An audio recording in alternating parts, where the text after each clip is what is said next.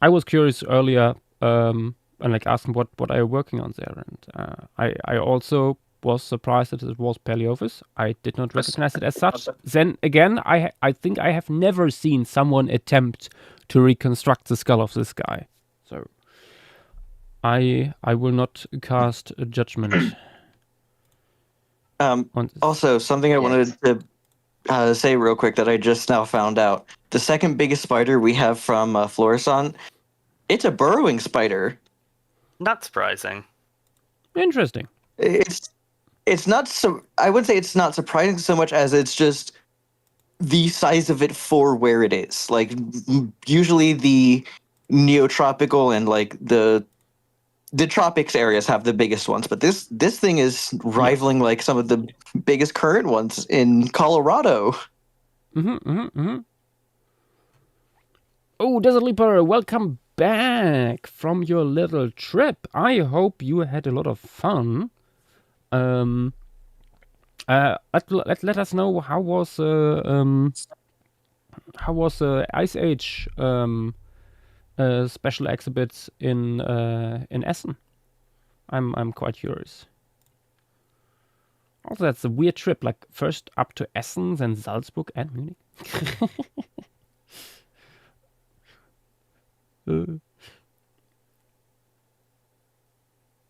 Next week we can indeed BBs. Ale Thorax, yes.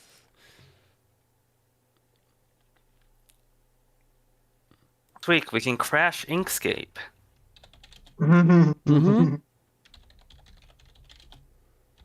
Hasn't happened yet to anyone, but I mean, we're already over 500 taxa.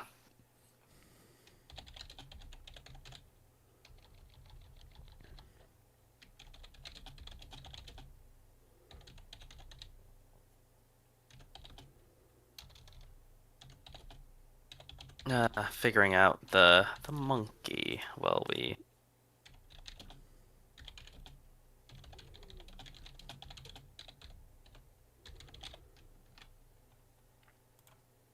Yeah, I looked through it, through the Dolichopiscus paper, and was like, okay, there's so much here, but no, it's too late. I'm not trying. I'm not touching that.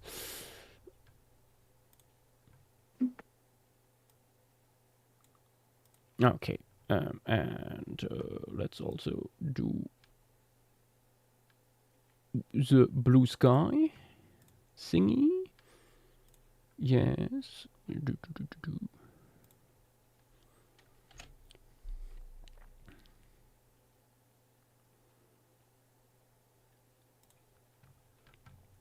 And Desert Leopard says that the exhibition was awesome. I took photos. I can post them in the other talks section right away. Highlights include a cave cub, a skeleton, and the lower jaw of a Homo heidelbergensis. Oh, Is that right? that must be the jaw from Mauer.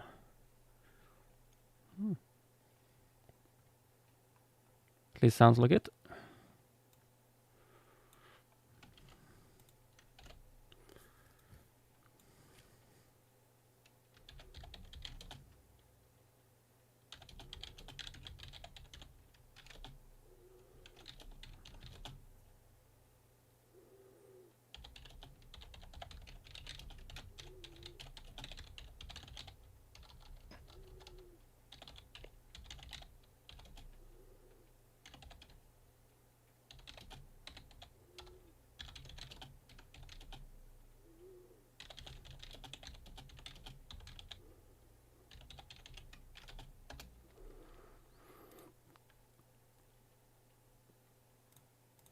Okay. We have everything running.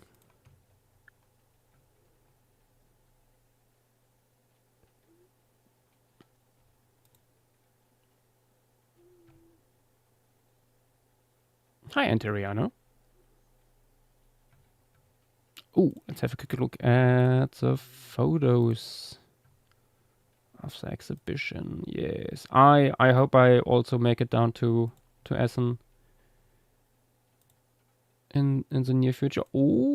yeah, there is the baby cave bear cub. Ooh.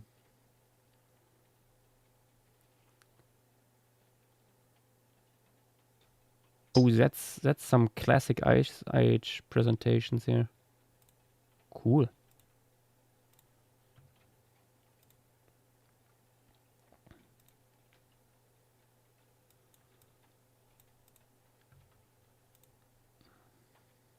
Oh, of course they have the block from.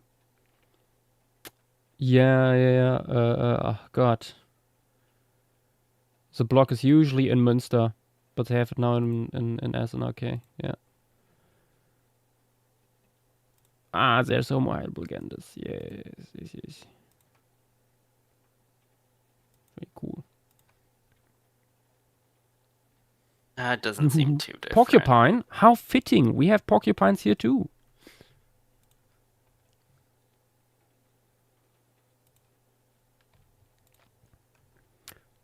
Nice.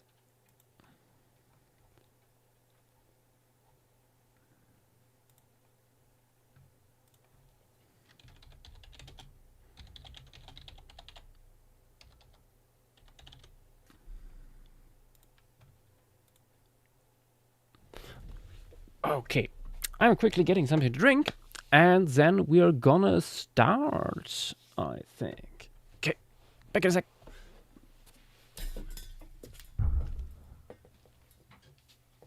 Sanford, I'll also be back in a sec.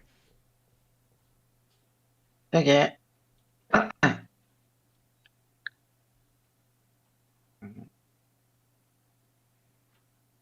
The-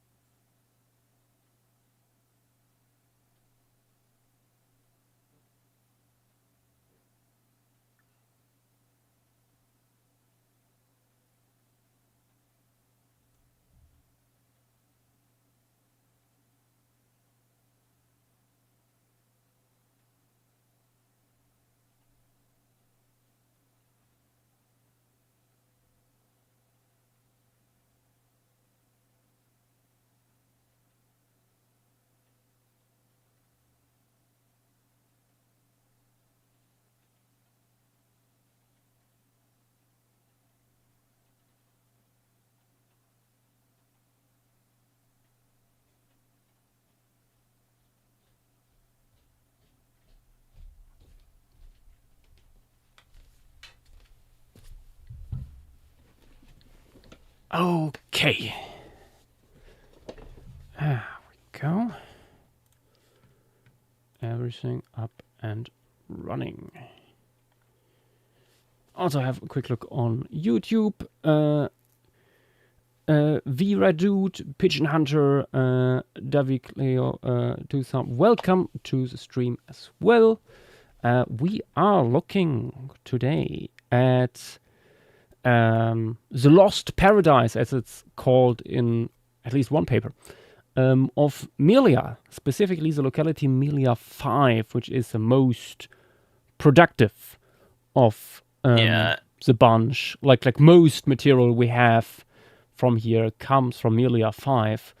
And this spread here, I think, gives you a good idea why they started digging here in the first place, because some of the first fossils found were giant elephant bones, specifically also giant elephant tusks. People that are old enough to remember might have seen this in the news back in the day when it was found.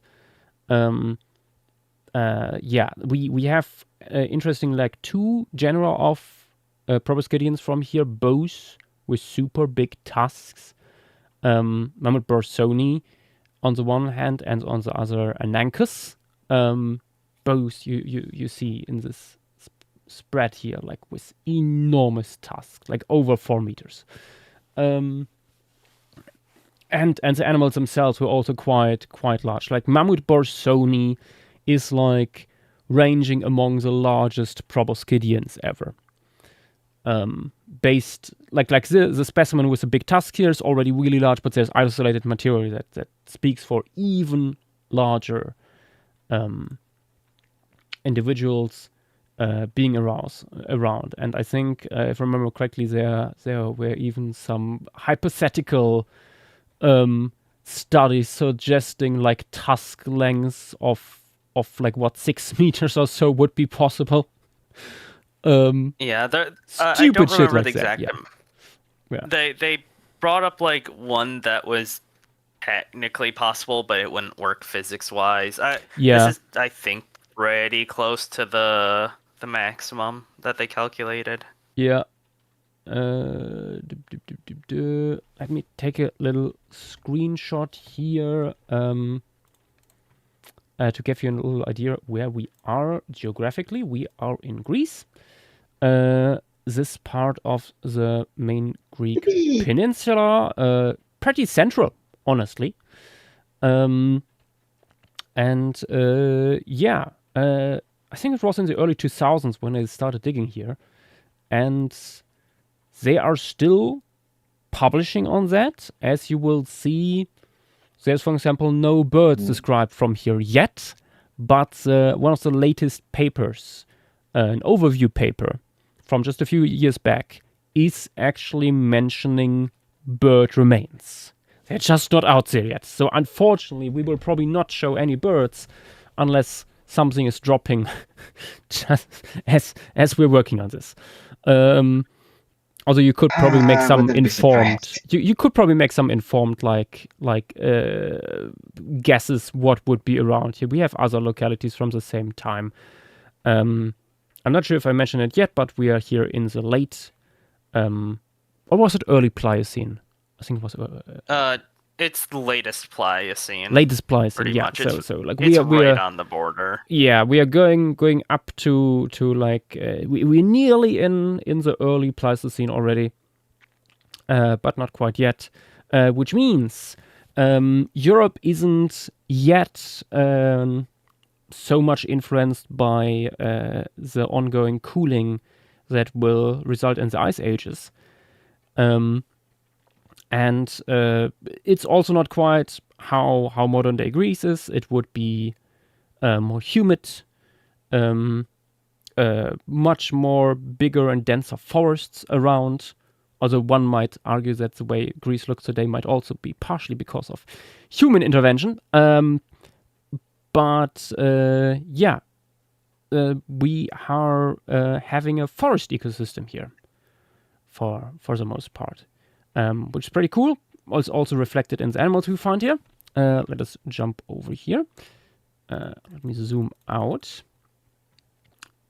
Melia 5.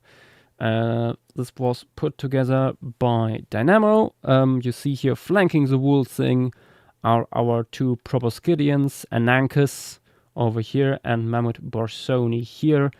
You see like these tusks are fucking huge. They're like as long as the body of the animal.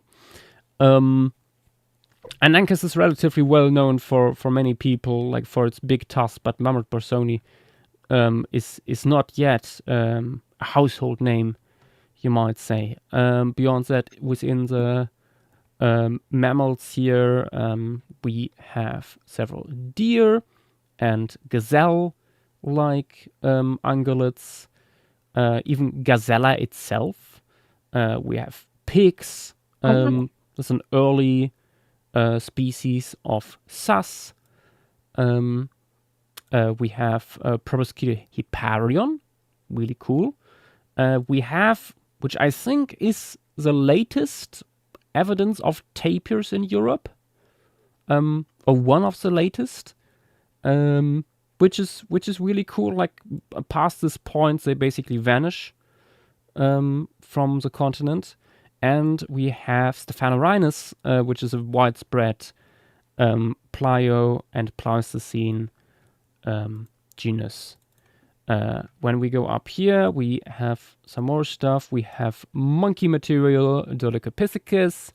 More on that later. We have rodents, although I suspect there is still lots to be published with the rodents, because Hystrix is just the largest one here. There appears to be a little bit of a bias towards larger fauna. However, I suspect that it's also in part because a lot of the stuff is just not published yet.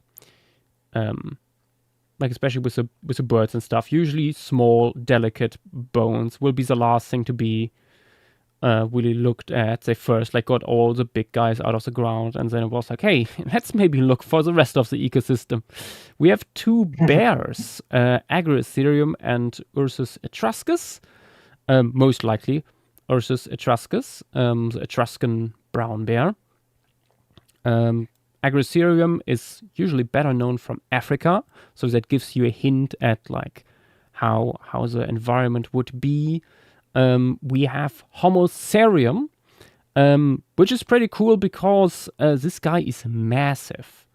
It's not much material. I think it's just a tooth, basically.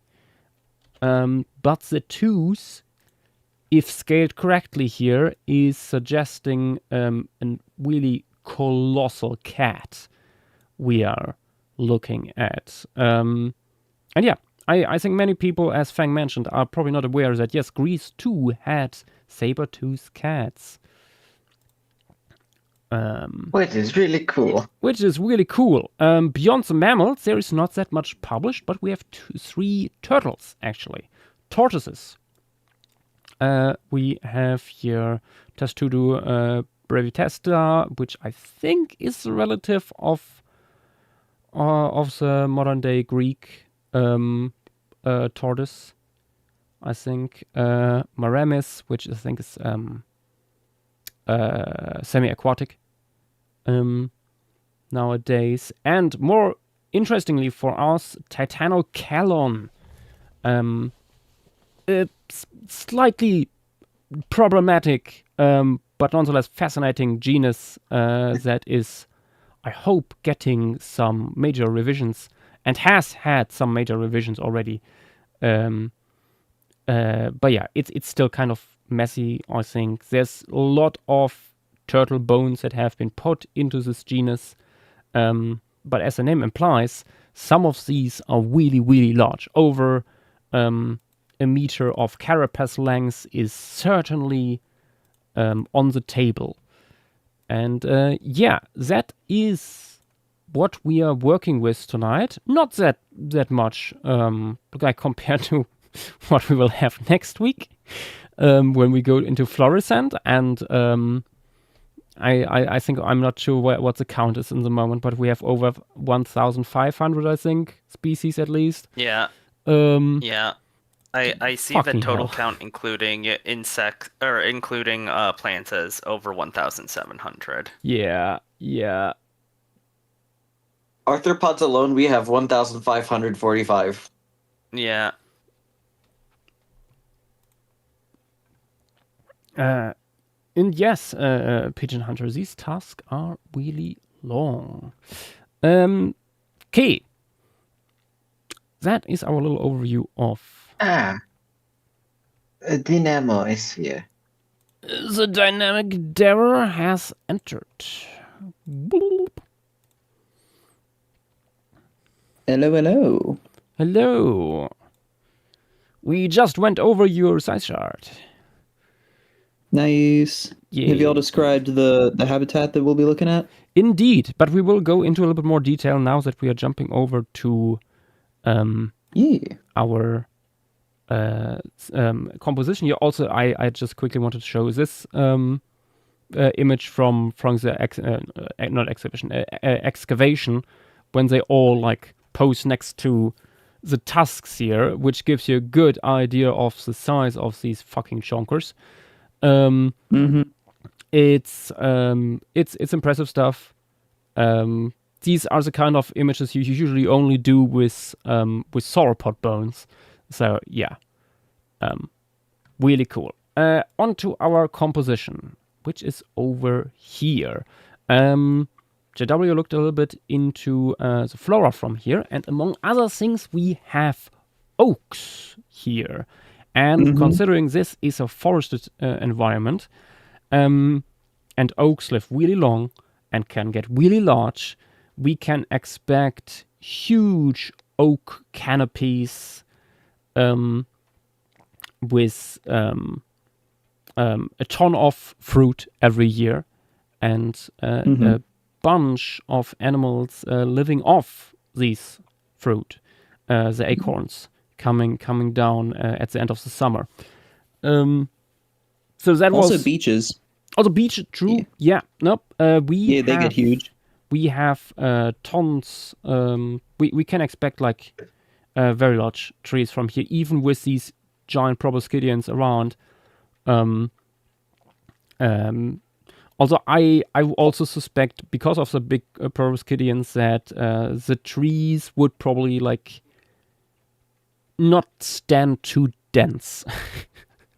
Because No, you have like 10-ton elephants like coming through once in a while. Yeah, the closest, there's not really many good modern analogs for this, just because of how much we love to chop old growth, but like it would be something like a slightly less dense version of the Hirsanian forest in northern Iran, but with a couple of genera that are currently no longer found in Europe. Yeah. There's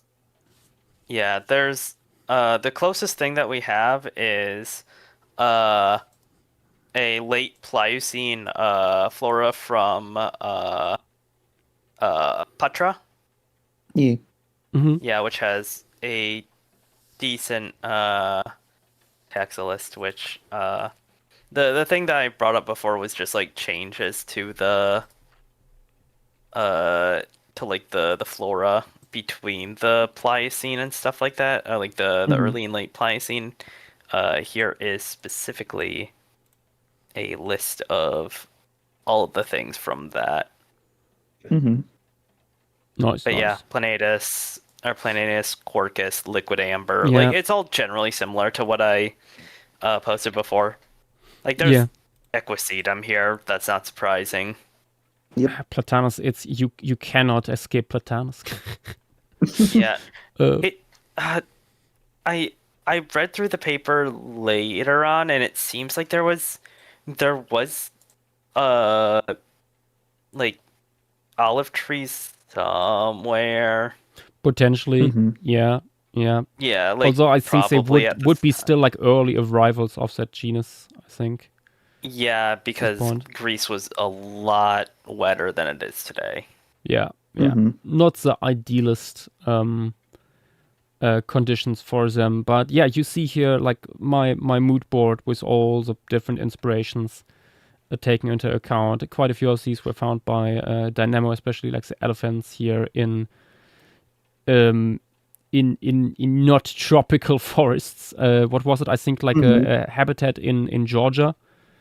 Some of those photos are from the sanctuary in Tennessee, where they have hardwood forest to roam, and then other ones are from Georgia, like the one of them dust bathing amongst the big leaves. That's from Georgia. Yeah. I really like the mood of that. That was part of the inspiration for this. But on the other hand, also just like images of huge old oaks, and stuff like that. And there's sometimes these cases in old growth forest where you have like one big oak that takes up a huge amount of space and like has spread very wide to form this green roof.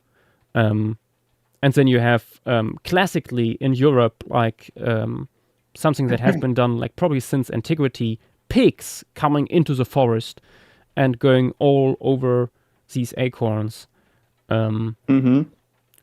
Which is something that is done with domestic pigs up to this day in autumn to bring them into the forest to gorge them so they can gorge themselves on acorns. Yeah. Which is very close to what they do in real life. So, yeah. Sorry, may I post some additional photos from the Hirsanian forest? Oh, sure. see. Some of these photos are of a specific oak species, which I believe we have direct record of from late Pliocene Greece, Castaniafolia. Yeah. Which is really cool. Glaren, I know the stuff you're talking about with fossils being excavated and put basically into temples. It is a fascinating thing. For people who don't know what Glaren is talking about, is still very young and somewhat. It's viewed by parts of the academic community slightly with skepticism, but there is the subfield of geomythology, which sounds fake, but there's actually several. There's a bunch of publications on this, even books, and people looking basically into the at this point ancient connections between humans, fossils, and cultural influences and stuff. It's very interesting, and we have several potential examples of that from ancient Greece, with hero bones being displayed and stuff. There's such big trees in here. It's sort of interesting that this is our first Greece or Greek, even mainland Greek Cenozoic formation. Or, well, not formation, but because there's multiple others that are way more well known but don't have Borsoni. Yeah. I think the elephants were the main draw that puts them on the wheel eventually. Yeah. Yes, Fang. Is it possible to drag someone that's not in the voice chat in the voice chat? What? No, I cannot. Because George, Yarius is having a bit of a trouble accessing the vehicle. If he can make it into the stage, then I can let him up. Yeah, for sure. He's in the server, but he's having some trouble joining the stage apparently. Ooh. I do not know why. What's his name? Was it Georgius? Just Georgius? Yeah, he just joined. Ooh, wait. The server. Oh, I see. If you don't mind me asking, who is he? He is. Oh, you go. No, you know him personally, Josh. You might as well explain. Yeah. No, he is a researcher working on Cenozoic reptiles. For the most part, comes originally from Greece. Nowadays, is working in Poland. He was organizing largely the EAVP meeting last year in Krakow. Cool. He has worked, for example, one of the main authors on the Solitudo description. Oh, okay, yeah. And Eocene snakes and stuff like that. He's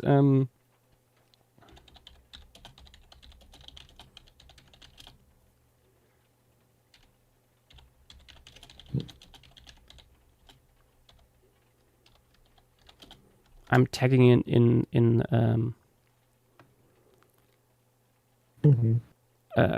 down there in other talk. Good old Solitudo.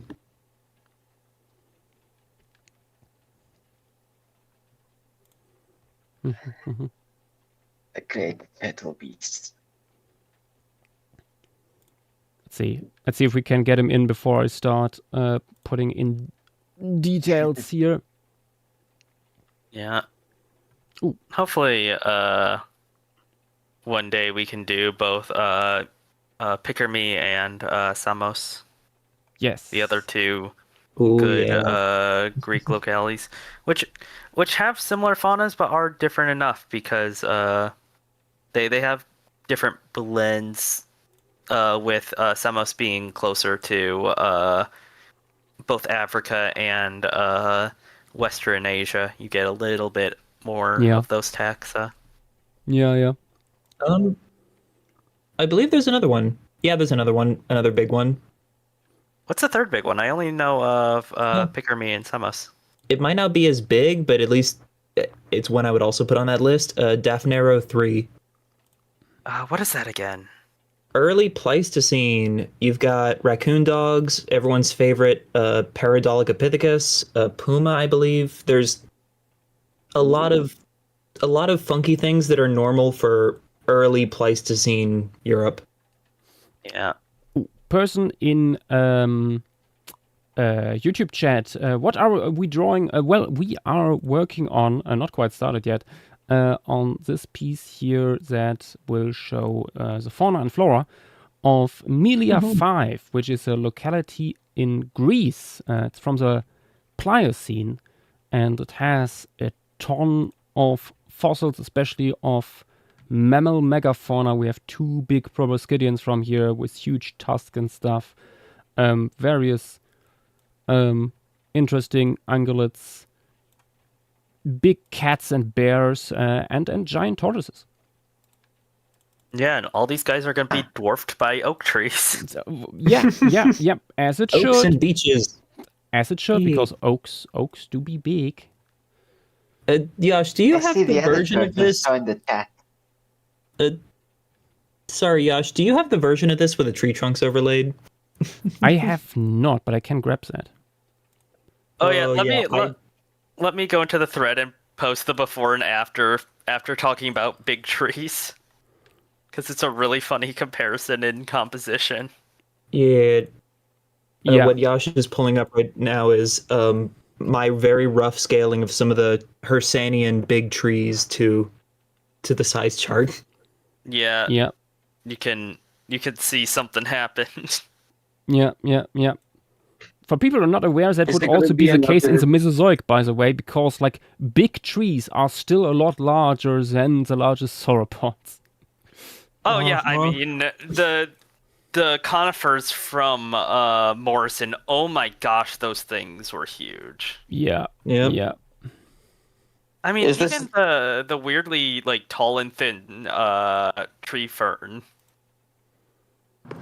Oh yeah, like the height of some sauropods potentially. Screenshot from when I first had this idea for this composition, and then now we are working with a little bit different scales.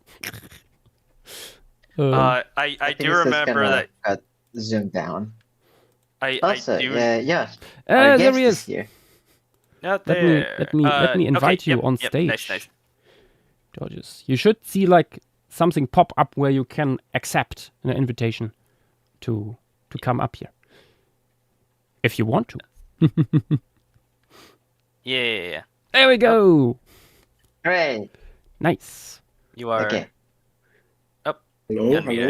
There we go. Hello. Welcome. Nice to hear and nice to see this nice topic for the Pliocene of Greece, and I'm really glad to see that you are going to make some nice paleo art on this. Yeah.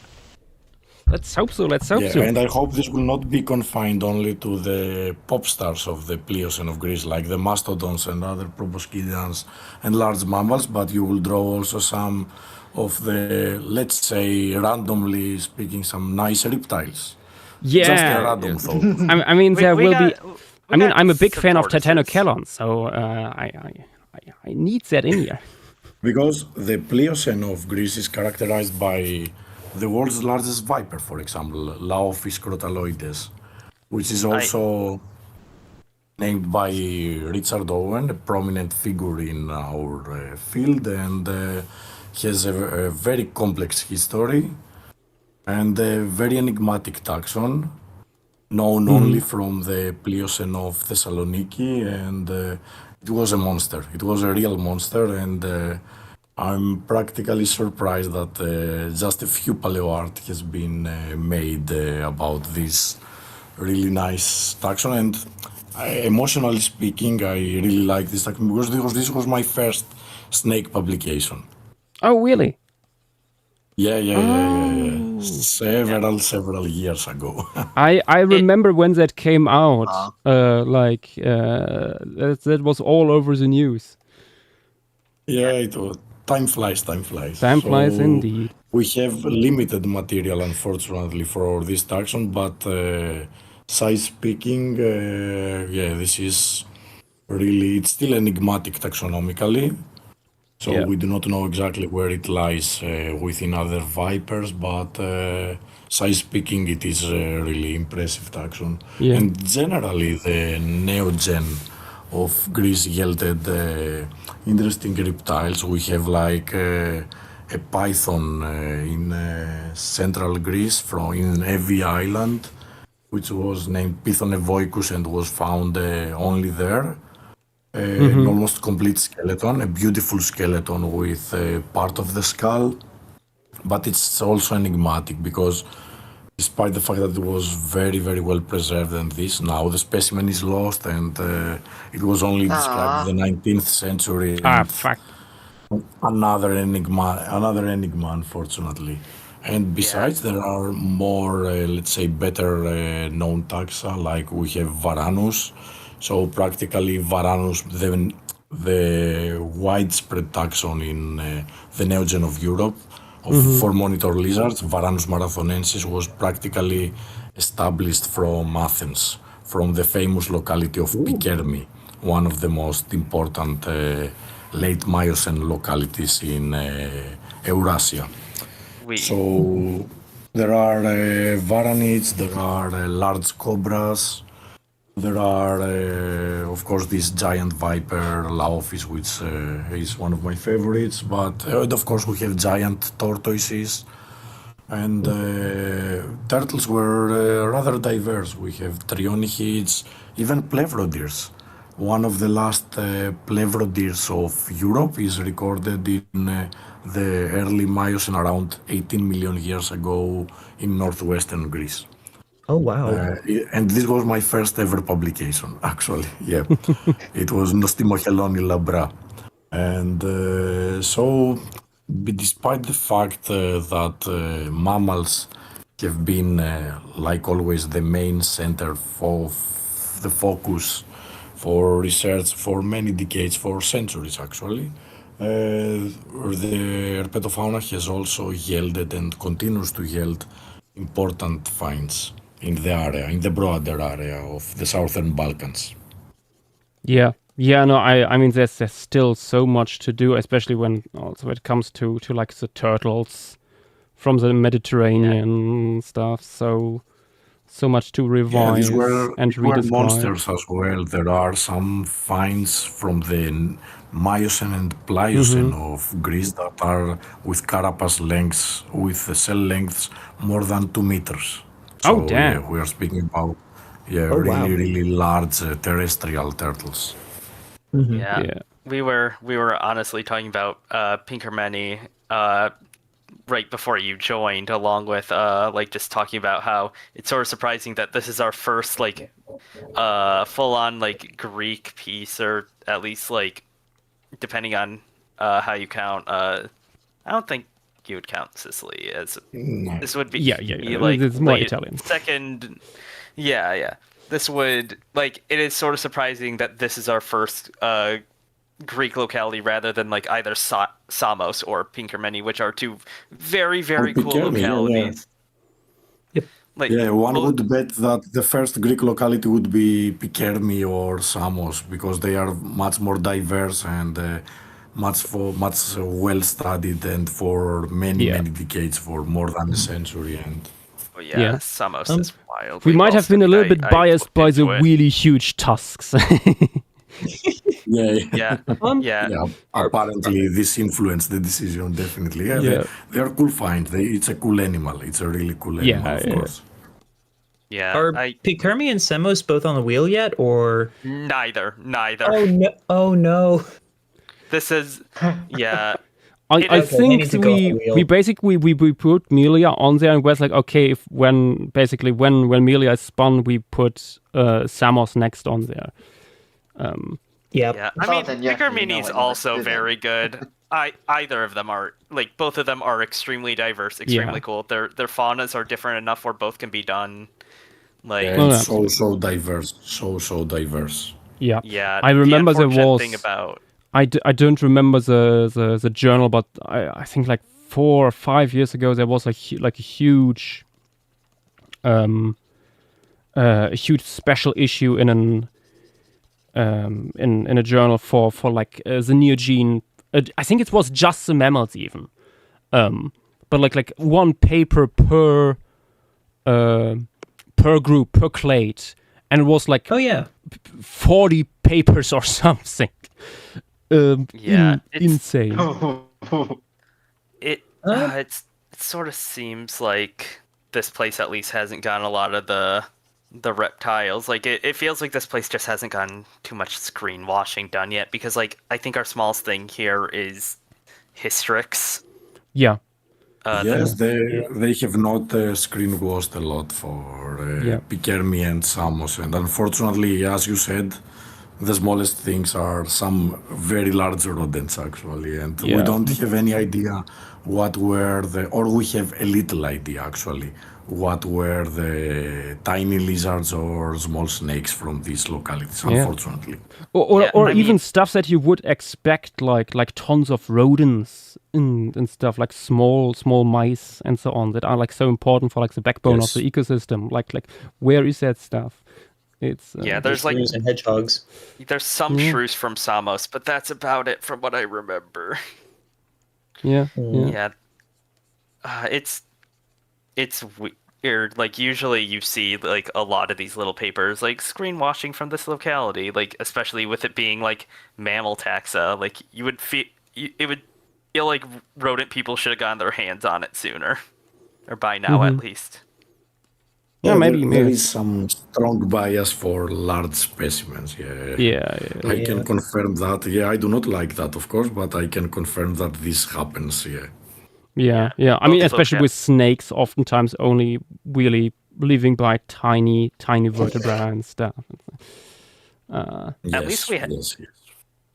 least we also have a very good idea of the environment of both Samos and Pickermi, because I know Pickermi has a flora, like some macro fossils of it, and then Samos has like some really good environmental studies from a few years ago. Yeah, they have been well studied in terms of environmental settings, and paleoclimatics studies have been done, and so they have been really thoroughly studied. But new specimens, especially for more small taxa, bring new surprises. Yes. Mm-hmm. Do you know if they're still digging in Melia?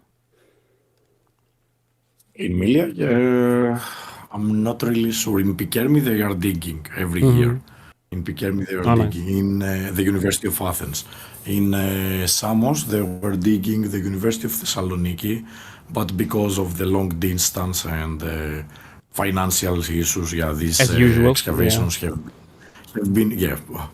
been paused for almost 10 years. Ooh, shame. That's sort of what. But Pickermi is very, very active because of the lucky coincidence that it is just a few kilometers from Athens and the University of Athens. Oh. So it doesn't need a lot of expenses to go there, actually. That's a luxury.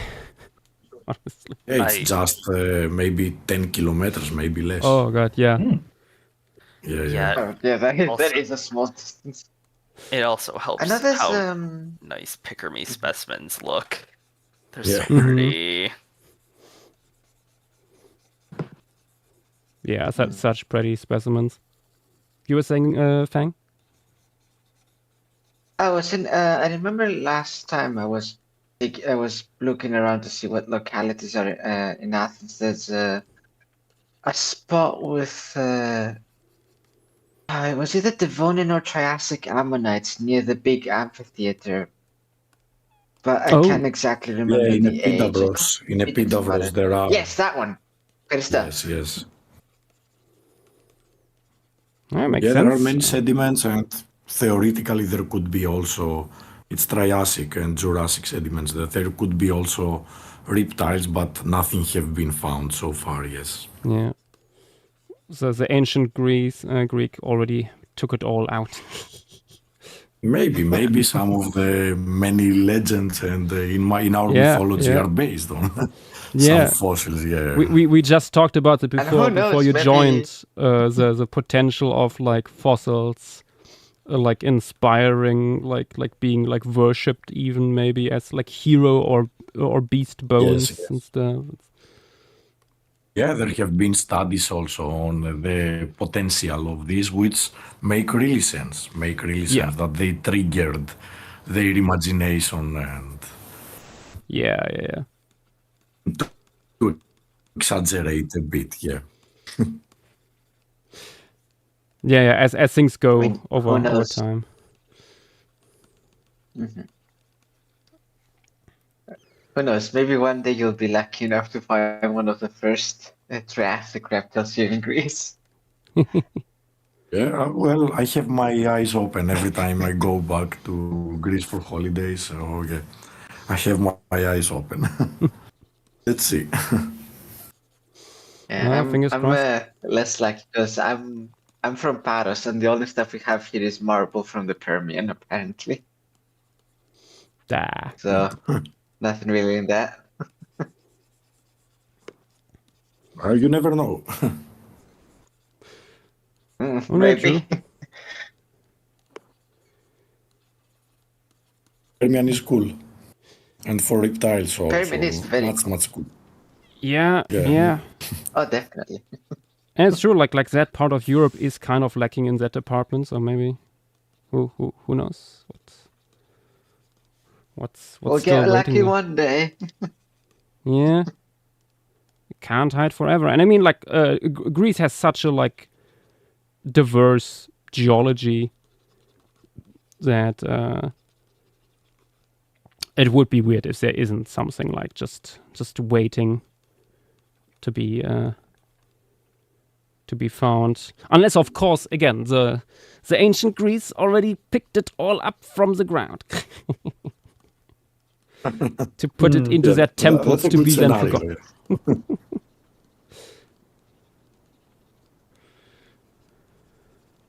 And screenwashed also all the very, very small microvertebrates. Oh god, yeah. What else would you do as an ancient goat herder going around and screenwashing everything away? I actually have a question concerning a certain snake. Yeah. I recall at least one somewhat recent paper that, if I recall correctly, stated that Leophis might be too fragmentary to be a valid name. What is your opinion on that, if you have one? Yeah, the last paper on Laophis was practically my paper. So, okay. Unfortunately, we have just a single vertebra, and we cannot say a lot taxonomically, but there are some differences from other vipers. But so I think that Laophis is a valid taxon, but certainly we want and we need to find a few more and most importantly, a few more and more complete vertebrae in order to state where exactly it lies in the viper tree of life. Yeah. It is so we know that it is a viper. It is different than other large vipers like the African beetle, for example, or of course all the smaller vipers from Europe or the some Asian large forms, crotallins and pit vipers. So it's different, but we do not know exactly where exactly and which is the closest relative, let's say. Yeah, it makes sense. Thank you. Yeah, it's always a mix of like more field work and more searching through collections. Yeah, which is let's say, strange because this locality is also very, very near Thessaloniki, very, very near Thessaloniki, so near the University of Thessaloniki. And yeah, I hope that there will be more finds in the future. Yeah, I mean, that's being close to the university that I assume studies it. Like, that's sort of your best case scenario with not needing as much funding. Yes, because there is not much funding. Yeah.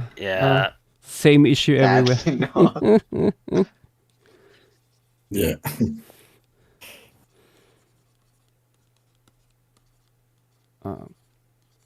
Boy, Especially when searching for the less charismatic groups. Yeah. Yeah, like searching for taxa that do not have huge tasks, for example. It's something we noticed when looking into Melia here. There's a quite nice overview paper from a few years back. Goes into quite a bit of detail about all the mammals, of course. But there's only one sentence in there that mentions that there's actually bird remains. It's simply not published yet, apparently. It's very frustrating.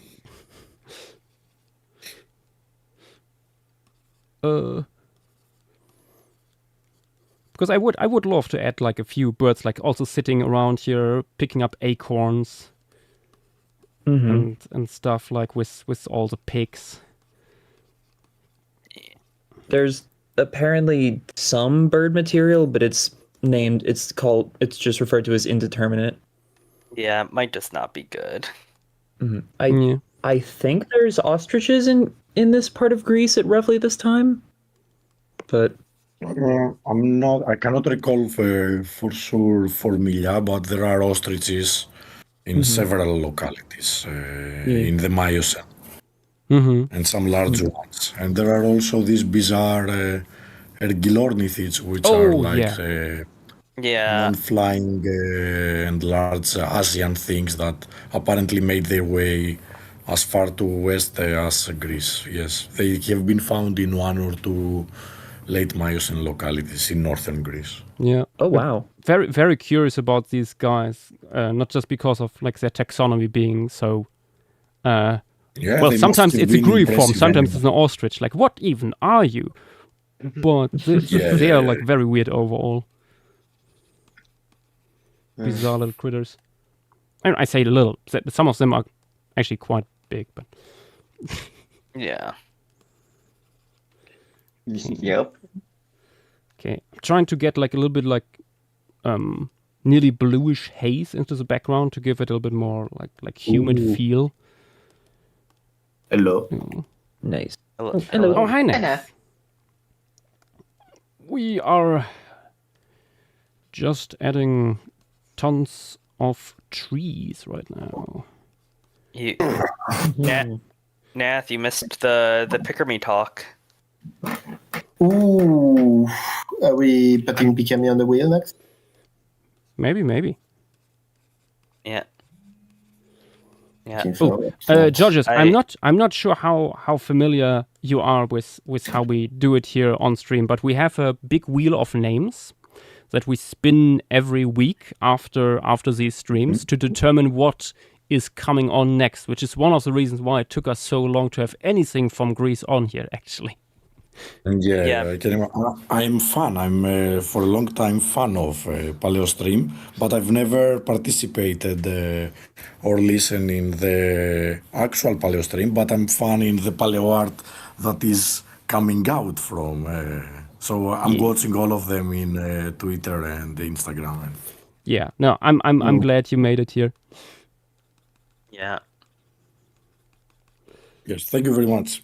So, how practically you are going to do it? You are going to unleash the Kraken and say that for the next 10 minutes or for the next 1 hour, people are drawing some... Pause, but we're being raided. Yeah, I was about to say. Oh god, we're being raided. Fuck, I don't have my stuff on. Oh, Albrotnar, hello there. Welcome to the stream. Welcome to the stream. I hope you guys over there had a beautiful stream. Welcome. Let us know what you guys did. And what you're seeing right now on stream is locality from the Pliocene of Greece, with some incredible fossils from here, and we are reconstructing it here live on stream. You will expect later down the line stuff like huge elephant with huge tusks and even bigger elephant with even bigger tusks, plus big tortoises, deer, gazelles, bears, a horse with a trunk, a tapir also with a trunk, and rhinos, plus at least 20,000 pigs. But yeah, back into the landscape.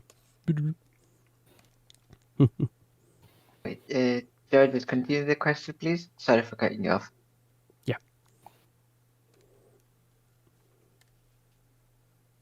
Oh, George, you were saying before we were Sorry, I raided. didn't hear you.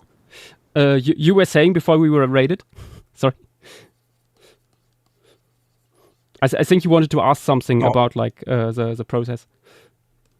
Yeah, I was just asking, or how long time you will keep it like you are unleashing you give the signal and you are unleashing for 1 hour, people will draw, or you leave more time? Yeah, that is something for Friday streams when we have like a timer on the side. On Saturday because streams, I have seen it in Twitter with a timer and things like this. Yeah. Like when we do it here on Saturdays, everyone can still join in. But it's mostly just me making on that's every Saturday, like doing one piece about one locality, and that goes on until it's done, basicly. You are not required to stay. This can take 7 hours, but Yeah. but As a matter of fact, actually, I will have to leave you in a little because I have to go inside. Yeah, I'm in the balcony, and it's not very warm. Yeah, let's say. Yeah. And I'm not in Greece now. Yeah, I'm in Poland, so it's not that makes ideal. sense. Yeah. To If be I was honest, in it's Milan, not it would be easier. To be honest, it's not that warm down here either. Like today, it was 10 degrees over here, and it did rain. So yeah. It was quite nice earlier, but also I'd now say we that- get some rain and it cooled off quite a bit. I had to close the window. Mhm.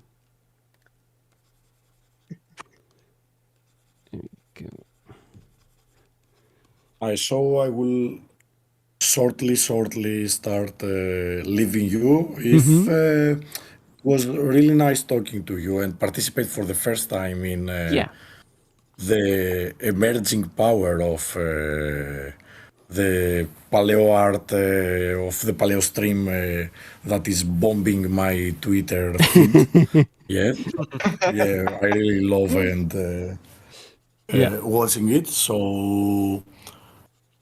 if you want to ask me any reptile-related question, I will be glad to answer before I step out.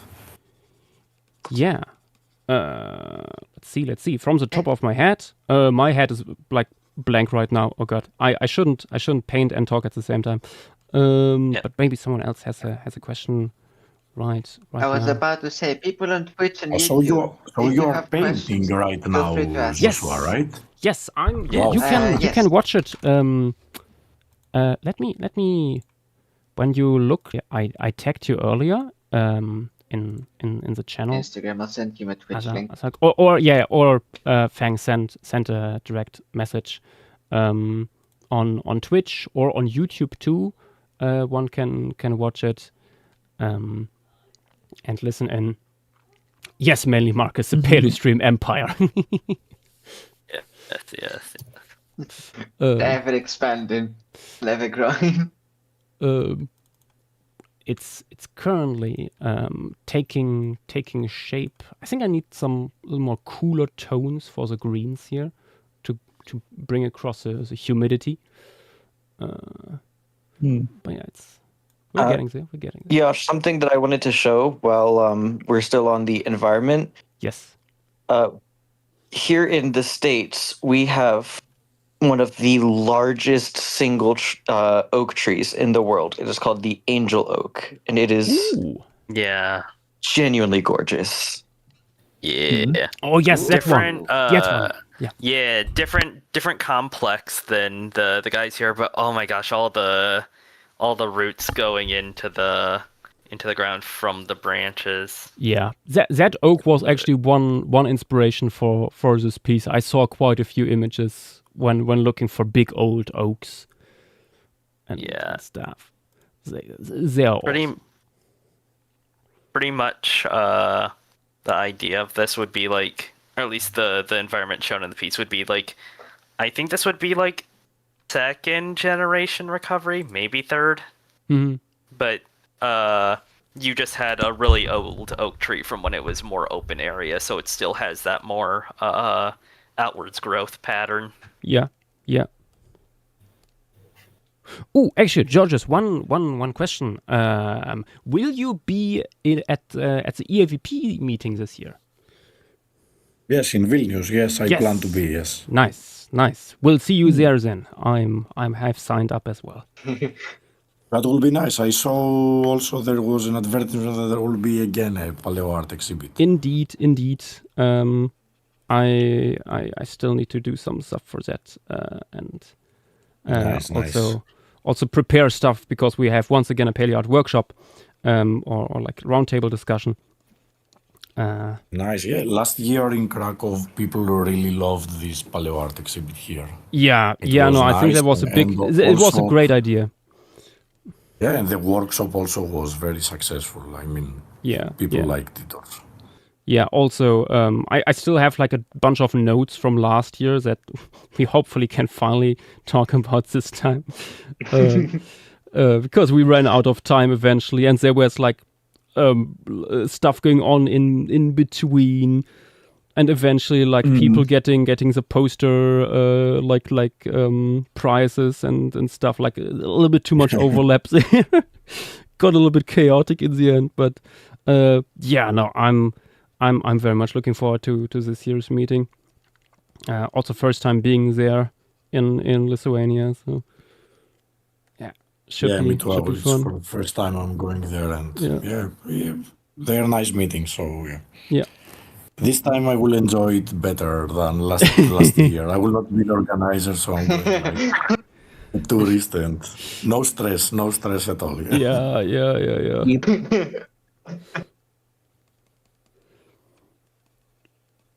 Yeah, Okay. no. Last, So I mean, this- the constant like running back and forth. I mean, just not for you, but but for all of us, must have been hell.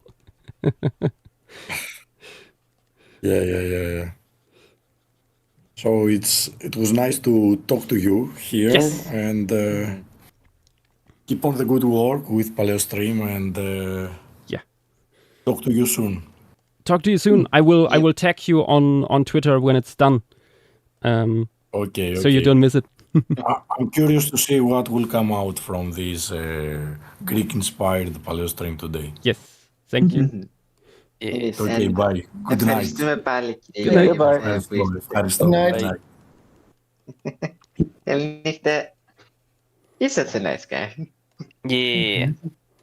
Good vibe. I like him. Oh wait, Nath, we should have explained who that was. Yeah, I was about to make a joke about Whoever that was. because there was like two JoJos in chat at the same Oh, time. yeah, true. He's the one who's published on Picker Me Reptiles.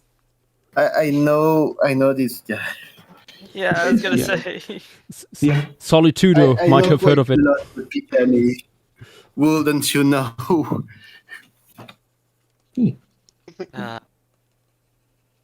But yeah, I mean, statistically speaking, if you put two Greeks in a room together, there's a very high statistic chance that both of them will be called Georgios. It's like the Greek equivalent of Muhammad, basically. Pretty much. George. Pretty much. It's that or Yanis, which is our version of John. Oh, damn. There's even a joke that if your name is George and you're Greek, your best friend is likely called Yanis. And the same way reversed. Ah, the classic duo. Because statistically speaking, it's just such a high possibility to happen. Yeah. Mm-hmm. Angry screaming in a Greek village. George, Yanis. And half the town's youth is reacting. True. But yeah, I know, Yash, you were originally interested in the the Moroccan locality with Pelagornis, but I would not mind either Picker Me or Samos to be put on the wheel instead. It will all Both end those. up on the wheel eventually. Yes. I know Nath has also wanted Picker Me for a while. Pikami is just so good. Pikami is like the best Tiberian fauna ever. Both Greece has two very, very cool Miocene localities. That's good stuff, yeah. I'm pretty sure they're just Was it generally some of the Pikermi most famous or ones in was it Pikermi or Samos with the giraffes? Peletragus, I think. Both have it. Yeah, I was both- gonna say They have very similar fauna. Mhm. yeah, you have different predator guilds along with some different like slightly different herbivores. I think one has more grazing than one has more browsing taxa, like stuff like that. Like there's faunal differences due to both that like environmental and geographical differences.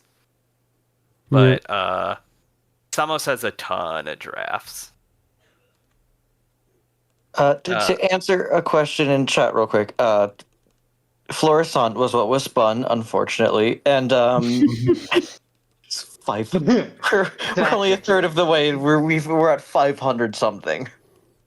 Yeah. And then, you may post the 500 cigarettes in meme in chat, but add like another 0 to it Yeah. and Yeah, add replace 1,000 cigarettes more with to bugs. that, and that's what we're working with.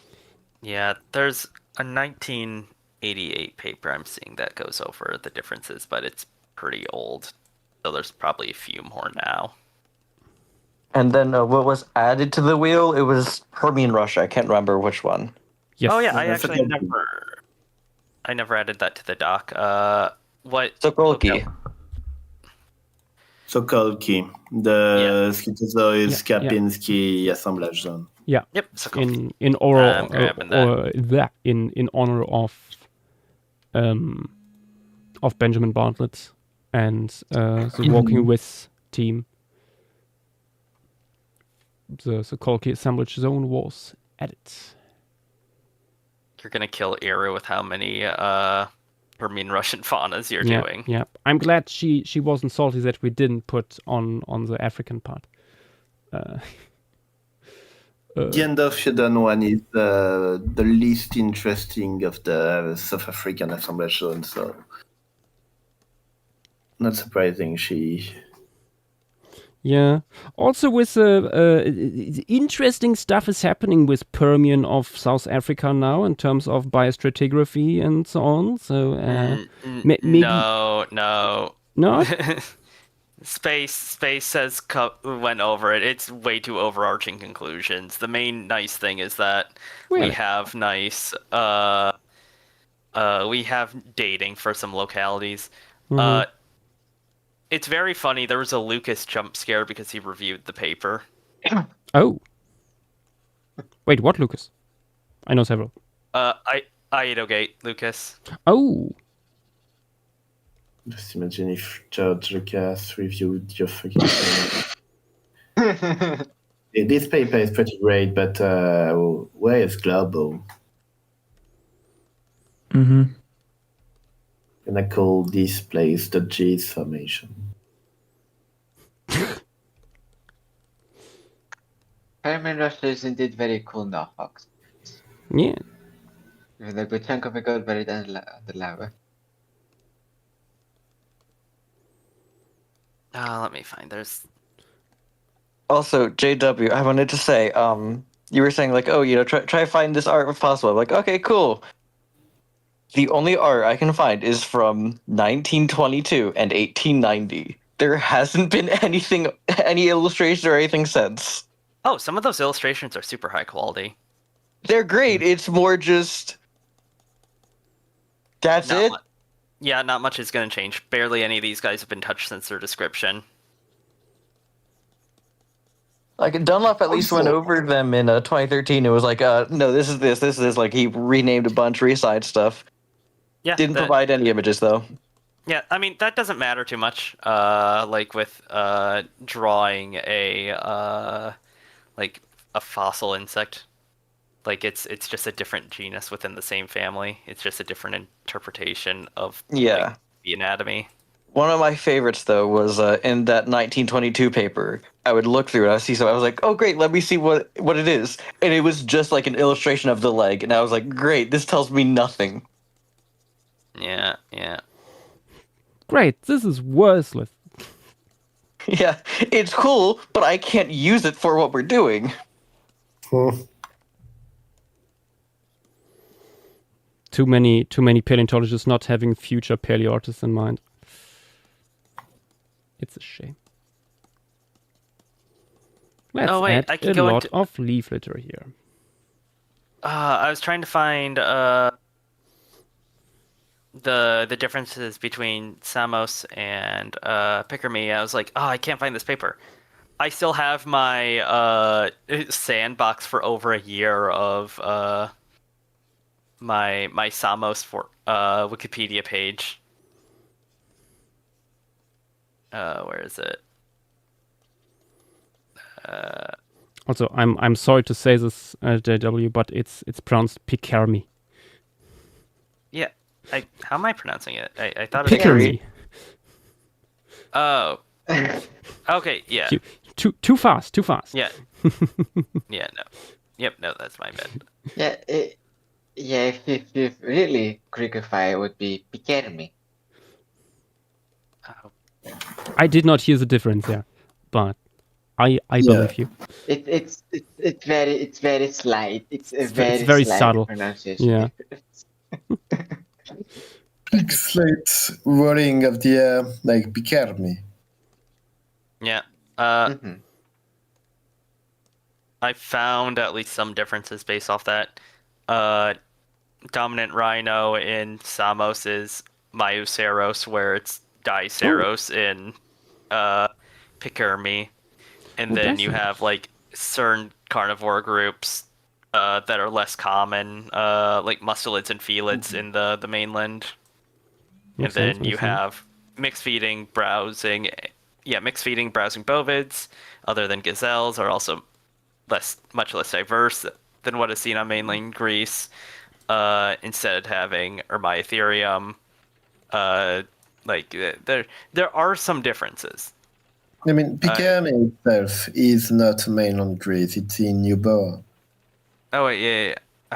I need to edit that. I haven't touched this in a long time, man. Let me find this. So while looking at some of these other guys that I'm doing, I'm noticing we have a bunch of burrowing spiders. So you could have them. You could have like a rotten log or something filled with them. We have a bunch of everything. Yeah, I know it doesn't mean much. I have scaled 50 carabids and none of them are going to be shown. There's no good reason for a carabid to be shown anywhere. I spent an entire day doing fish, and the current composition does not account for fish. Like, there's no way to show even to make a composition where all of the taxa could possibly be shown. Yeah, I was thinking if we have a little mammal that fits, it could be fun to have one guy sitting there with a fish in its mouth, but we don't. Yeah, we I guess have elates of termites, so that could bring more insects in. I mean, yeah, no, we can also like the big fallen logs there. Not fallen logs, the big tree stump. Could be like colonized by termites. There could be in theory like a termite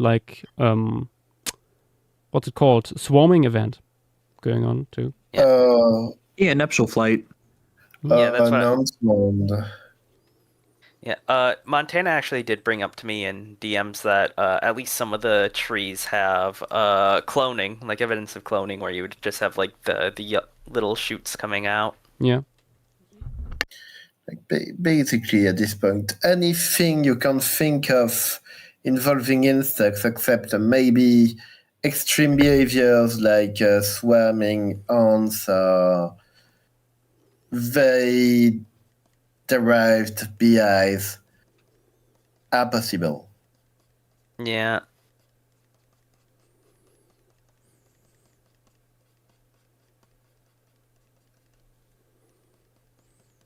The only limit is your imagination.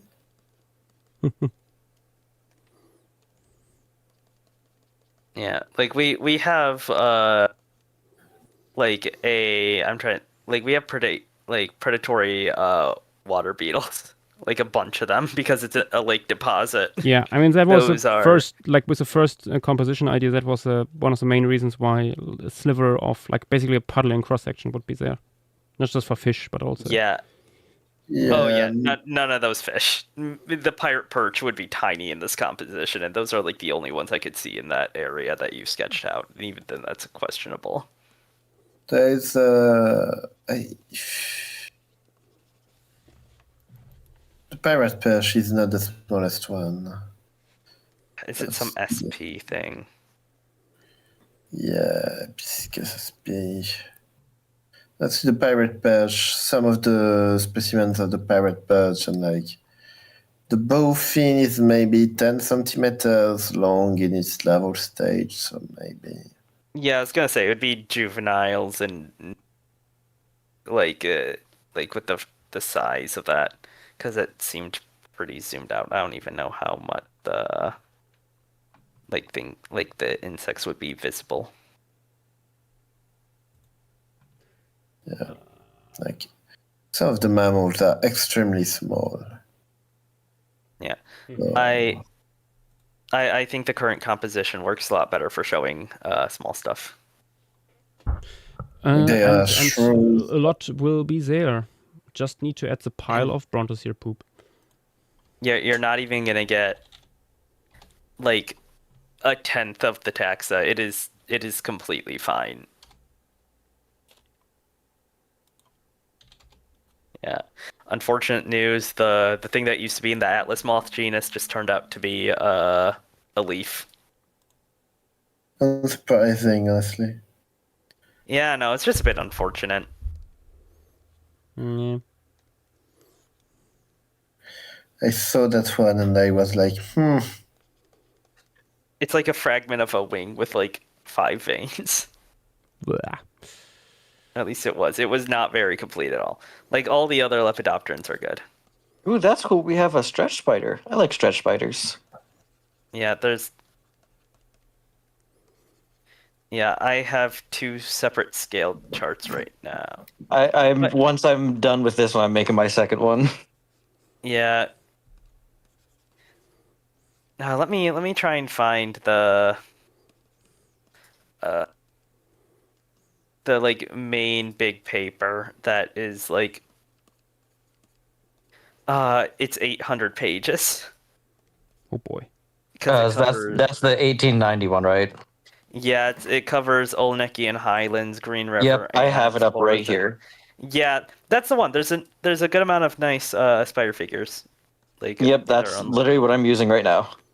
Yeah. I was gonna point those out to you, but yeah, the figures in them are very pretty. Like, I sent Avery a comparison between like a specimen and like an image of, or like a drawing of it to show like clarity.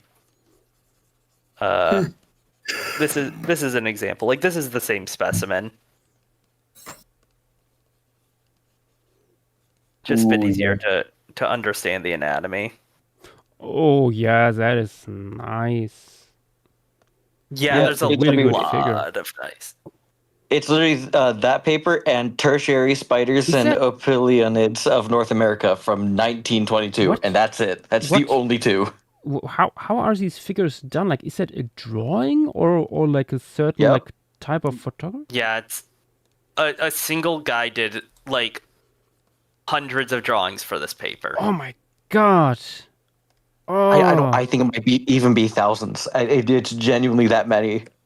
Yeah, and there's they're incredibly detailed. Oh, I want to go it includes back stuff in like, time and Green kiss River, that man. too. Wow. It includes a bunch of localities, like even Green River. Yeah, Green River takes up like Wow. 3 pages because this is before people actually started publishing on Green River. Mm-hmm. Let me pull up another page from Before the this. flood. This is for aphids, by the way. What I'm about to post. Behold. Oh, that's beautiful. Aphids. Oh. Ye- Oh, yeah, it's these beautiful. are such. Yeah, there's the tree hoppers. Oh, they're so detailed. These are so nice, and it's not even all that speculative because these are really pretty fossils. Oh, incredible. Like, look. I can say that this formation though makes it so I'm no longer worried about Karabatsu. There's 20,000 described fossils from there. We would just get as many as you possibly could. We would not be able to do that. We would, if we spin that would just be something we work on over like a month or two. I think Also, I'm, Sorry, good. I'm going to spoil it, but here's the spiders, which I think is really funny because there is one of these figures here is not of a spider. I will let you figure out which one you think it is. Oh, let's see.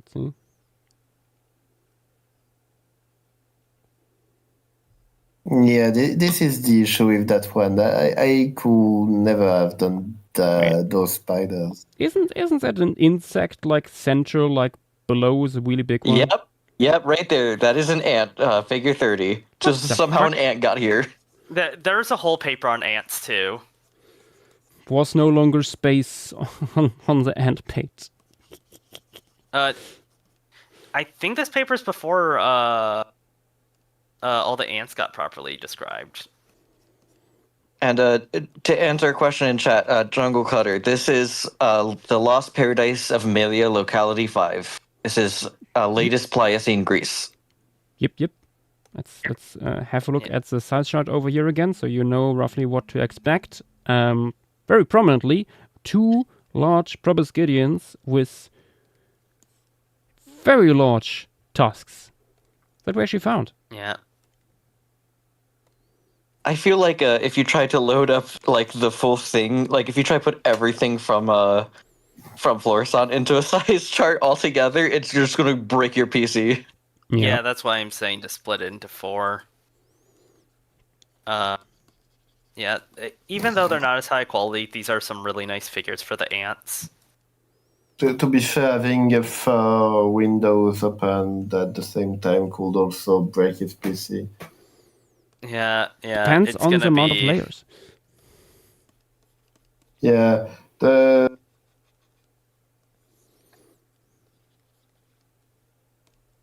if you want, I can compile them all into 2, which could be the best we can do. One for very large stuff and one for smaller stuff. Yeah. With comparison between Yeah, that's feasible. I mean, I can do that too. Like even if you send me like just by clade or stuff like that, can Yeah, compile that. I was thinking of splitting up the 4 as one being just beetles on their own because they make up a third of the fauna. As it would be expected, yeah. Yeah, then second one, Diptera and Hymenoptera, the second two most common clades. Then other members of Neoptera, so just like everything outside of mayflies and dragonflies, and then just non-Neopteran hexapods, crustacean, and arachnids. Mm-hmm. And the millipedes. Yeah, I honestly forgot about millipedes being there. There's only 2. And there's Yeah. also crustacean. Yeah, that's what. Yeah, Eternal- a single. I don't feel like touching the mollusks. We have a lot of clams and stuff because it's Because yeah, lake it's a deposit, lake deposit. of course. Yeah. yeah. Or maybe I mean, we yeah. have you checked for snails though? There's freshwater snails. Ooh, no land snails. Like there's no land snails. Only Unfortunate. freshwater ones. Land there's a whole snails are paper on weirdly rare in the fossil record, I have noticed. Yeah. Yeah, they're fragile. They don't preserve well in 3D, and once they so quickly crushed.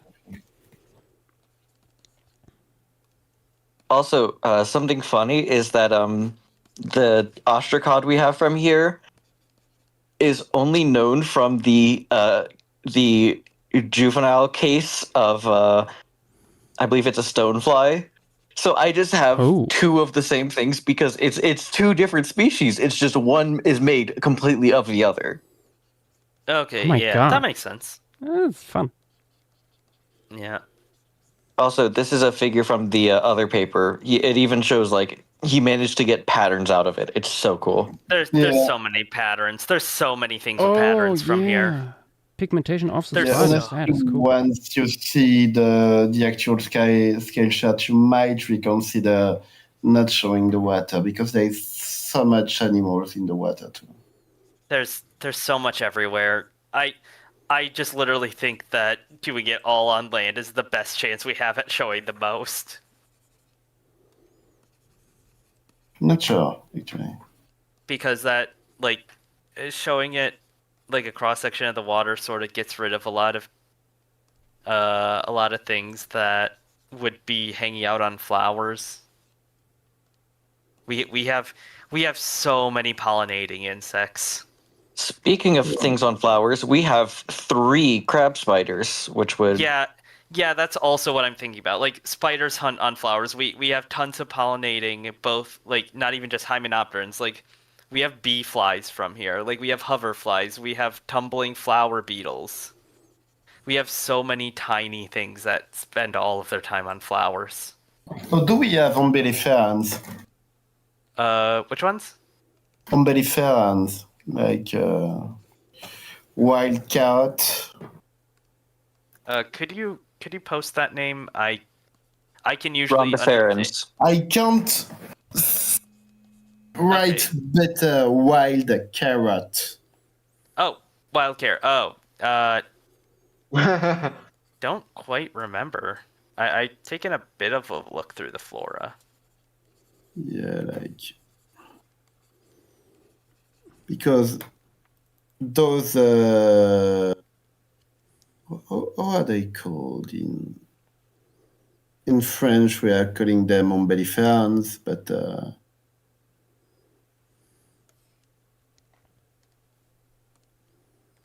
Yeah, we also have a good amount of fireflies, which is cool. Another thing is, like, I think a quarter of all the spiders are web spinning, so there would just be webs everywhere. Yeah, that's also just and not another, surprising. and one web, and another web, and another. Yeah.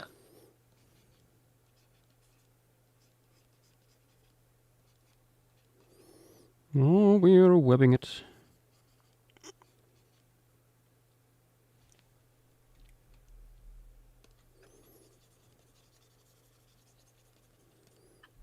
You know what? An example of color preservation, also from here. Behold a slide that is completely full of little like true bugs with color preservation, or at least pattern preservation. Jesus Christ. Oh wow. Oh, dear Lord, that is intense specific pattern. I love that noticeable central one. patterns. That is really nice. I mean, that's the reason they Yeah, put it these in the guys are- center. Yeah, I was about to say. These guys are probably all like at most 2 centimeters, if that. Nah, shame. Yeah. We also have a lot of earwigs. Oh. Like way more than you'd expect just based off of diversity in certain areas. Like I think there's like 10 species. Not bad. Also, as Avery scaled, like tons of snake flies. I know we even have like stick bugs from here. Ooh. yeah, we have from snake flies. Most of them are even known from like full body fossils. We have 10 snake flies. Yeah, this is just like the most complete ecosystem we have had. Also, here's one of my At favorite least in fossils certain aspects. I found so far here. Everything like over 5 centimeters like immediately becomes like maybe a little bit, maybe a Them tooth. legs. Apparently, Yeah, there is a snake vertebrae, from what Dynamo has said. Like that was semi-recently reported. Okay. Do you have It'll any be like, birds yeah, actually? here's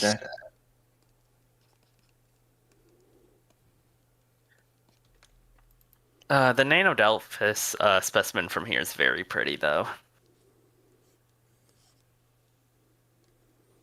this place is like, yeah, here's like half a horse jaw. Oh, you want perfectly preserved preservation on like even the patterns on this little fucking aphid? Yeah, I gotcha. Yeah.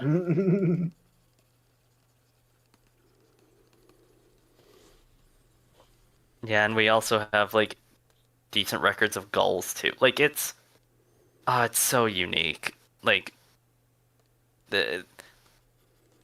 Oh, This that's another sh- cool thing. We have mite gulls. yeah.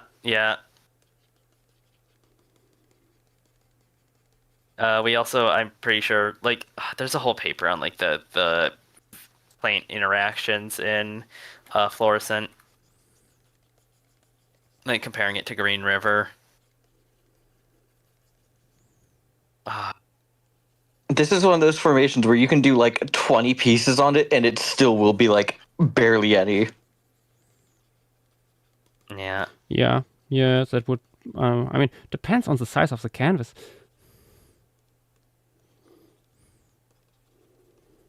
If we scale it up to 20,000 pixels, maybe we can make it in 4. Yeah, if you get like something the size of The Last Supper, you might be able to get it in like 3.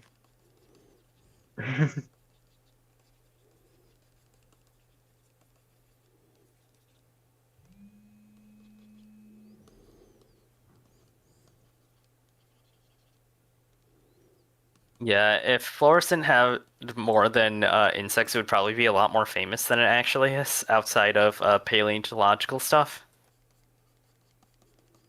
Mm-hmm. Yeah, also the plant preservation here is extremely pretty. Yeah. Like, for people who haven't seen the style of preservation or the quality of preservation, people know like helicopter, seeds, like where they just sort of spin. Like look at. Yes, those. Oh yeah, we those actually just bloomed earlier this week, in my neighborhood at least. Ah, nice.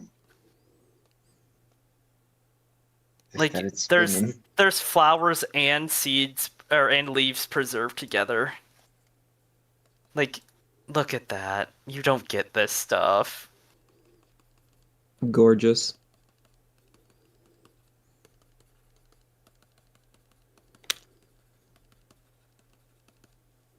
Yeah, just absolutely like 3 centimeter wide flowers in some cases.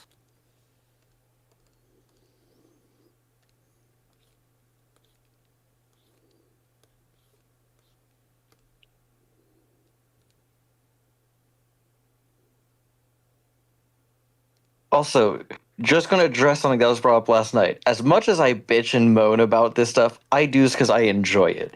I am learning so much. Like I can now pretty reliably tell like the sexes of these spiders apart just from the fossils.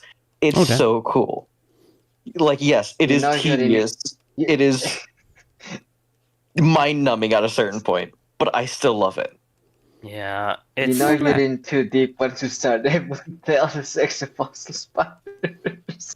Yeah. My God, he's sexing the spiders. I feel like we just sort of get screwed over if anything slightly large gets gets spun tonight.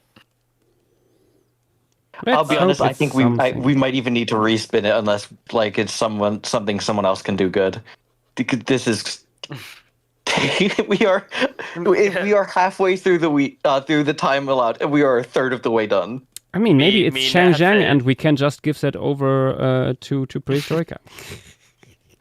That'd be really funny. Just no one has free time. Everyone is working. Interior. Oh, sorry. I was gonna say, or just spin Shinley and just give it to Space Muppet. Space Muppet doesn't really do scaling. Nah, aberrantologists can do it. They do research? Yeah, I could probably help aberrantologists with it. What does Muppet actually do now that I think about it? I never stopped to ask that question before. It doesn't help that whatever is spun, me and Dynamo will be out of commission because he's going to be coming up to visit me, not this coming week, but the week after. Yeah, this all this happened at just the worst time possible because it's like mother's birthday, the boyfriend's birthday. And then, oh, you're doing this. Oh, you're doing this. It's just also finals weeks for everyone. Yep. You mean you're having a life instead of being 100% dedicated to Fellowship the entire time? How dare you? I don't know who else besides Nick put this thing on. It was 100% done in like a VC while we were trying to figure out the initial formation. Yeah. Just been lurking there without any of us realizing. Maybe it was Grace, because she once lived close to that place. It could have been Grace. Well, whoever it was, and we agreed not knowing what we get into. I mean, it's a famous site. It is. So it is. that's the reason why it got put on. Yeah. I mean, there's. I feel like it's either Nick or Grace. Could be. Well, next time Nick plays Putt Party with us, I will make sure he knows how I feel about that choice. I can only imagine, like, we were so relaxed when Fluorescent got spun. I can only imagine what it would have been like if we knew. Yeah, I was tempted to make a joke about that, like an OC page stream of this will be a relaxing stream. JW said. It will be a relaxing. I thought so too. Like, just a few flowers and bugs, you know. The bees and flowers. We can finally teach the people. It will be a relaxing stream, but everything before that will not be relaxing. Yeah. Anyways, I am going to get dinner and then make some rice since I'm going to be doing fried rice tomorrow. Ooh, nice. So you're telling me? Yes. We have already made this joke because my username online is shrimp. Like, it's shrimp related. we made this joke last weekend already. But has everyone heard it yet? No. Anyways, I'll be back in like an hour or something because it takes it'll take a little bit. I'm excited to see how you It guys needs are more doing than one after that. shrimp to fry that rice. Anyways, Sid, Dynamo, I envy you so much right now. Why? Your chart was done in an afternoon. I mean, compared to y'all's, yeah.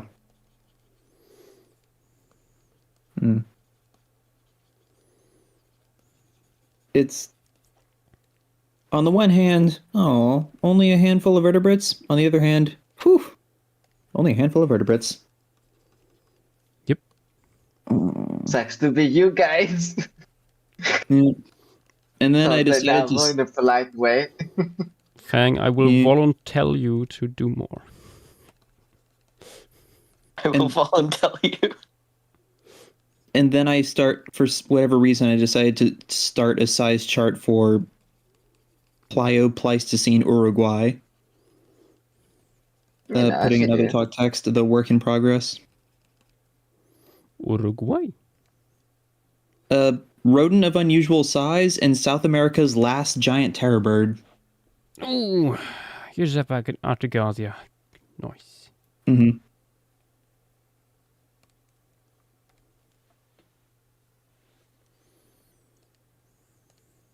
Yep. This is also where that gigantic fragmentary Xenosmilus is from. Ooh. I Potentially I'll be honest. Xenosmilus. Yeah, I was gonna say I'll be honest. I've read the papers. I don't think it's Xeno. I think it's something else. It's probably closely related. But I Ishiro? don't think it's Xeno.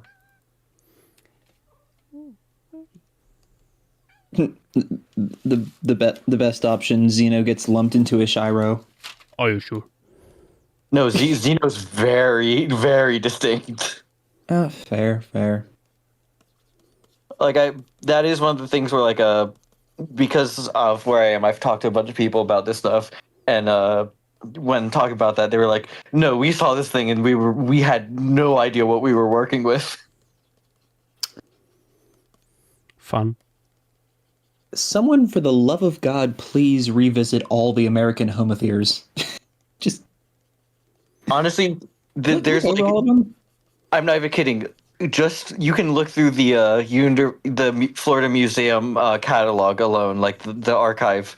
There's like 20 thesis papers right there, just fucking sorting that out. Waiting to be to be published. Yeah, writing to All be the theses. written. Mm-hmm. And that's the issue. At the end of the day, someone has to write all that stuff. Someone has to do all the research. Some of my favorite examples are the fact that like there's a bunch of things that are just, yeah, we found this thing, and it's just there's nothing on it. It's just like, yeah, here's like 20, like I'm not even kidding. I think there's in the thousands of just Lamnidae indet teeth, and it's like, no, I know you can narrow it down. There's like 3 of them that lived here. You can narrow it down. But who really wants to label all these?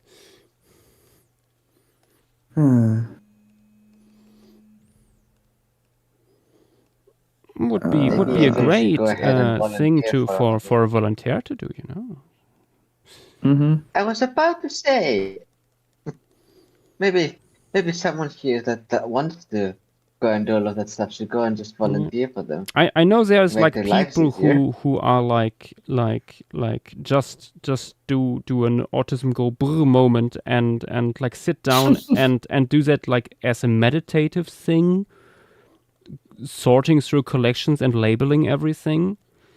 That is, however, not many people. It is me. Unfortunately, it's fucking 5.5 hours away from me. Oh. You should send them an email, maybe. Ask about if you can do that as volunteer. I'm pretty sure they'd be over a delighted weekend, to you hear. know. Yeah, exactly. I really need to go to the Florida Museum at some point. I've never been. I've been to I also would like to go there, Gainesville, but that would mean there I was would no time. need to go to Florida.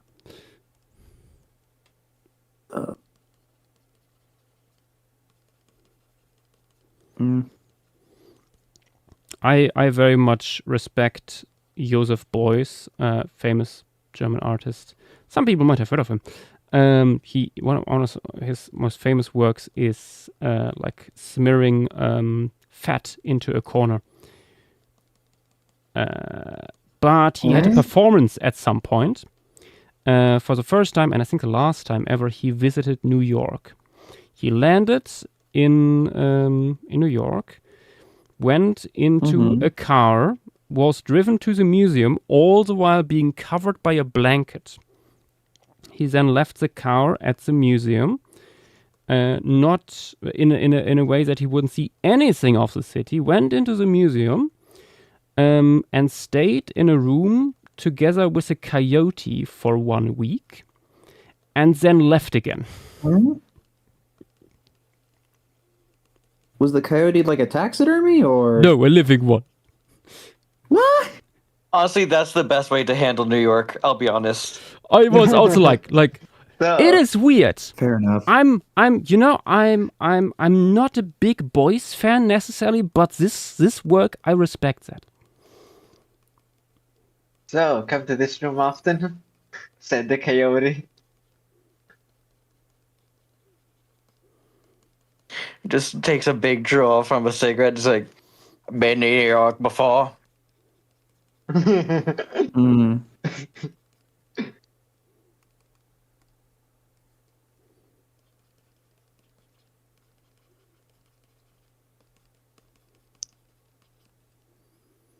I wonder if they had deep philosophical conversations in their time together. Yeah, like Beuys. One of Beuys' things, a lot of it was like shamanism and related topics. There's also some very interesting, rare, more controversial things about him, like him willingly becoming a fighter pilot bomber pilot in World War II. I actually gave a talk about this at some point when I was still in art school, but he was a fascinating character. Let's just say that. Very, very weird. Like on the one hand, like joining German Air Force in World War II, not necessarily speaking the best for his character. On the one hand, he was very young still. And then like after the war, like producing artwork that is very clearly going the very different direction than what the Nazis hated. Like going into a direction that really the Nazis hated. Sorry, worded that wrong.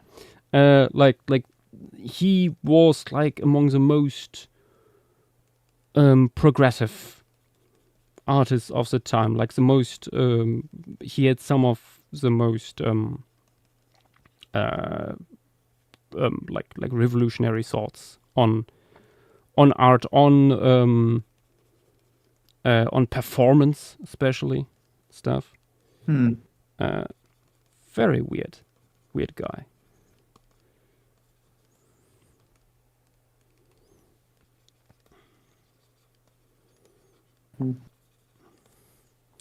Okay, we are close to 2 hours streaming, and I think we are close to being done with the environment.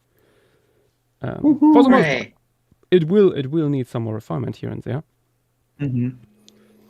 If nothing else, or like if anything else, maybe making the mid-ground even slightly less warm, but yeah, it's hard to say. Like it's so much. It's like depending on like lighting. Yeah, either and stuff. Maybe slightly less warm and also slightly less contrast. I'm sure I like the contrast. Fair, but also the size and extent of the canopy. There's going to be a lot of sunlight dappling through, but a lot of it's going to be at least partly shaded. Yeah.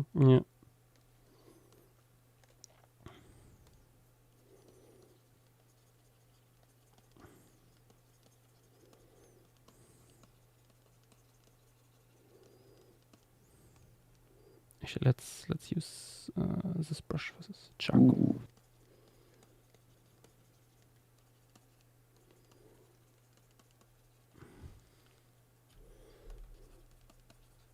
Yeah, I'm not quite sure with the background.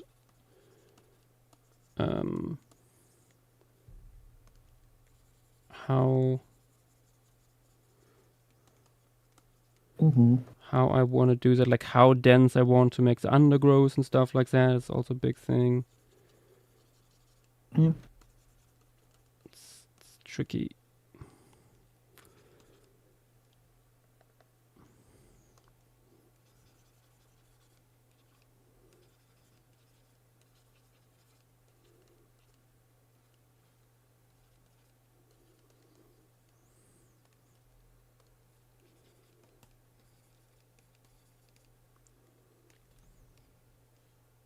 Also, have to shout out this conversation that I just witnessed. Anteriano saying, "I can't believe there's homo," and then Soap Muncher saying, "9-year-old me fighting about lesbians."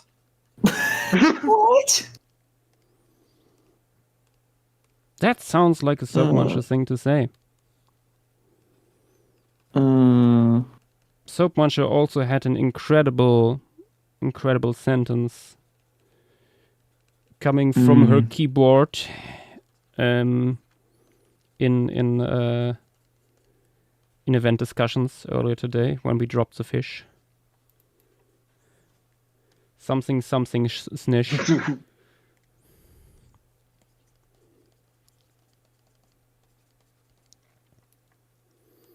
Soap Muncher. The soap was very much munched there. I love switching back to Twitch chat. Seeing Teriano like, then what do you mean live chaos? The other manly workers coming in with, you know what they say about Finland? Just no context. Just makes it even better. And we never found out what they said about Finland.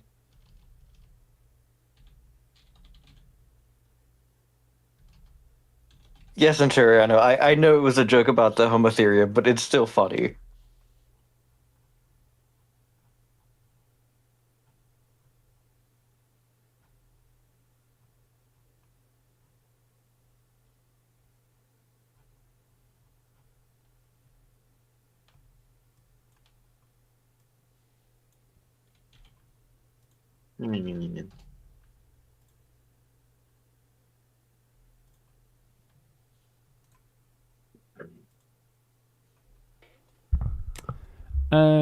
Let me show an image from that performance in New York.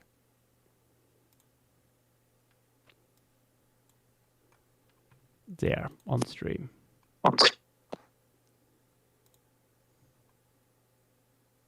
Ah, that is indeed a man in a blanket and a live coyote.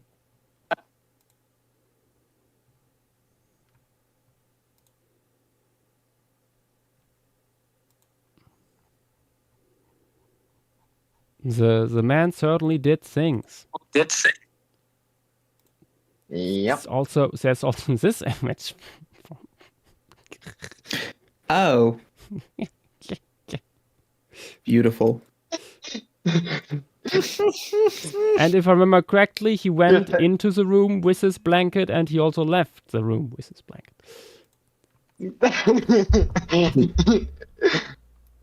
Isn't it just like two roommates fighting over a blanket though? The dog. It's my turn with the blanket.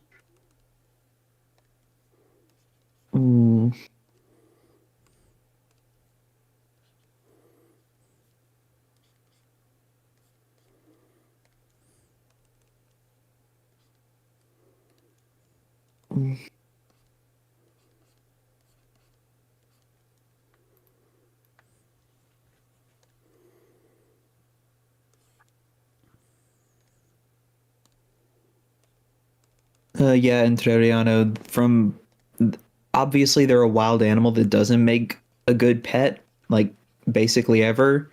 But what little I've seen of people who do manage to just keep them responsibly as pets, it's like an extra playful outdoor cat. It can be done. Yeah. Mm-hmm. Have the technology. Yes. Yeah. I'm not sure about this coyote. Like how they even like got it there, where it came from, yada yada yada. I wouldn't be surprised if it already was someone's pet or something like that, and so it was already basically tame. And they omitted that from the reporting because like it just makes for a better story, you know. That would be very Boyce. He liked to omit certain things from his own history.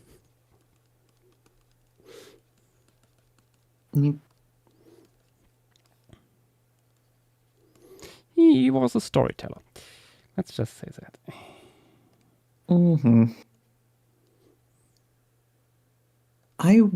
Something I'm wondering. Do you think this would be cool enough to have fall color changes or not? I don't know. I wouldn't go really for it. Because like we already have a certain vibe. You know? Like but like from what I have seen, what JW said, like I don't really think so. At least not pronounced.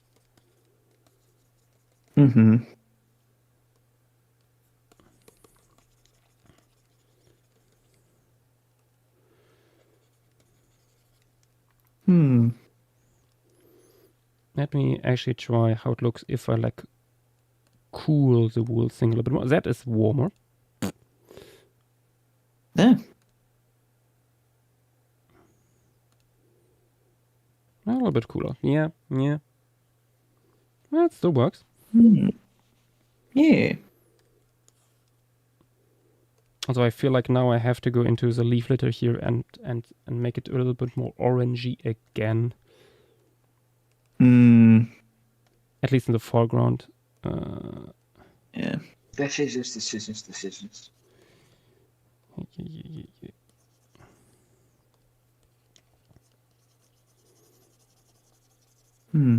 Balancing it out. Yeah. Might actually make it even more contrasted in certain parts here in the end.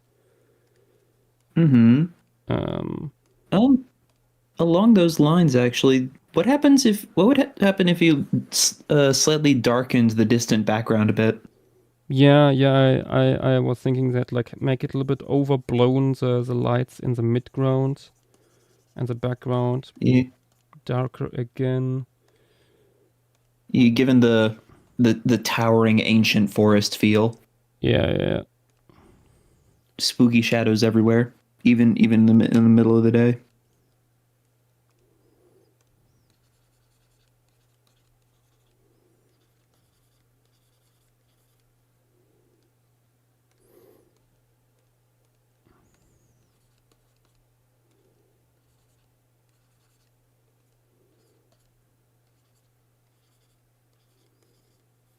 I know all the formation pieces are like kind of one and the same type of piece, but this one especially so far is giving me Lemuria vibes.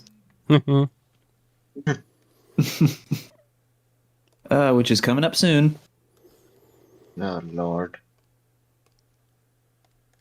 Look out, random Scallopnon. God save us.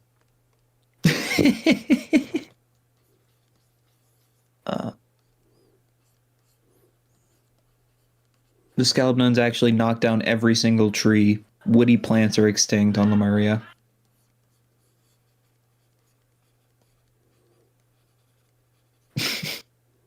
Fascinating timeline. Oh, yep, there it is. He actually. Yep. Beautiful.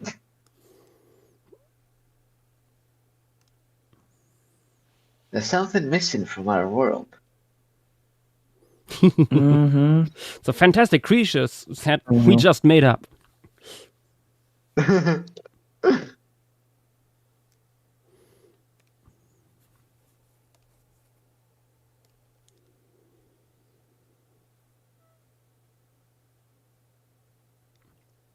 No, Hawks. That is true. We didn't really have much in terms of like winter pieces. For obvious reasons, yes, because like in winter, the visible biodiversity drops quite a bit. So certain texts can simply not be shown, which makes it hard. Like the closest we got to winter in a way was the Mammothite, which is like in late autumn, with the Mammoth Steppe like preparing for winter. But we had like snow in the background and stuff. I would love to do like a very snowy piece at some point.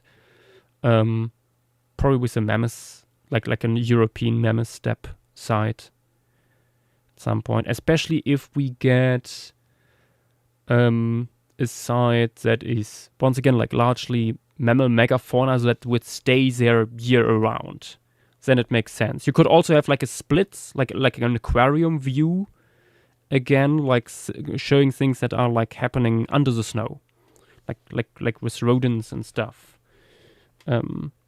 Ooh, maybe if we get like something from Antarctica, we could have above the ice and below the ice. Antarctica, I don't know that would work that well. At least from the top of my head, I don't know what fauna would. Like say if we get what's it called? I know Snow Hill might have had snow back in the Cretaceous, and if like a Mesozoic part, okay, yeah, Mesozoic Antarctica. That's why I mean. Okay, that's why I'm saying above and below the ice, because if it's near enough the coast, you could have true. some little dinosaurs wandering the ice and like below the surface there is marine reptiles. And stuff. True.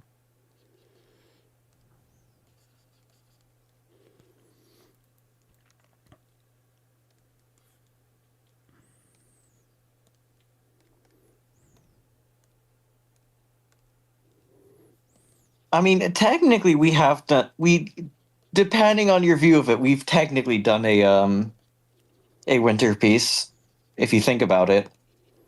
If you think about it. Yeah, assume. Yeah. I mean, we had like also with Cleveland Shale, they're also under the ice.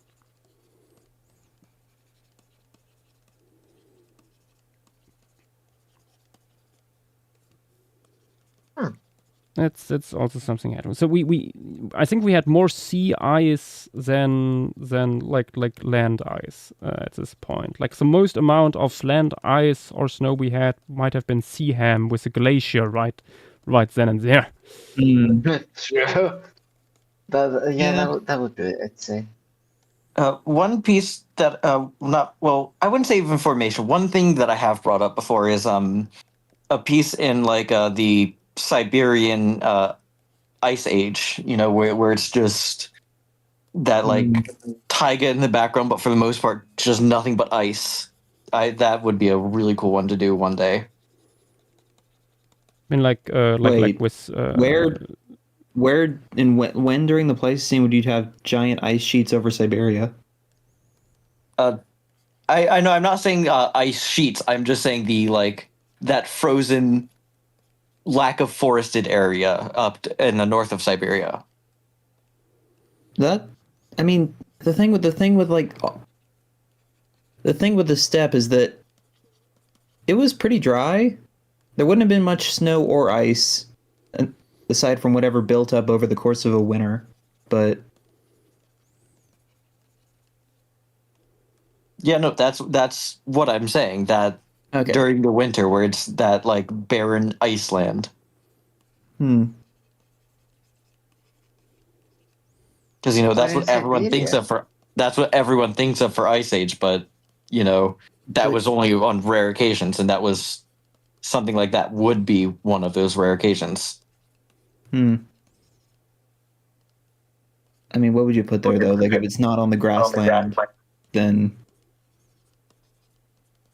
I guess a snowy owl. Yeah. The problem with some of these more extreme landscapes is like they don't really attract much creatures.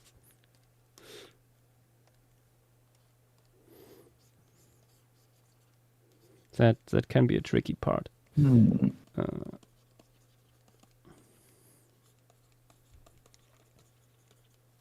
There's definitely some general exceptions, like you have to be tricky with how much of it takes of the composition, but like the potentially bright red, toxic, vast salt lakes in Canadon Asfalto, early Jurassic Argentina. There's a lot of volcanic activity there, volcanic landscapes, stuff, yeah. And a lot of cool critters. Yeah. Cañadón Asfalto is one of my favorite formations. I'm really excited for when that gets added. Canon Asfalto is cool, yeah.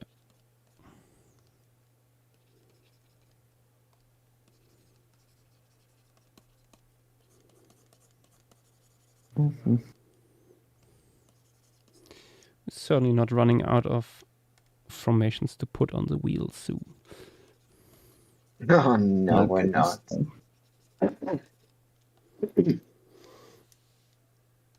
Okay. There we go. Speaking of the wheel, any ideas for what y'all are thinking of wanting to add? What are we now at the moment? What's up next on the menu? Oh, Cenozoic. Hello, wonderful. Ooh. Put Greece again. Why not? Honestly, yeah. We talked about it already so much today. Might as well put Pikami or Samos.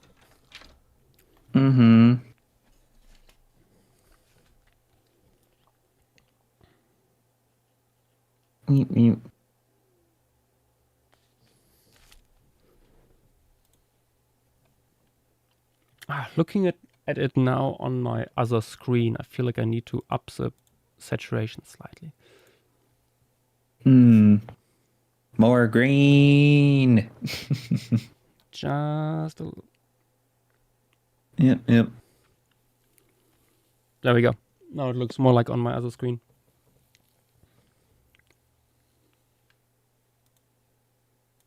That's the thing when nice. Tablet and main screen are not the right thingy. It's the same. Oh yeah, settings. I had to fight with mine to get the values and everything with like the color grading to be close enough to be the same.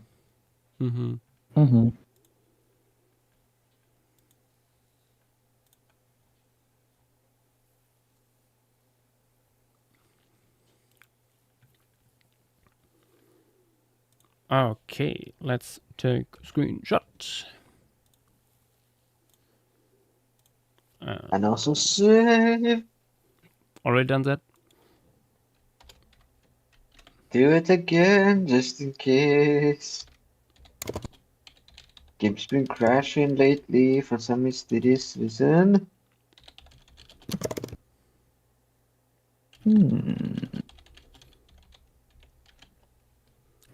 Oh, you know what I just realized would be cool to add here if we had literally any fossils of it? There probably was here. Peafowl. Yeah.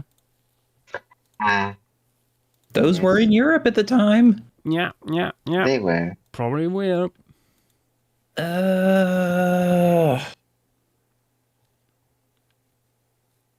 Someone please find a fragmentary tibia tarsus.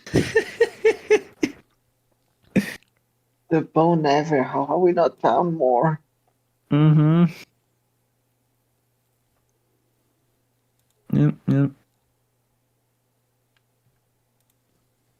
They're like falling over that stuff over in La Brea. Why have we not had that luxury here? Mm-hmm.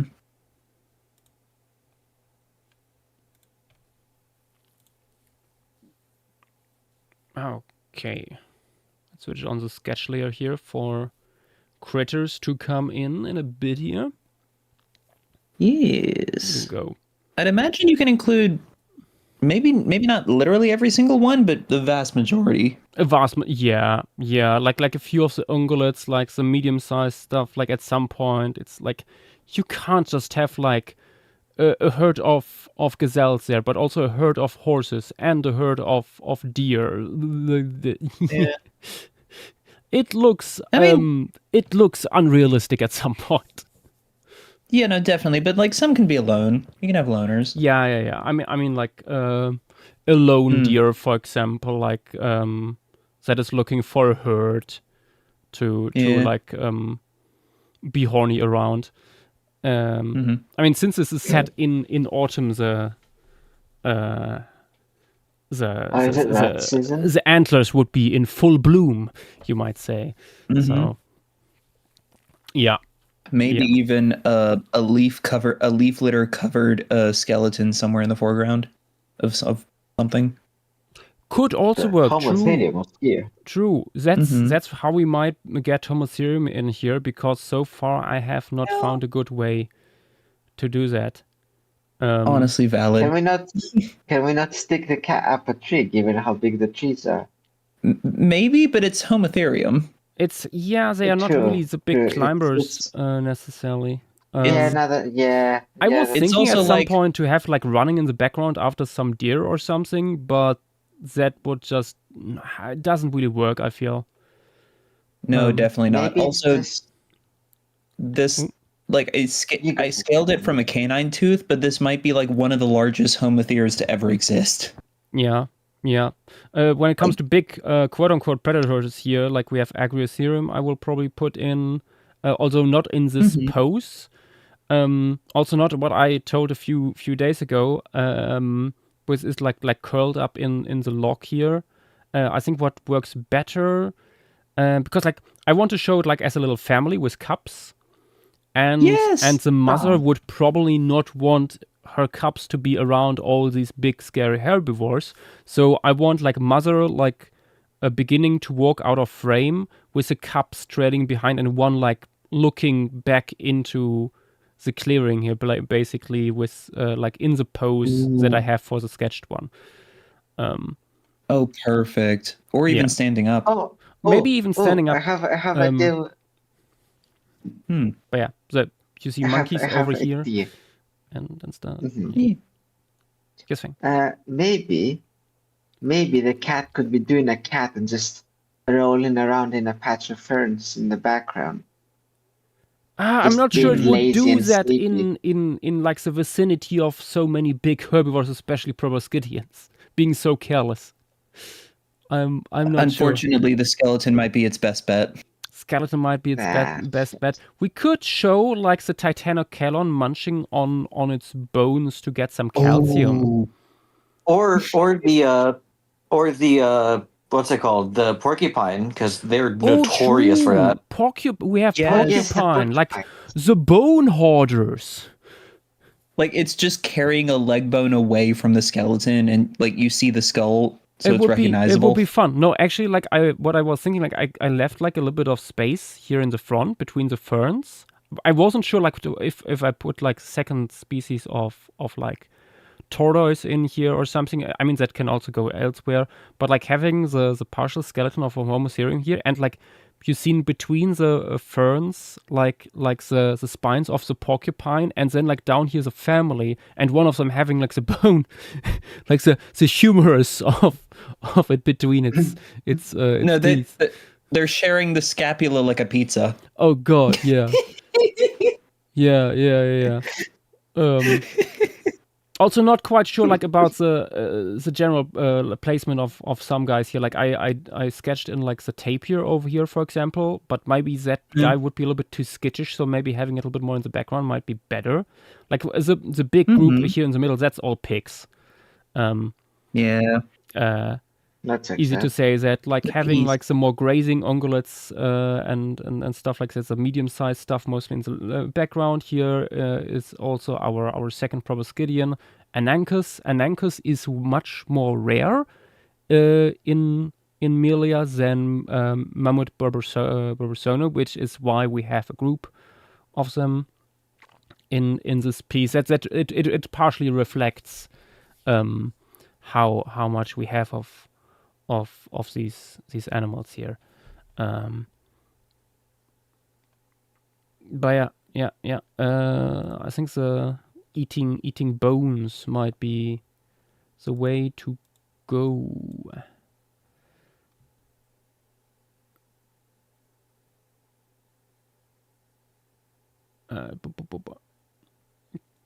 Riza, where will I put the rhino? I am not sure yet.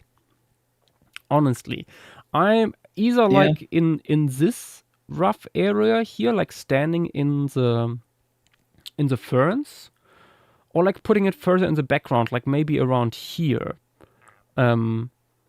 Could work, but I think it might be too busy when I put it here, because then you have like another big animal like mirrored to the Mammoth Barbersona, and I quite like let me here put in some lines. I'm usually like not plan it out like this directly. This is more like vibing it out, but it's based on like principles that are just internalized. At some point you see like how it's like going, like opening up in this direction. So, and you have like here's a big Barbersoni as a focal point, and when we put in here another big herbivore, that would like lessen that effect. So it might be better to like put it here in the background, for example. That also works because like we're using the rule of thirds. You can like have like this kind of organization for the piece, and that brings here like one of these natural focal points would be above the Barbersoni here, and like putting the rhino back there might be the best way to do it. So to that also makes it possible for the piece to breathe a little bit more. So we have a lot of stuff going on here, and that is balanced out by a more open part of the composition over here, which also then helps to like make the tiny monkeys here stand out a little bit more, which otherwise might be like overshadowed too much by big megafauna stomping around. Yeah, something like that. Not 100% sure yet how exactly, but we shall see. Yeah, I'm quickly going to the toilet, and then we will start adding big tuskers, I think. Yeah. May the toilet of wisdom curse you, and bless you. I mean, with knowledge. There we go. Well, dang. I remember my English. Yeah, that's good. May His thy best toilet ideas, though. curse you is one I've not heard before. Well, that's what happens when you're the squirrel that eats the seeds with the hot sauce laced on it. Oh no.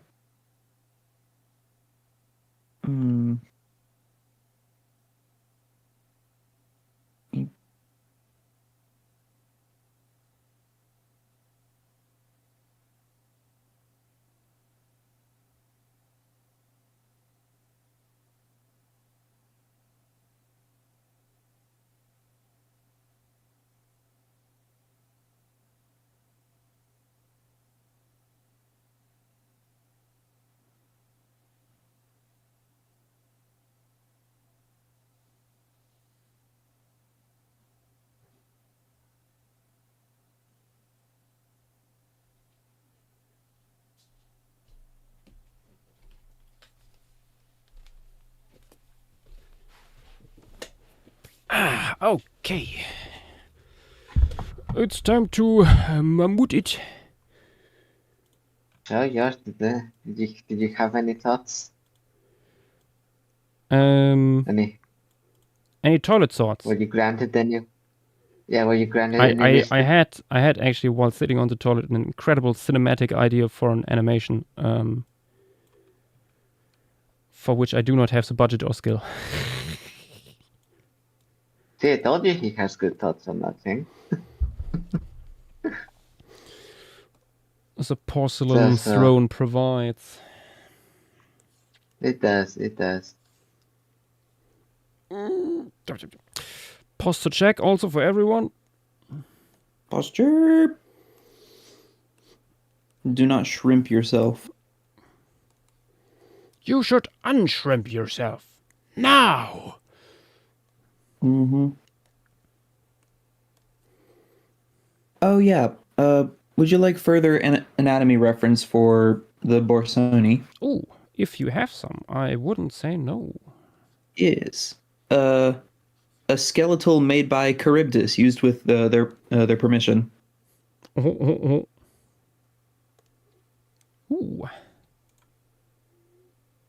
That's a weird skull. Yeah.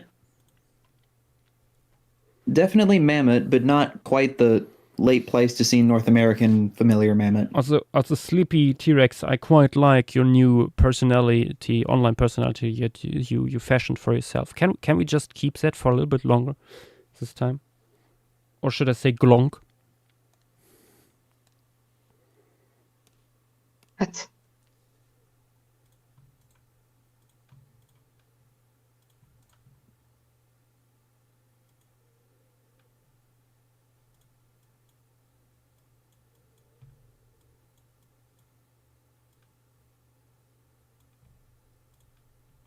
Seeing the skeletal reconstruction, I do see the similarities to mastodons.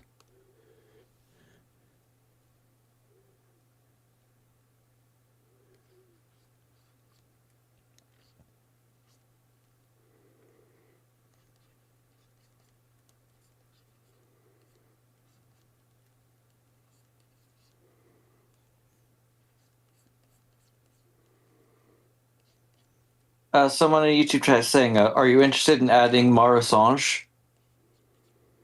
Ah, what was Marasange again? That's Dodos.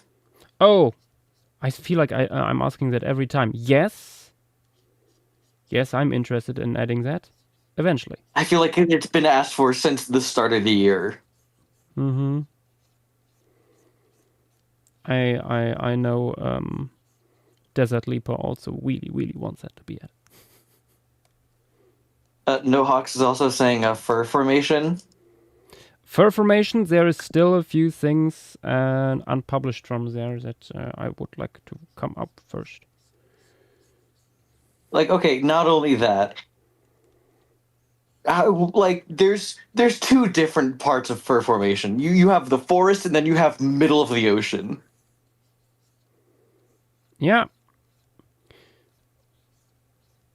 But there is a way to do it. I have actually done it recently already for a commission. I did a formation commission.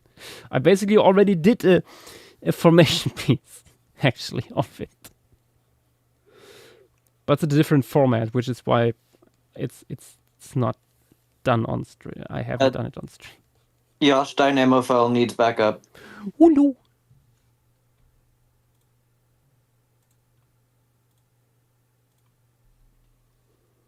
Hey, Yash, would you like reference of elephants in that exact, like elephant mouths in that pose and heads? I mean, if you have one.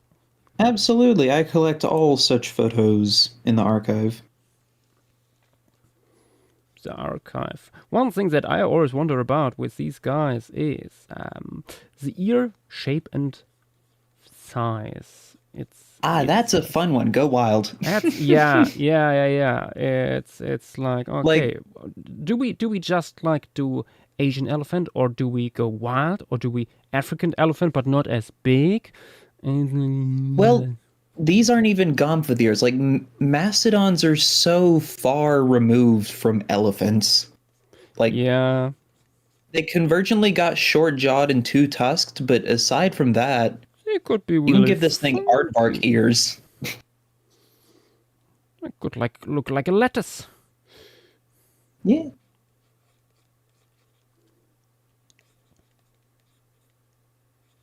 Hmm.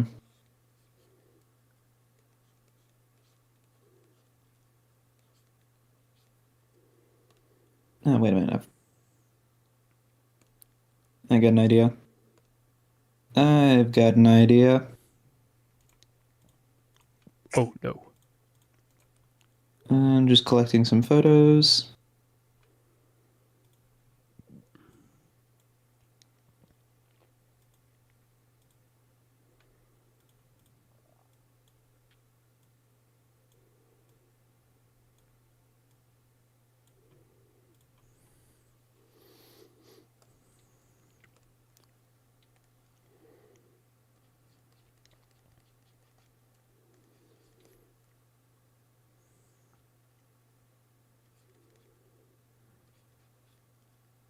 Let's see.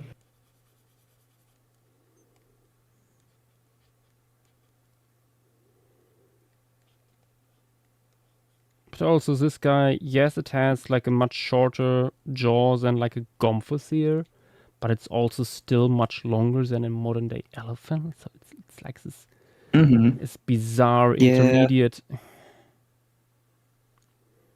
Like elephant mouths, they have a lot of thick, like super thick tissue towards the back.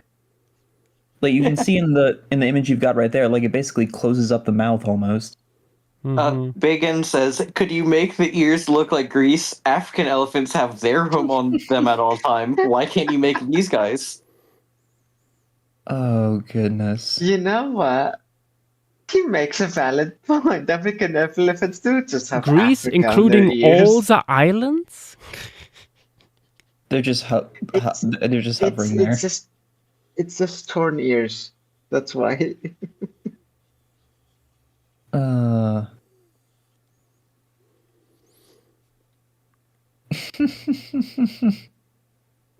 Yep.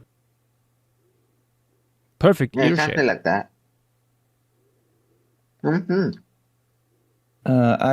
What I was thinking of something like African forest buffalo, like this, but bigger.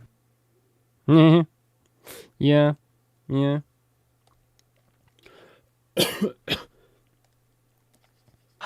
And with that last one, that is all of the Florissanta arachnids and a few others. With a bunch of other references, including some drawings too. Nice. Oh, I have to open the window.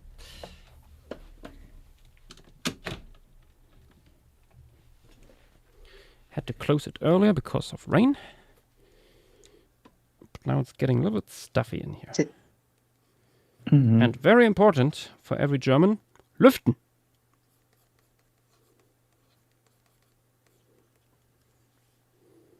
Never Whatever that forget means. about lüften. Cracking open a window to let air in. Yep. Extremely important. A core tenet of our culture. Imagina.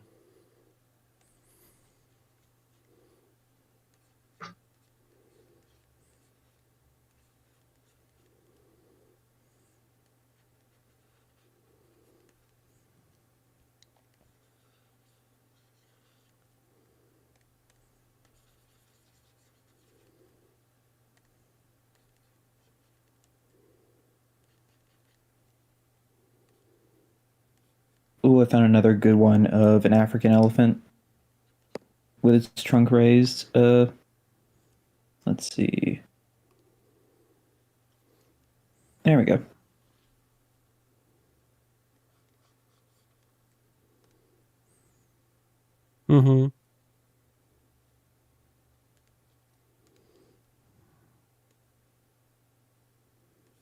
I would expect that the mouth tissue would be similarly like super thick in the back, but then it would just quickly like thin out as you go down the mandible.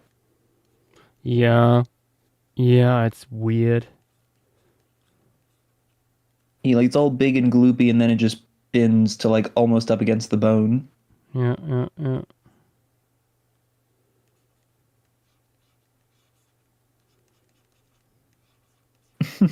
A closer up shot for anyone else curious. Behold, the things you need to do to make your incisors into tusks. To answer the questions once again, because apparently everyone has the same question today. Today is the Lost Paradise of Milia, which is this locality 5, latest Pliocene, Greece. Yep. And another comment. I'm really excited for the next week for the Florissant formation. Why? JW and I are a third of the way done. There's over 1,500 arthropods. Mm-hmm. Somebody really likes people bugs. love. They really like bugs, or they really like seeing Joshua suffer for some reason. I mean, it's more like seeing like everyone else on the formation team suffer, but yeah.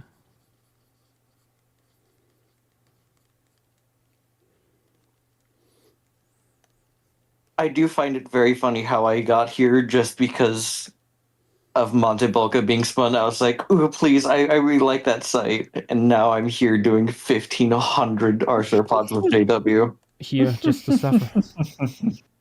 You brought this on yourself. I really did. Anyway, I'll be back in just a minute.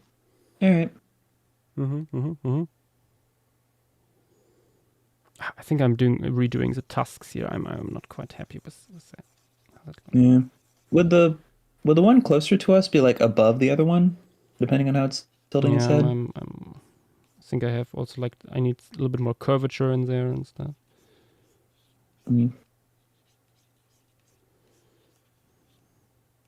Now, is this one meant to be the exact individual whose tusks are currently on display? At least I'm basing it on it. Yeah. Nice. Now the question, of course, is how common such large tusks would be in Bersoni. But well, not sure. No one in the Pliocene is poaching ivory. True.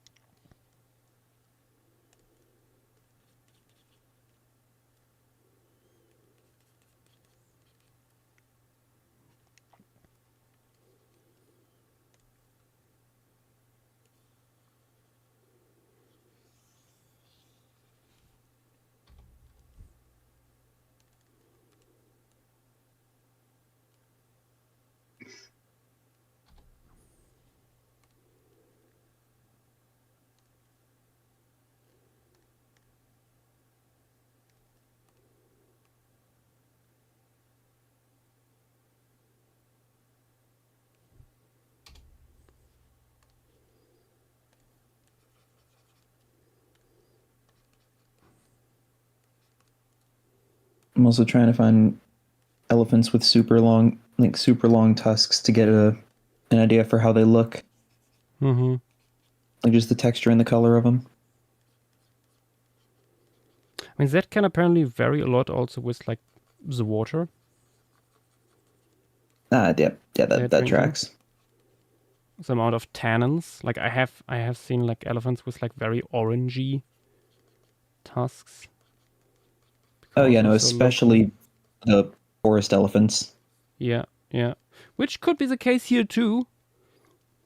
If I remember correctly, like oaks have lots of tannins. Yeah, you know what? I have a butt ton of African forest elephant photos. I'm going to grab some of my favorites real quick. Mm-hmm.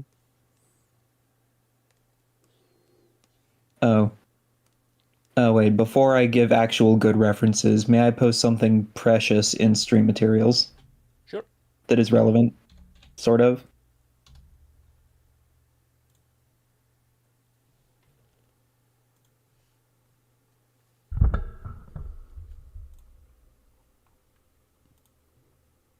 Oh, wait, am I audible? Yes. Yeah, still a memo. E. Forest elephant, behold. Oh.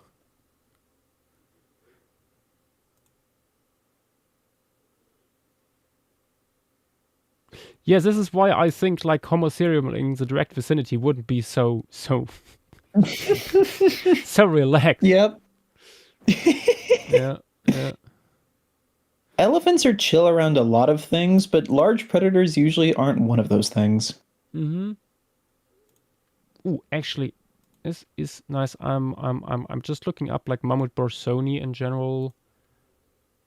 To see like how far apart the tusks would be, how much space there would be for the trunk and stuff. I guess I'm just taking this quote-unquote Zygolophodon. For now, that should be kind of in that ballpark. Which one? Zygolophodon, they're sometimes like in the same genus. Yeah. Yeah, it's... But importantly, I found an Mammoth borsoni lower jaw, which nicely shows the dentition and stuff. That gives good idea of how wide I need to make the jaw. Mm-hmm.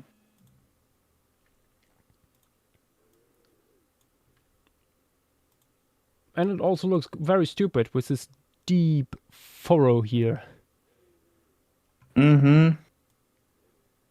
A very unserious creature.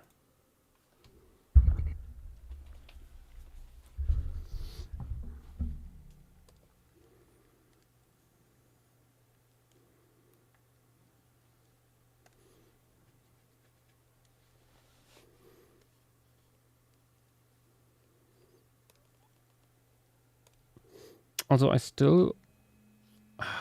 would be nice to have like an image of a skull in frontal view for the next specimen here. Yeah.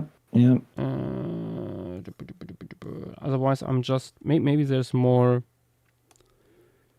images under Zygolophodon. Potentially.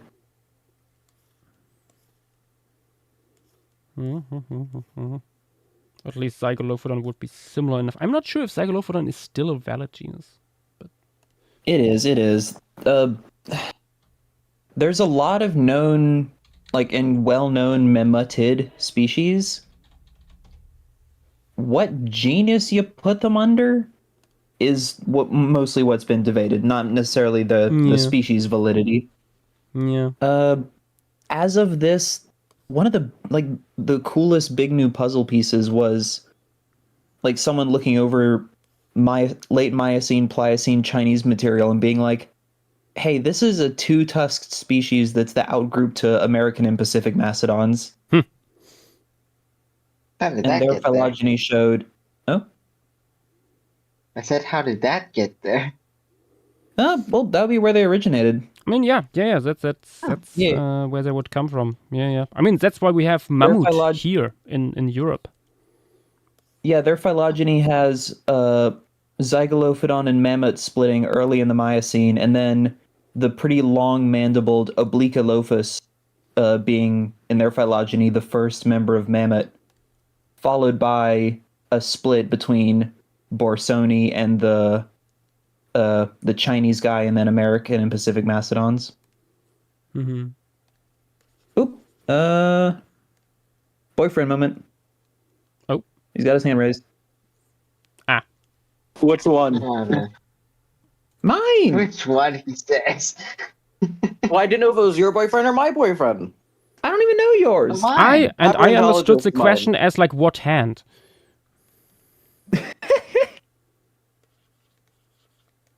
You never know. Maybe it Hey, was mine. Maybe. Here's some forest Dynamo elephants. Abrantologist is mine. yeah. Yes? Oh. It's been very obvious for like a month.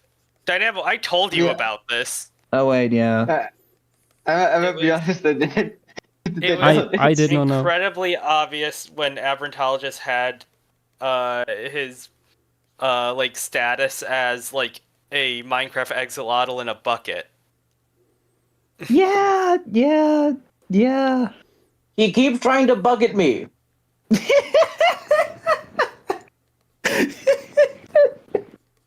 Take that in whatever context you want. Beautiful. I have no beautiful. idea what's going on. I'm just saying It's I okay, support Ash. you. Uh, The world is your oyster. Yours would be that like uncle that like doesn't quite get relationships or queer folk, but he still supports them. mm-hmm. Yep.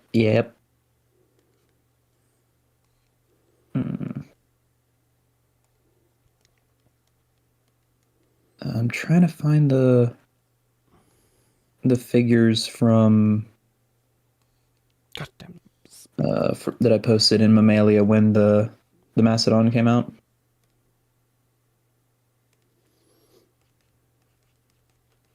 Also, JW, I've added all of the figures I could reference. Not all of them have any, but I added what I could.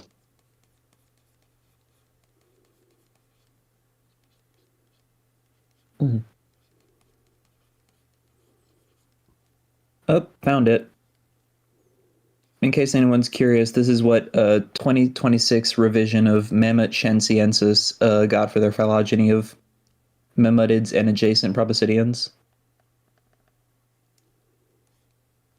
I think Turacensis is the holotype of Zygolophodon, so if nothing else, that keeps the name. Mm-hmm. That's a early guy from Europe.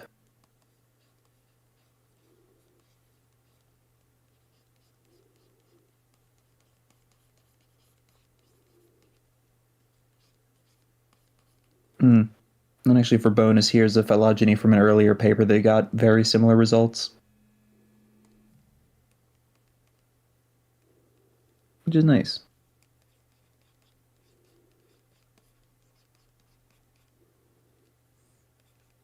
Yippee! We love consistency. Yay!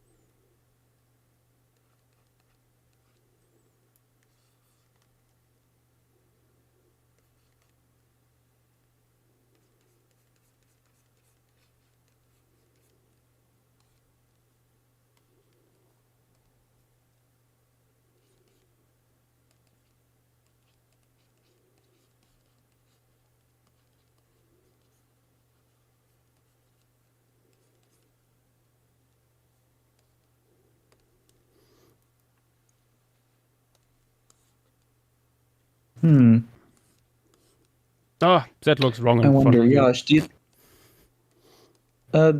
you think the tusks might be a little more straight in that individual? Yeah, it's no, they were more gay. I'm just wondering because like the more basal condition is downward pointing, then they just straighten out in slightly earlier taxa, and then here they're slightly curving up. Yeah. It might. You know what? Asian elephant tuskers might be a good reference because their tusks point more or less straight. Yeah. I think I'm just making this a young female. Without that much curvature to it yet. Also, I'm still not quite sure about the skull width there. Yeah, I'm trying to find Crania in other views, but there's not much. Also, I just came across this skull on Facebook. Hmm. From where is this? It's from North America. That is some interesting stuff going on here on the tusks. Oh, that's not. That's a Gomphathera some description. Yeah. I'm not sure if that's where, or if they just grew like that. Honestly, a lot of their tusks just did that. You. Which guy just did that? They just did that. Considering how much material was put into Zygolophodon, you would think there was more. It's just a matter of it being figured or photographed. Literally ever. Yeah. Like I found on ResearchGate Zygolophodon proavus, which is clearly more on the Gomphotherium side of the group. Yeah, no, that's the basal condition for Memutidae. Yeah. So not the best to use here. Maybe I should just use like a mastodon for frontal view here. These guys are reasonably close. Let me see if there's anything for Obliquolophus. Wait. It's just like to like, especially like the post-orbital part. Like how big would be like the openings for like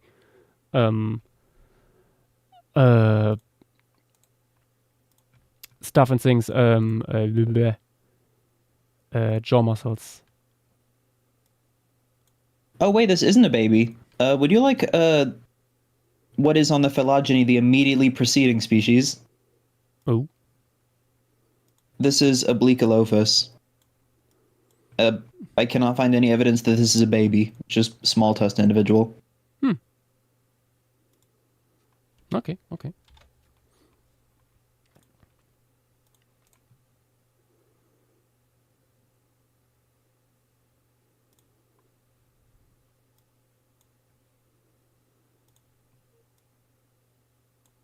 Oh, this is from a paper on mammoth from northern China from back in 2017. Oh. Ooh. Oh, that's this specimen, Obliquolophus from China. Okay, it's an older juvenile. Interesting.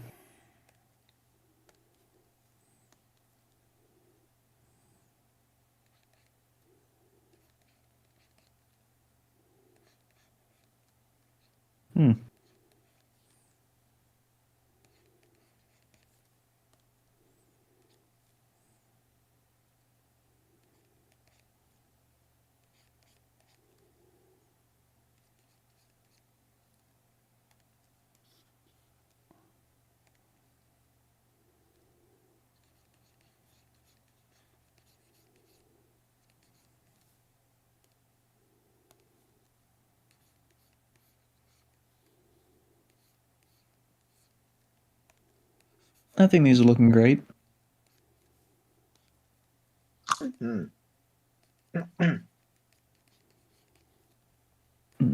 I'm not doing elephants that often, so it's always like a little bit of like having to groove into it again.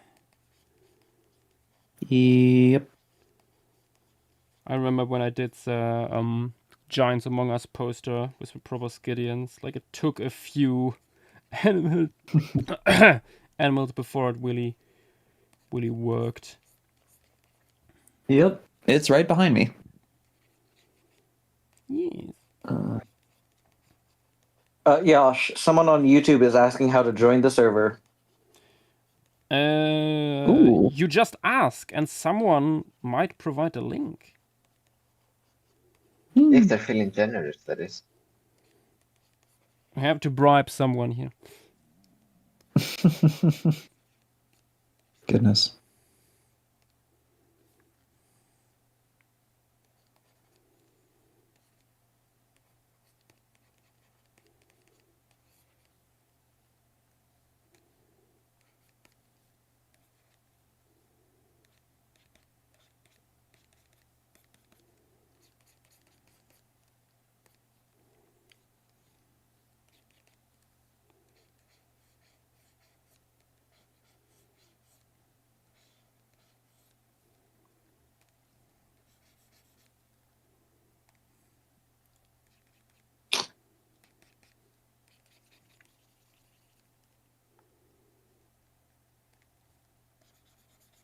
Also, I'm not sure if this is something you'd want to, like, an aspect that could be applied to Mehmet Borsoni, but you might notice in the photos that I posted of the forest elephants, their trunks are weirdly thin proportionately. Mm-hmm. I like it's compared to their sister species in the same genus. They're really uncanny. Forest elephants. There's some interesting stuff going on there. Uh-huh. Like the tusks emerge coming straight down, and then the trunk is like just projecting off of them. Yash, it's attacking us sending the link as spam. What? Amazing. When we send the link in YouTube chat for them to join, it's saying it's spam and, not sending. Fuck. Oh, true. That's the thing with YouTube's having issues. Yep. I think I have to do that. Boop.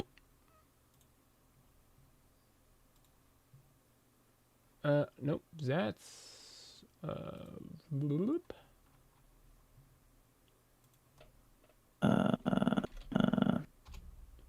There you go.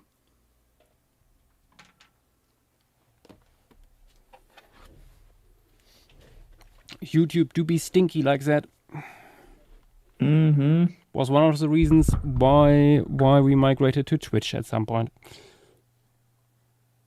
Mm-hmm. Also in YouTube chat, someone is asking if you have ever done Acinonyx. I believe that's how it's said. A Synonyx? Yep. Pretty sure we did cheetahs. it in a flocking. Yeah, Feel like? I'd imagine so. One of the cheetah species?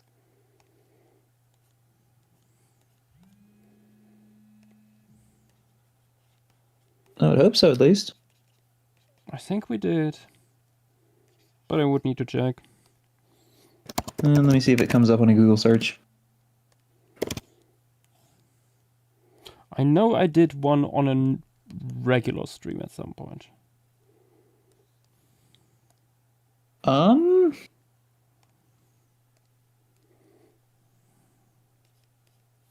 You've done Miracynonyx, but maybe I'm confusing them. I cannot find any evidence of, at least thus far, of regular cheetah genus on a flocking.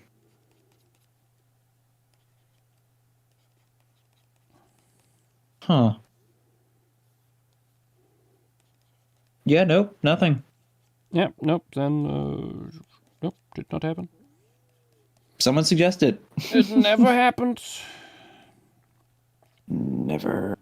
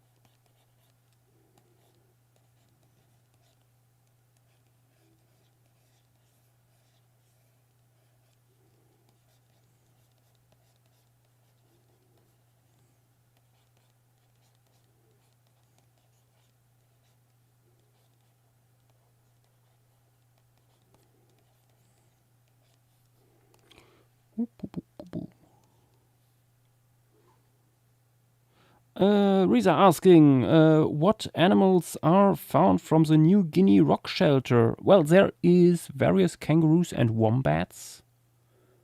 Come to mind, one of them being weirdly panda-shaped. Oh yeah. Some lovely diprotodontoids. Yep. The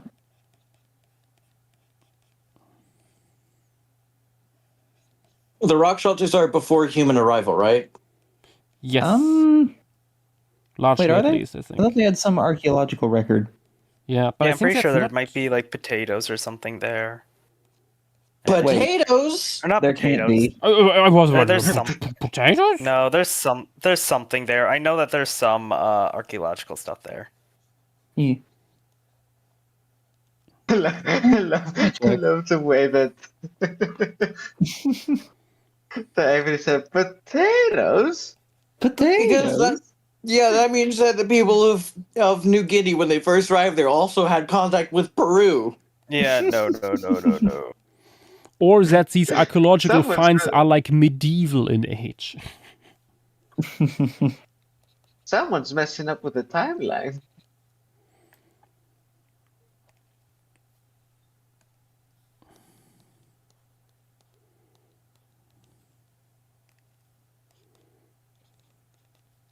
Nambe rock shelter, I believe that was one of the main ones.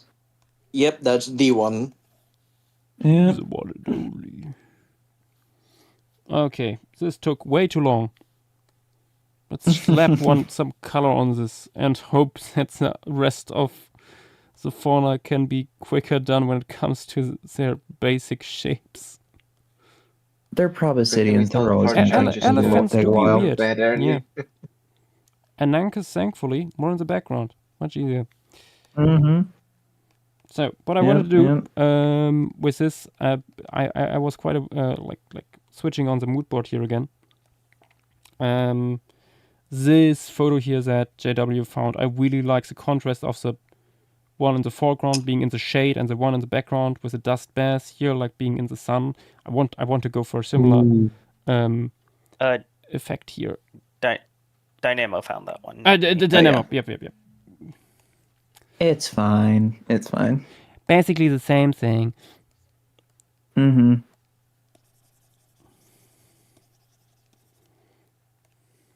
Also, something I've been wanting to bring up. I'm not gonna say. In the new Chimerasukis video he did on Pisco Gavialis, he brought up the formation piece, which was really cool to see. Ooh, Yeah. nice. Nice. Always fun to find one in the wild. It's just really cool just to see something like, yeah, I worked on that. I was there. Every time someone sends me like images from conferences with like photos of a talk, and there's like one of my pieces in there, I'm pointing at pogging.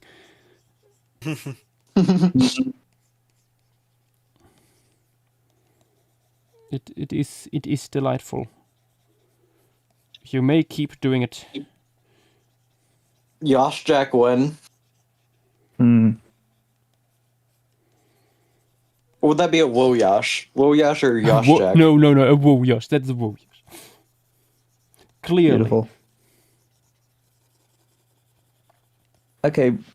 As far as human presence at Nambe goes, it tentatively goes back, like human use at Nambe, almost 40,000 years. Tentatively. But yeah, there's definitely archaeological record there. Which is neat.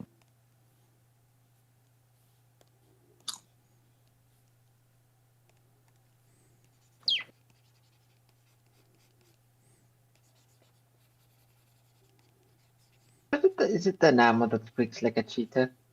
Oh, yep, sorry.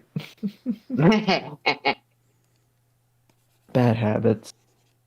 It's okay, don't worry. I make stim sounds. Why too. a bad habit? I think half of us do here, to be honest. Yep. Like whenever Vidax comes into voice chat, he's saying meow. Yeah. Mm-hmm. I mean, between you making cheetah noises, me making baby croc noises, Vitex making sun cat noise, we may have an entire zoo in our hands. Yep. I make a good duck noise. You don't want to know what noises I make. Koala noises? No, it's the hedgehog. I mean that too. Oh yeah, true.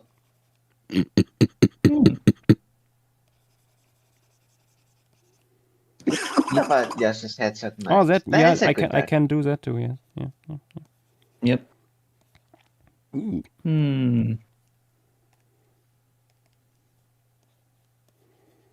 I do have one more question regarding the Mehmet. Will they have any visible fluff? I'm not sure. I'm going into that detail. Yeah, fair. I'm just wondering if potentially a little bit of an ear fringe might be possible. Maybe. They're already living on the fringes of society, after all.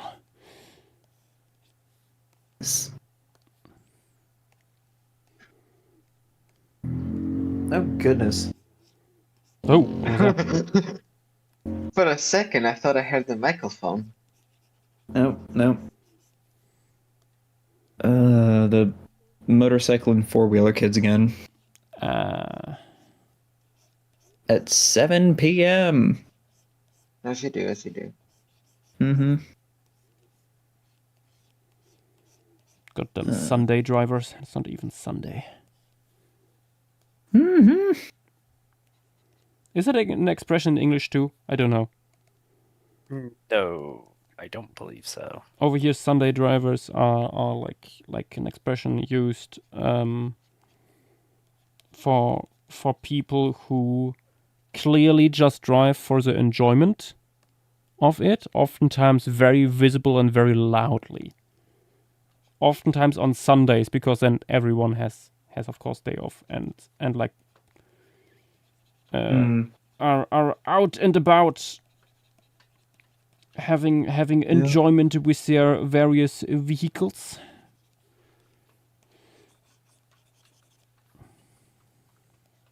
Mm-hmm.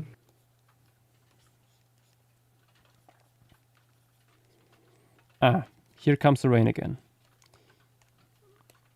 Here comes the rain. Doo-doo-doo-doo. Here comes the rain. Doo-doo-doo. It's on.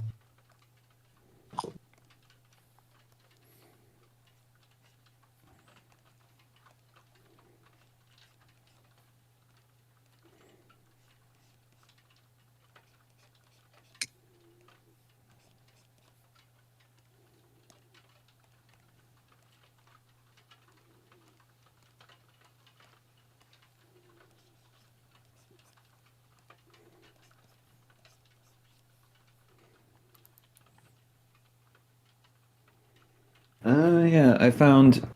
Unfortunately, they're all in lateral view, but I found the lineup of mammuted skulls from the recent China mammoth paper. Ooh. Behold the diversity.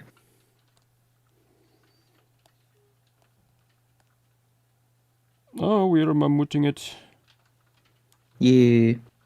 Fuck, yeah. D in the top right corner is the Miocene Chinese guy. Yes, Myopliocene. There's some weird contrast between B and C there. Yeah. I'm not sure how much that is down to like preservation and or parts missing. I mean, yeah, this definitely isn't like all members of the clade. Like that, the really complete skull and mandible from early Miocene North America that you pointed out earlier, Proavis. Mm-hmm.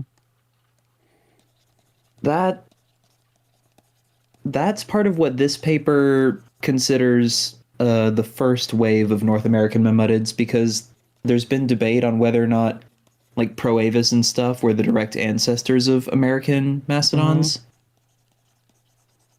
it seems like the consensus is no. Like there were the downward tusked, long-jawed fellas that migrated in the early Miocene, and then in the late Miocene to Pliocene, a cousin of Mema chensiensis crossed over and gave us the American and Pacific mastodons.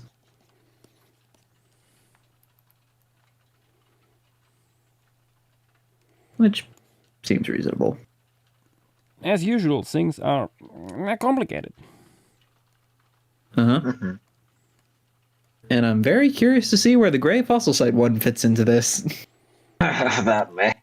It's a secret search thing. Honestly, will not even be surprised. Yeah. It's a descendant of Eozygodon that swam straight across the Atlantic from Africa. Absolutely.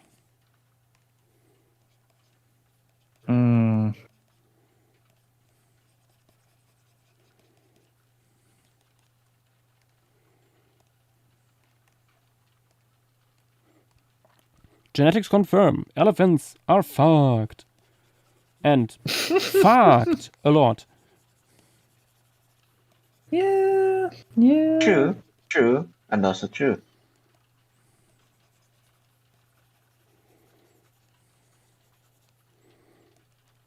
Oh, where was the phylogeny? This joke makes only sense when you know about the hybridization of elephants. Mm-hmm.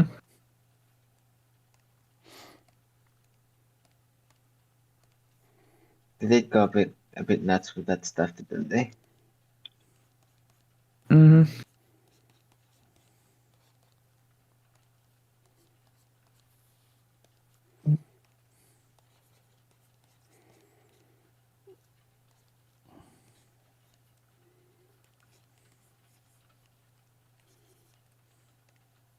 Yeah, elephant philosophy when looking for mates is basically it has tusks and the trunk must be for me. Mm-hmm. Good enough. Let's make babies. It's like that one Australian beetle. That goes for like soda cans. Yeah. Yep, the beer bottles.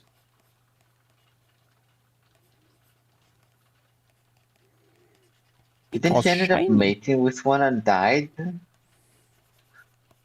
Yes, that happens quite often. Life purpose fulfilled. Now time to go to Eep. Mm-hmm. Whatever.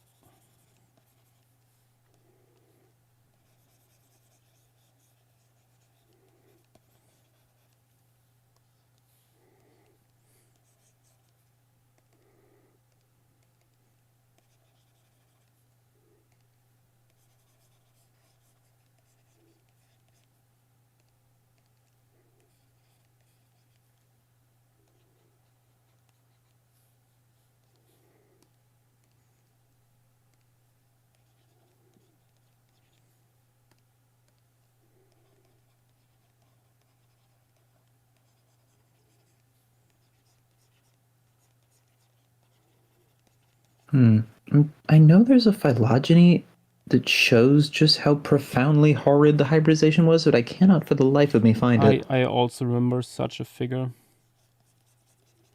Time to search Mammalia. Wasn't it even on Wikipedia? Maybe, like, there's got to be a couple figures of it, but there's one I'm thinking of specifically that goes, like, traces it back to Miocene Africa. Oh, but yeah, another one I'm thinking doesn't go that far back. Yeah. I know I showed you the mammoth one.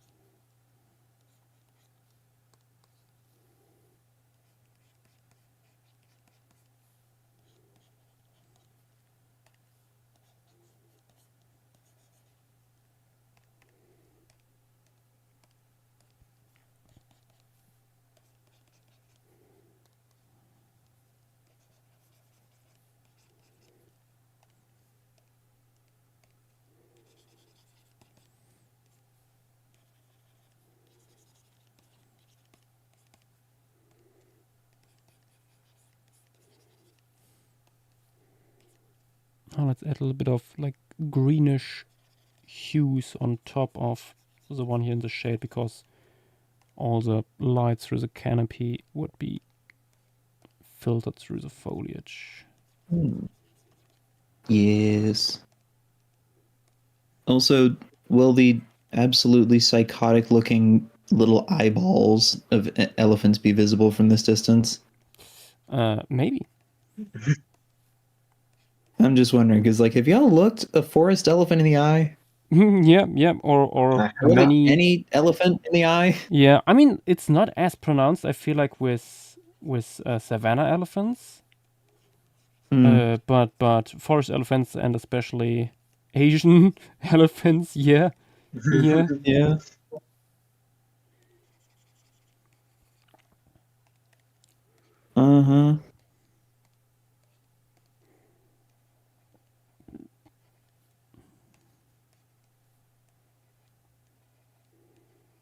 I did that also with Bacterium, like for Fayum. Yeah. They certainly have eyes. They do. They got eyes.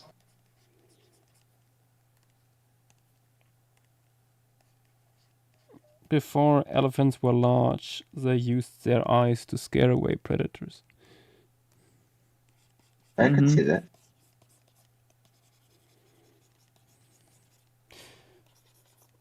I wouldn't be surprised if in many elephants these eyes look like that because they're very social animals.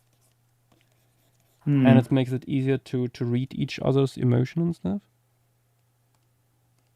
Honestly, I'd wager you could make it even a little bit smaller.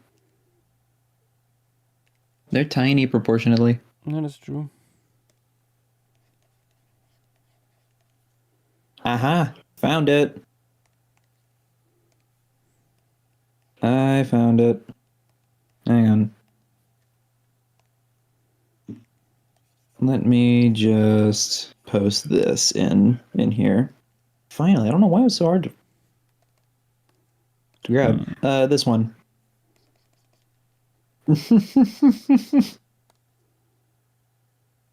Oh, disgusting. When your family tree looks like a spider web. Let me see the horrors. Yeah. Yeah. It feels like I'm looking at a Targaryen tree. Here's another one. Proves that elephants actually originated in Alabama. True. True. Hey, They're no hey, longer W. Afrotheers. Alabama Theers.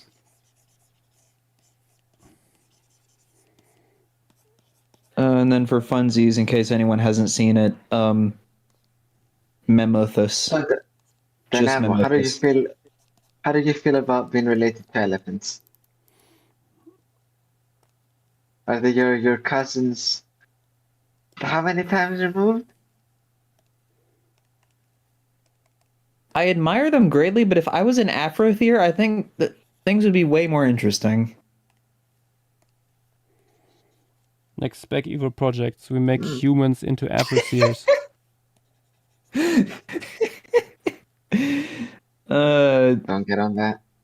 JW is actually dating a creepily hominin convergent Hyrax. That explains the thing is, noises.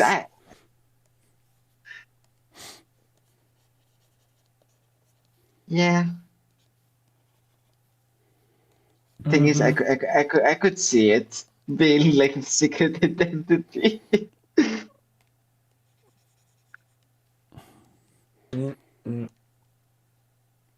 So that would I'm have had this scared of revelation what I might feel. witness in chat in like 5 minutes.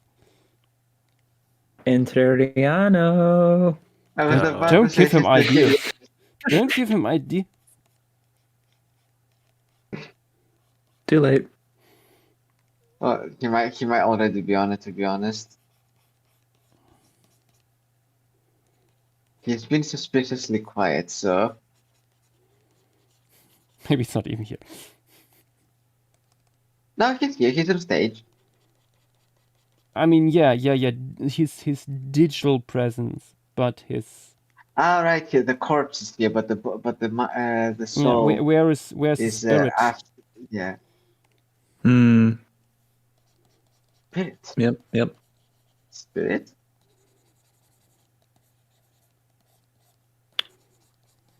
Uh-oh. He's here, isn't he? Yeah, there's the Argentinian. Yeah, I thought so. He says to be afraid. Thank you, Josh. I'm very cool. Okay, real quick, may I forward something beautiful into other talk text?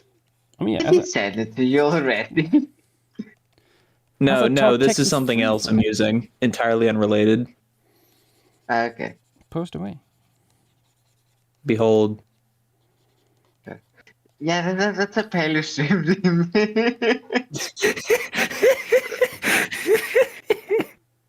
I'm not sure I That is ever saw them such- in profile when they scream. It looks horrible.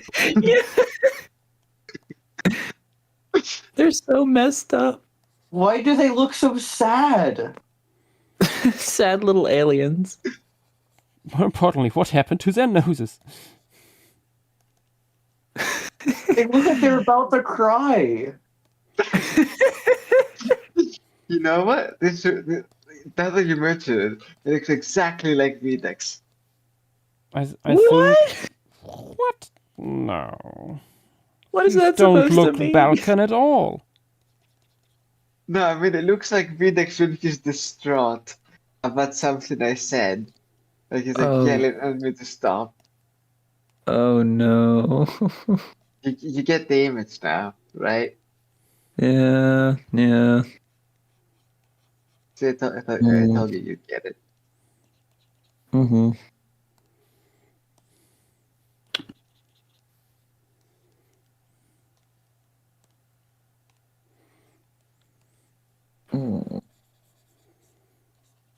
Oh yeah, I actually just remembered there's one animal technically missing from the size chart. Oh. That is? And that, well, I say technically because I don't know if it's worth including. It's because it could be either one of two pretty different animals. In the same paper that described the Dolichopithecus material from here, also described a scrap of cat. Oh. That could it could either be Meganterion or a puma. Oh. Do we have I don't know how pumas those from are the two options. Do we have pumas from Europe? Yeah. You're not. I was about to say. I mentioned the pumas from Daphnero earlier. I think I wasn't listening for that.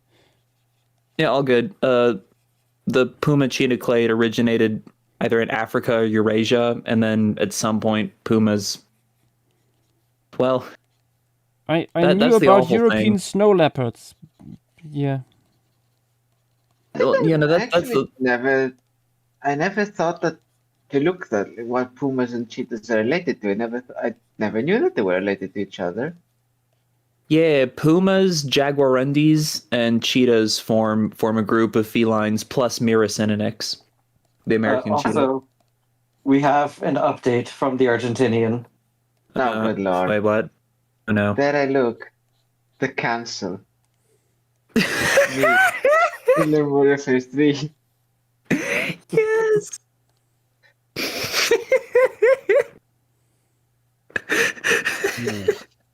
It really has this why are you this way kind of vibe with it. And it really can be applicable to so many people here. Also, very, very fun Antriano earlier. Me and Tim were preparing like the last stuff for the fish phylogeny. And we were like, okay, let's put it into announcements, the first one, without telling anyone. Because the other one wasn't finished yet and we didn't want to like ping twice. And I was jokingly saying, like, how long will it take Antriano to notice? And it was indeed you who saw it at first. Mm-hmm. Again.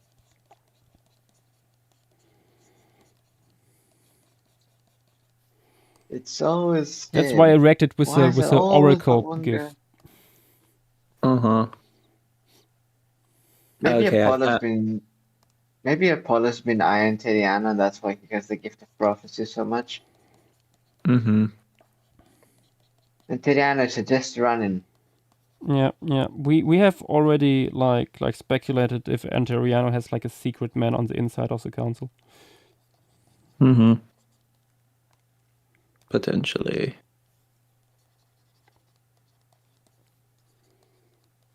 Also, I found a phylogeny that kind of illustrates an issue. Oh. Which is that a lot of the really early fellas in Europe and now in Africa are called puma. but if those are ancestral to Puma and Miracinonyx and Jaguarundis, then Miracinonyx gets lumped into Puma. Yeah. So it's either that or the Eurasian ones get their own genus. I think the later one is probably better. Yeah. Still, it's fun to say Enough, that there enough were Eurasian removed in Pumas. time and space, I feel. Mm-hmm.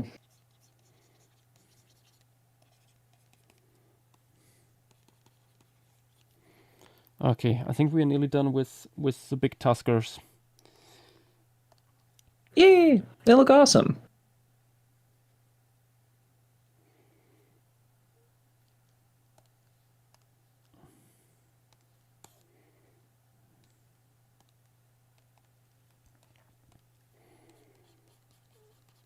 Feeling like a sweaty gamer right now.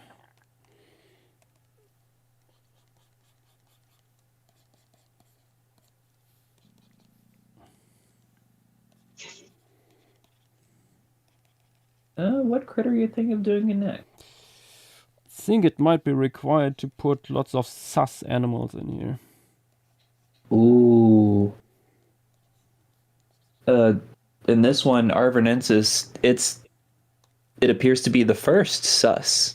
Indeed, and I looked a little bit into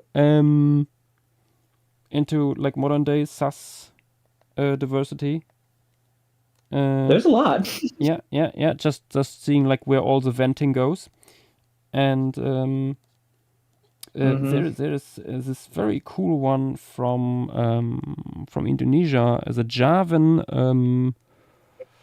warted pig, I think was the name. Yeah, Javan warty pigs. Warty pig, yeah, they can be very interesting in terms of coloration, but also soft tissue. Might not go as extreme, but there's like cool like white on the cheeks and black right below in some specimens at least. Thinking of maybe having something like this in here could be cool. But yeah. Here's the genus nicely illustrated.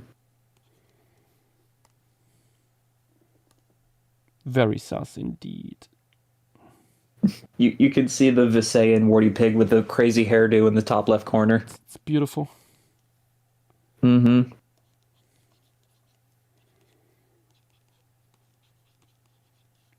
But even within a species, there can be quite a bit of variability. Like sus grover comes in quite a few different shapes and colors and integuments. Oh yeah, like the difference between, say, a big Siberian wild boar and then the really like skinny, almost elegant-looking Indian wild boars is night and day. Yeah. I think it was also the Indians that have this very raised mane. Yeah, they got a crest. Yeah. Dynamo. Yeah. It's here. Oh dear. Oh, wait, what? Dynamo. The images.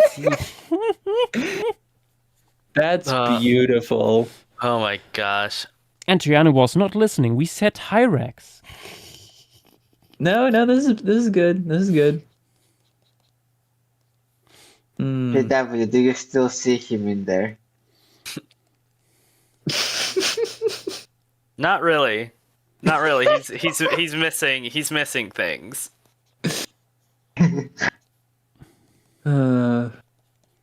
My humanity gone. I mean, he's clearly would just not as be tall, able- so I wouldn't be able to tell that's Dynamo. He's missing certain things. I can't.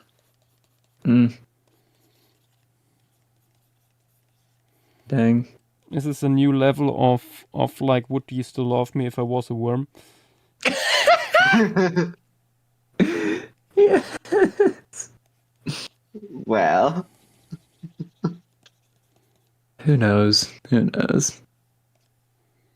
well, for your sake, I hope the answer would still be yes. Well, yeah, obviously. But this is not a worm, this is an Aphroseer, so Mm-hmm. this is a cool, different kind of thing.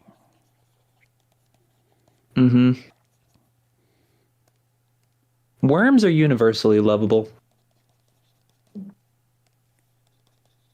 Oh, yeah, they're worms. Ooh.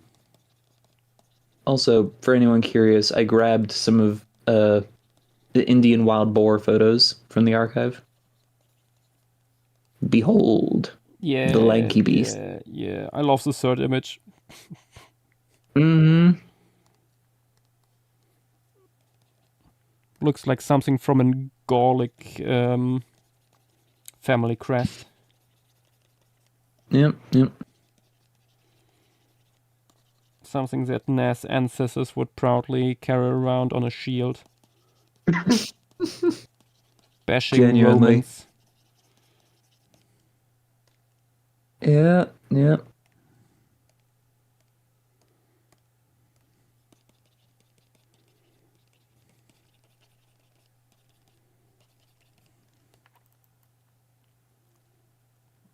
And then there's the bearded pigs. Those... The bearded pigs, yes. Oh, the goodest pigs. They're delightful, all of them. Mm-hmm.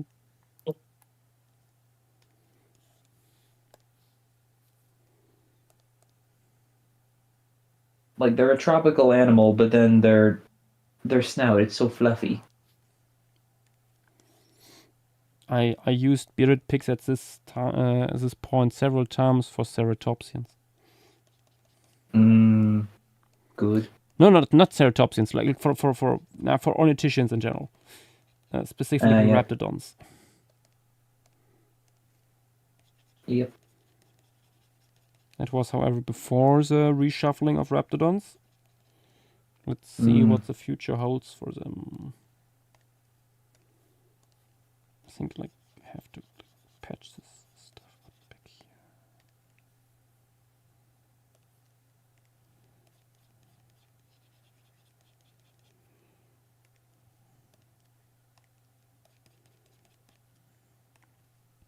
Oh, good grief, I found a real scruffy looking one.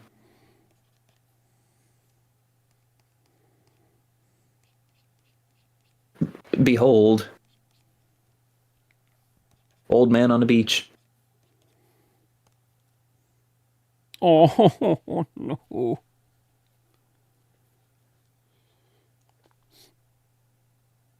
That's like He's Proboscidean growing level hair old density. and bold, but his moustache is still standing strong. Uh-huh.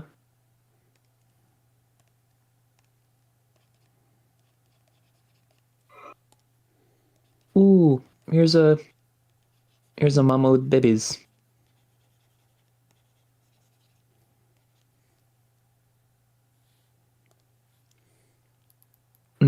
Pigs in warm climates always look just delightful in some form or fashion. They're so silly. And frontal view.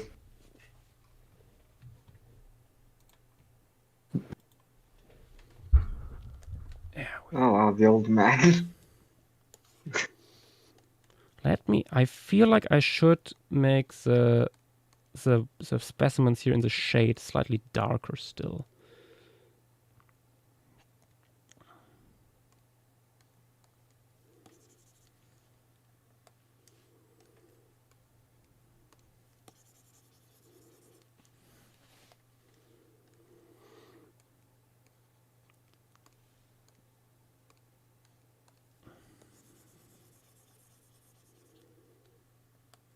A little bit too strong.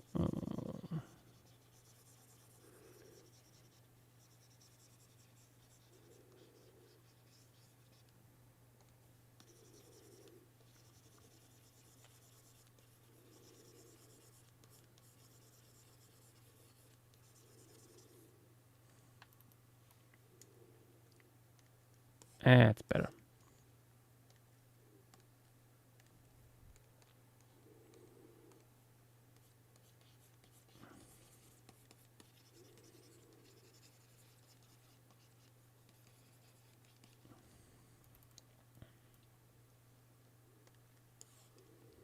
There we go, Mammoth Bersoni.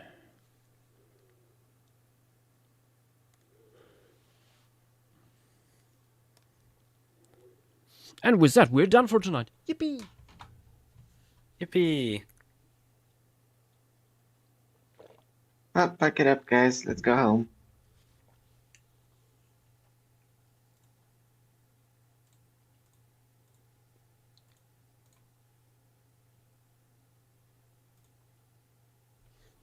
Haha, I lied. Because I'm sus.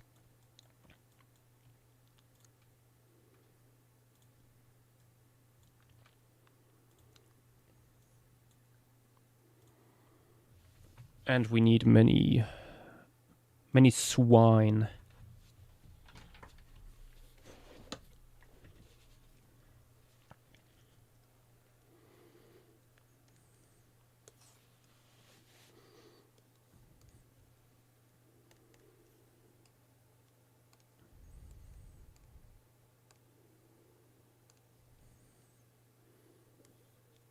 I think the size should roughly work for our pig from here. Yeah.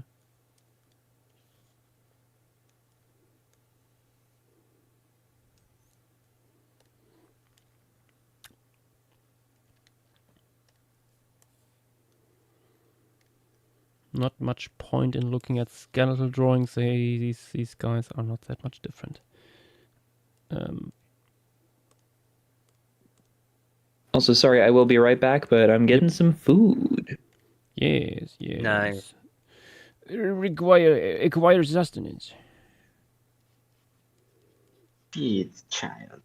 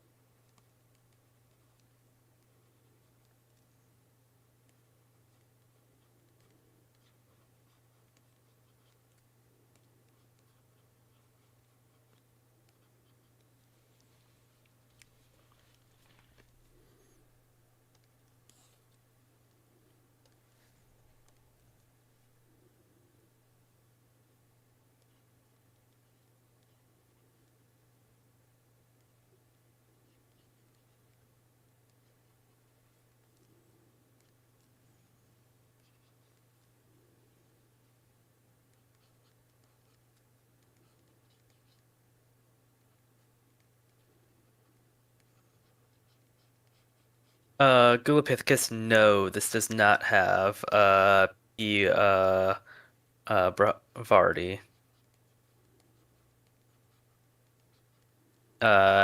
There's a decent amount of other formations, I'm pretty sure, that have it, and like other deposits, but this isn't one of them. Oh, what was asked for?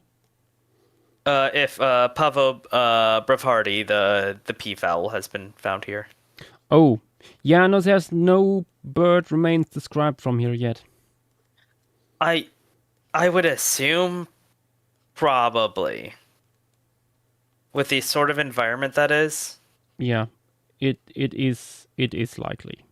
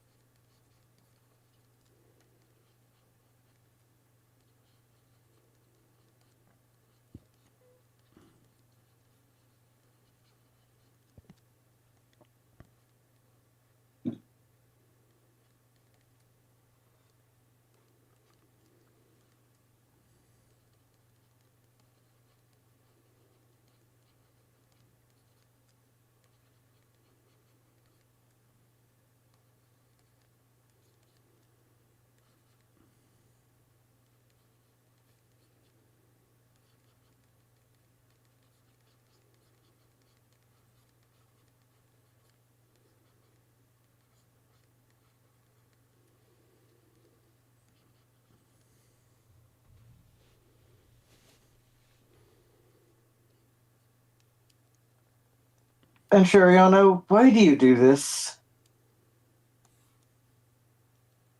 What was it now? Oh.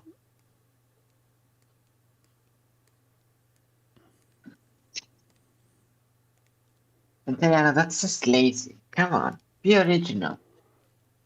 I Yeah, think that is very cool. You're washing out, old man.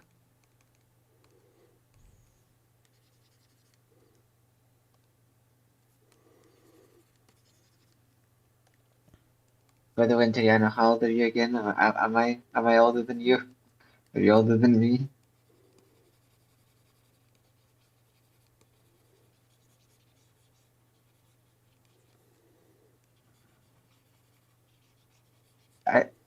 So, are you 2002 then? Was that the birth? Was that when 2001? Okay, so you are 2 years older than me. So I can legally call you old man. Haha. I am back. Welcome back. Welcome back. Ooh, the pigs. They are picking it. I'm doing like a group of them, and then like we'll use it as like a set to rearrange around and stuff. Perhaps some babies? Maybe. Not sure. Well, not just Hippus. There's a funny horse. Wait, what? Did it change or? No, I just said babies. Oh, for some reason I thought you were saying like to add the haunts. No, the horse is later. Sorry, wait. Speaking of the horse, JW, the haunt is not here yet. hey Dynamo, why is it not present on the size chart? What? I think you hid. Oh wait, never mind. I was scrolling up. I scrolled too far up. Dude, please don't jump scare. It's right here. Yeah, no. I was scrolled too far up. Never mind. You scrolled too far into greedily. And Teriano's latest comment in the Discord chat because it's for some reason it's hilarious to me. Yeah, you're old.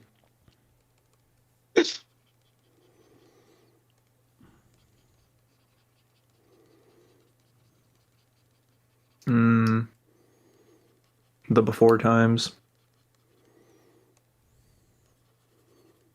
What was that world like in Teriano? I remember. Wait, when did it 9/11. happen again? When did it happen? What year was it again? I forgot. What was what? What year did Sauron's towers fall? 2001. 2001, yeah. Oh, Yeah, and Teriana was 3 months old. incredible. Mm-hmm. It was not even a concept yet. It would not be for 2 years.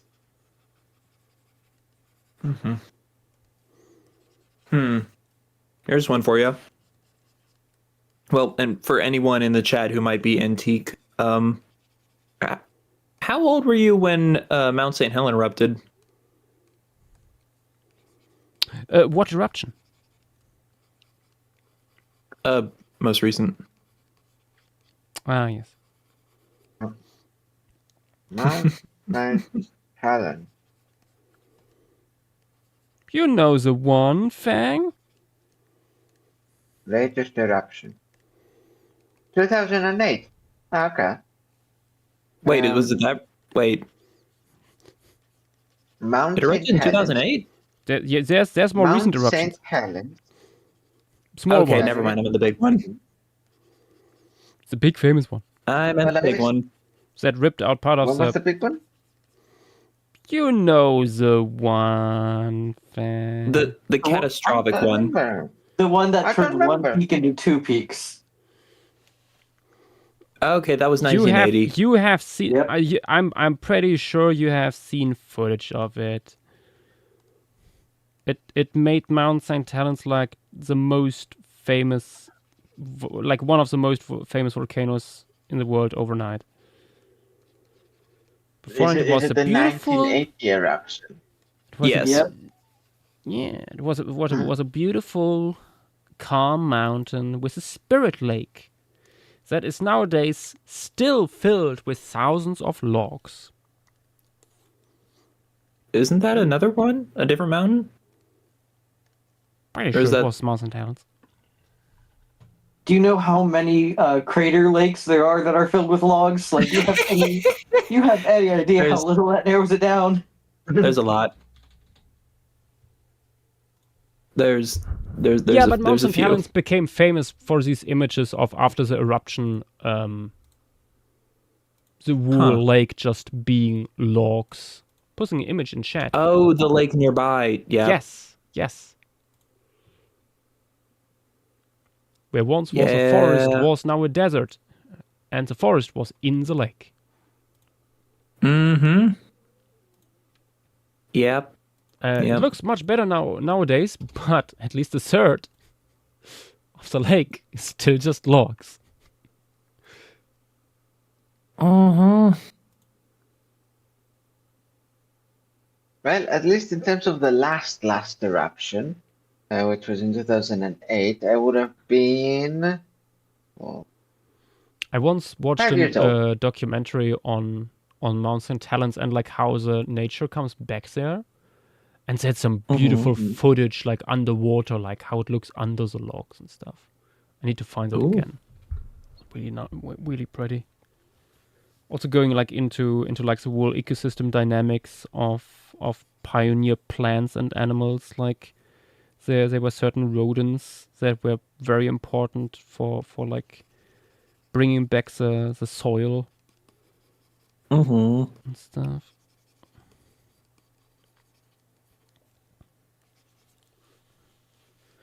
Also, as surprisingly fast, like a few years after the eruption, like just a few kilometers away from the crater, they already found like burrows of little rodents again.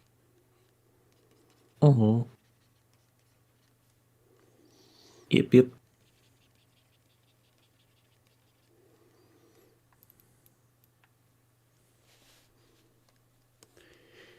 We're picking it.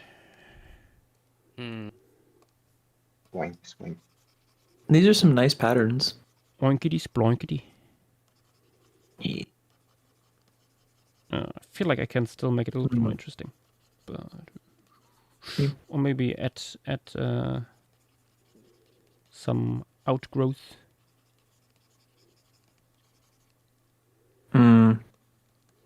This species was almost a nightmare. I can Little imagine. sillies. Well, the thing is, taxonomically, there's apparently been debate for well over a decade as to whether or not this is sus or whether it's in Potamicoeris, so the red river hog genus, or its own genus. And there's I was ready to hear a different tax's name. Which one? I was like, the Miocene dude. That's all over Europe and Asia. Oh, it starts you mean with an L. Lystrodon? Yeah. No, it's definitely not a Lystrodon, but I found enough recent papers saying, yeah, it's the earliest sus that I went with, okay, this is not a problem. Yeah. Speaking of, please figure out if it's a subfamily or a family. Please. What, the Lystrodons? I'm pretty sure it's that or another pig family that keeps on going back and forth. But does it really matter? Wait. I mean, if you ask me, they're all pretty sus. Haha. But does it really matter? That's Linnaean bullshit. Like it's just a clade. It is, but no, JW, you're not thinking of the wrong one. You're thinking of some of them. Oh yeah. Yep. It's all of them. I know pig taxonomy sucks. I know it sucks so much. The argument about whether to make it family or subfamily is meaningless, but what isn't is who goes where. And that is not meaningless. That's true. I know. That's a frustrating one. I know taxonomic stuff is also a nightmare with New World's peccaries, quote unquote, Dolichoquarids.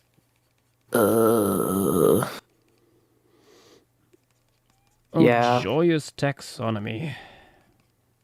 Like pigs are specifically so much worse than like every other group. I mean, there's nightmares everywhere, but Or at least every other, I would say, living ungulate group. Like camels are easy. Camels are so easy. yeah.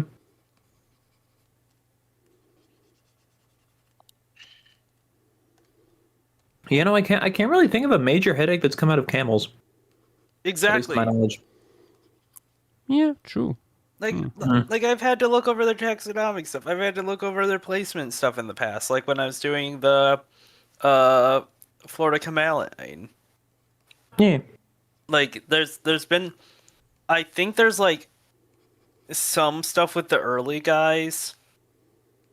I mean, there's always stuff with the early just- guys because, like, there you have Yeah, the most exactly. plesiomorphies, and Yeah. But then you just have like Sussiforms or whatever that are just like, let us be extremely questionable and a headache for up until like the Pliocene at least.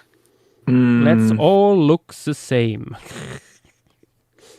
I mean, it's just more that no one, like, it's just all tooth stuff, and then, like, other cranial morphology, I assume, isn't really taken as much into account as it should be. Not as much. I wouldn't be surprised if a big portion of their diversity is just hidden because we're looking at the bones that don't really have that much differences overall, and they all put that into soft tissue. Maybe pigs do a lot of stuff cranially though, which is nice. Yeah, like, their postcranias are very But similar still. to what I remember. But still, like just looking at sus here, Yeah. there's I mean, so there's- much there's going two on separate- in the colors, in the soft tissue shapes and stuff like that. Yes, sure. There's like outgrowth and stuff like that probably leave marks in the skull, but like, yeah. Oh, I mean, Red River hogs are our whole thing of, like, how bone texture, like, rough bone texture doesn't necessarily mean keratin sheath. Yeah, which is why whenever you talk about osteological correlates in dinosaurs, just don't look at mammals. Just don't look at them. They do not have answers for you. Yeah. Like, I'd be interested in like an actual study on because there's probably like specific correlates if you go like absolutely. microscopic to skin versus like tough skin versus actual keratin sheath, but like no one's doing that work. I think Maybe there's a master's you thesis will out probably there somewhere. you will probably I doubt that, but you will probably find that mammals and reptiles are fundamentally working different there. Yeah. And, Yeah, I could see that. And that's why, because like at least superficially, these structures are oftentimes so similar that it's a real headache. Like, why isn't this producing the same things on top? But I think it just comes down to like the way mammals work in general with their integument. It's not the same as reptiles. Which overall could be really cool and interesting to look into, because that might help us also partially to figure out stuff like dinosaurs if we like better understand like underlying principles and stuff. But Yeah. yeah. The Suoid talk reminded me. Yash, are you familiar with the Aardvark pigs? I think we've talked about think so. The pigs with all 5 digits on the forelimbs into the Miocene.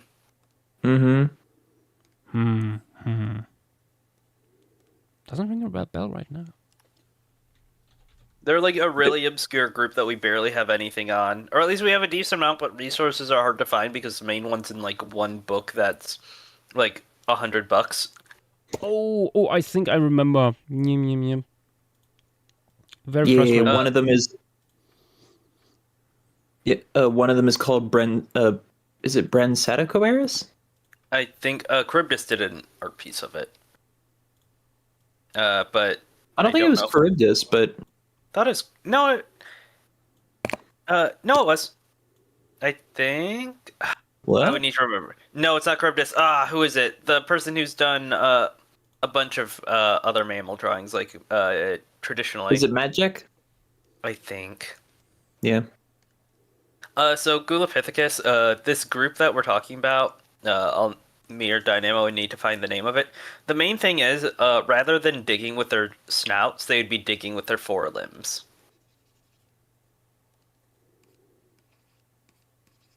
That's like, they're very weird.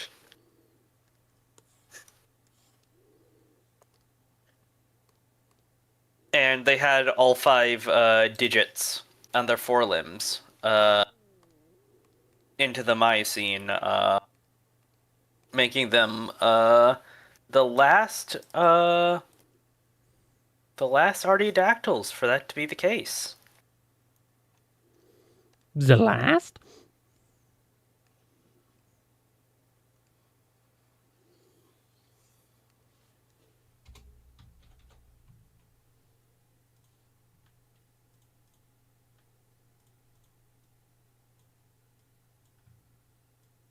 What's the name? I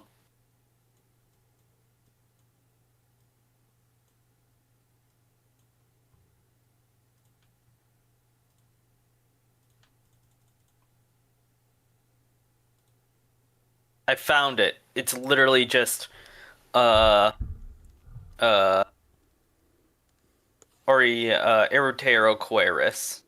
It's literally just aardvark pig. But this is like a family set / subfamily. Here's the feats. Yeah, I was about to go look them. Yeah, you can see that they all have The fingies. Why does it give Yeah, me they have- Ornithopod vibes? Yeah, they I can have see all, it. They have all 5 metacarpals. Mm-hmm. Also, we have Disgusting. an amazing amount of the skeleton of this thing. Yeah. Like most of it. Yeah, these guys are super cool, more obscure animals that like they seem to be pretty uncommon. Like from what I've read about them, they seem to be very uncommon. Yeah. Oh, And it was uploaded onto Wikimedia. Oh, the book? Goober. No, the art that I was talking about. Oh, okay. The Goober. Yeah. You can see that they don't have as big of a snout. Mm-hmm. Here's a skeletal compared to a peccary. Someone remind me, maybe we can do this tomorrow. This guy. Yes. I believe Yeah. the aardvark comparison is specifically due to their teeth. Like they have the same sort of teeth, Yeah. Oh boy. which is weird. So probably insectivorous? Maybe, but then again, aardvarks are also heavily frugivorous. Oh, true. Yeah. But yeah, you can see that the skull is very different. Mm-hmm.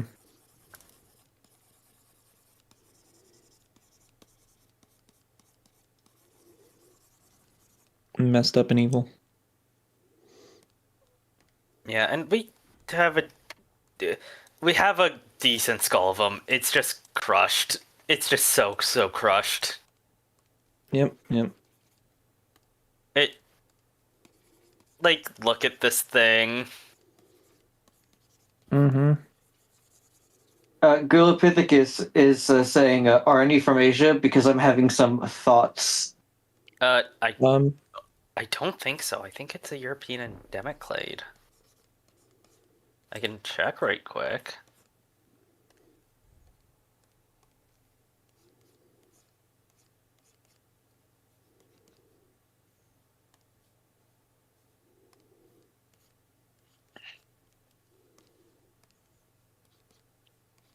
Oh my gosh, this thing is so obscure that not even Paleobio database has it. No.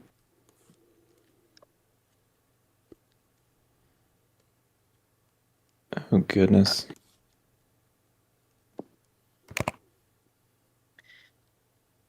Yeah, this may or may not be a Dolichoquarid.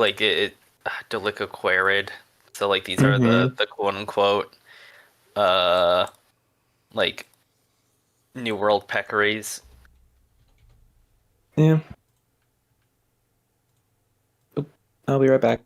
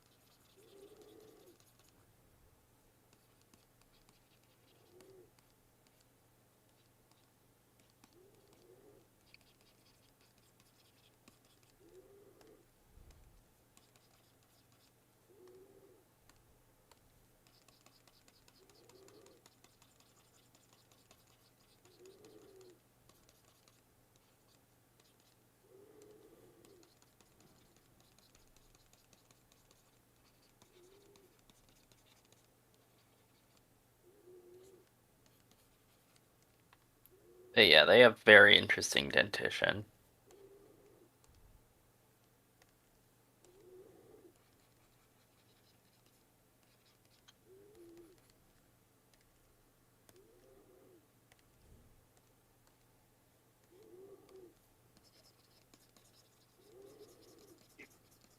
I have acquired the steak and the mashed potatoes. Excellent. Yes.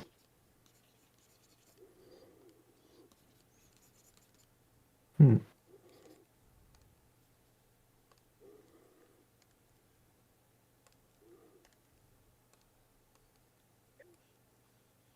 Hmm. I'm just wondering, even though we have no bird remains, do you think it'd be worthwhile to put indeterminate little songbird dots around them? Oh, maybe. Going after the acorns? Maybe. Mm-hmm. This is part 6. I need part 4. Why? Why would you give me part 6? I need part 4. What you up to?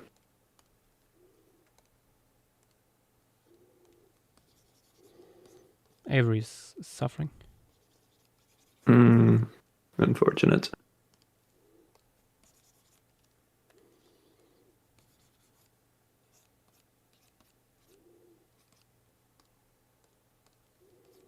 Yeah, I'm pretty sure all 3 members.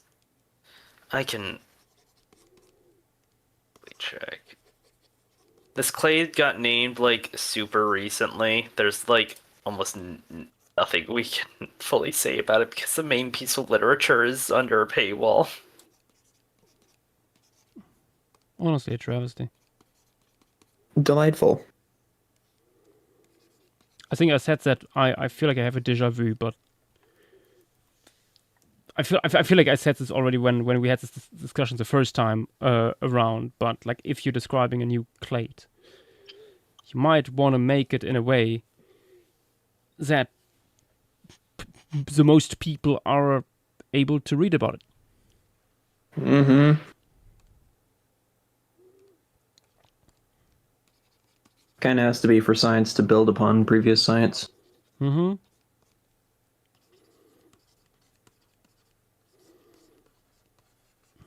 TDA Cockerel, I have some words for you.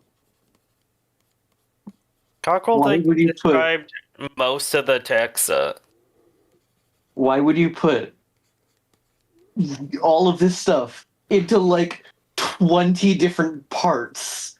Just Because a bunch of people do that. You can't, like, when doing that sort of stuff, you have to like separate it into parts. Like it's something that happens a lot.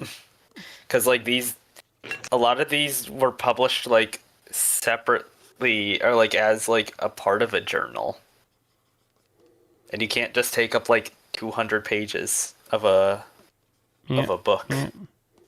That's Then let me one of the main rephrase. reasons why Nature papers are so short, because it's still part at the end of the day of an actual journal that is published in print. Yeah. Then let me rephrase.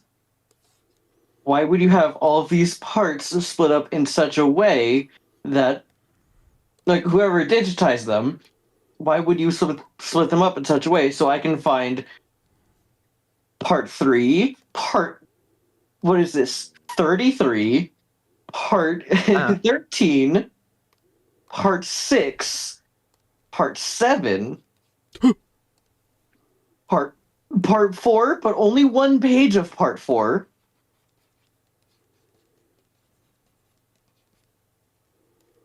Dang. Yeah, I mean, the Elmo stuff was in like I think 12 parts. It's not too surprising.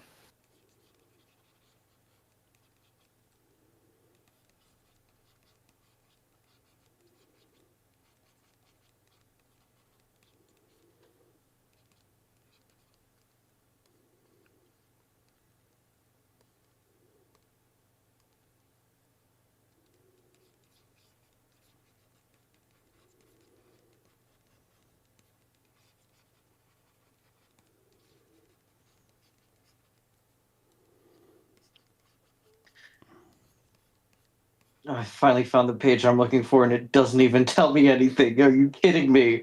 No. Could you send it over? No, I'm just starting to go through some stuff, and one of the things that I saw first was an Elegama. What are you specifically looking for?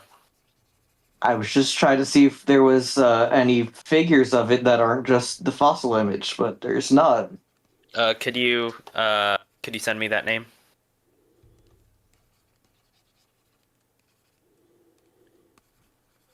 Because I'm sure I can find something, even if it's a bit annoying.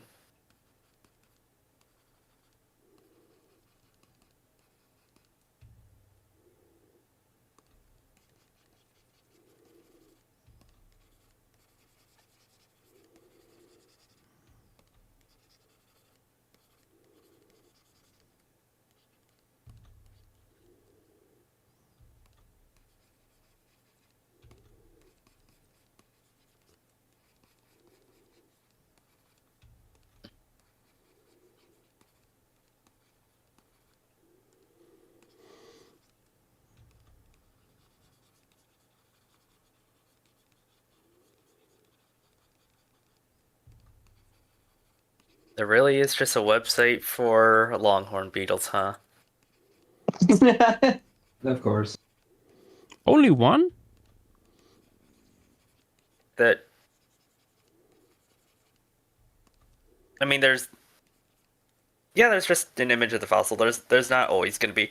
I actually use this paper because if you scroll down, you can see the click beetles that are in here. I had to grab those guys.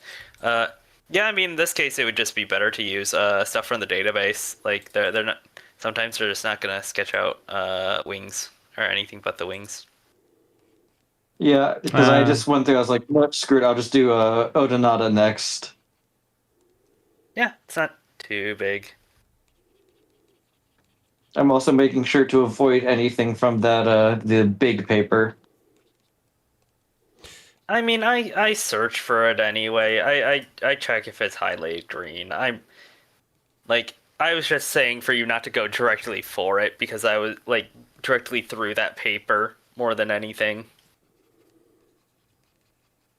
Like there's gonna be things that line up every once in a while.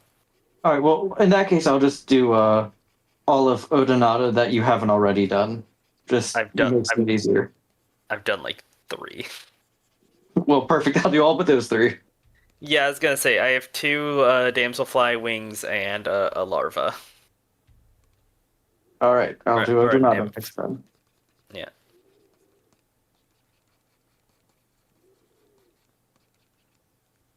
Yeah, speaking of things that won't be included in that piece, Odonate nymph. See ya, Fang. Yeah, we have some really cool ones, unfortunately. Odonate nymph. Yeah, I mean, for that we would need some underwater stuff. Yeah, though we would be missing out on a lot of other taxa if we were to set it close to the water, because, like, a lot of taxa don't. I think I see in your compositional sketch that there's a little puddle of water in there. That would be very useful. And it would also indicate that it potentially rained recently, which is when the most insects are out anyway.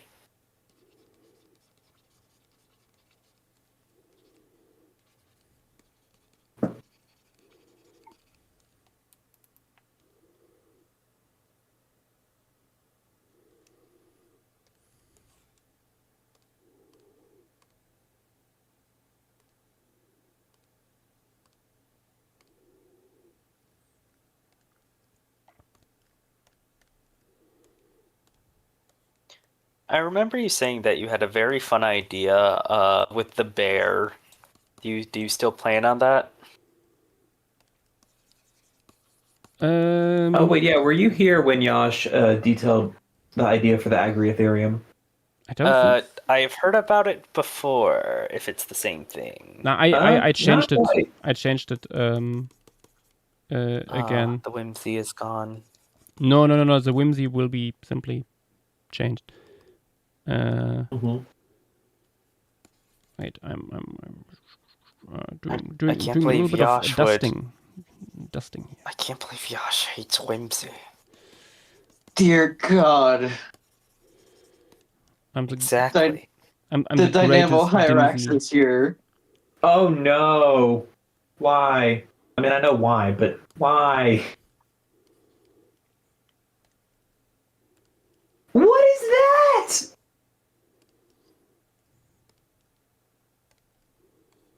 Entrariano. Do we have a Dynamo Hyrax? I don't know if that can be considered me at that point. Andreas, that looks more like Fang.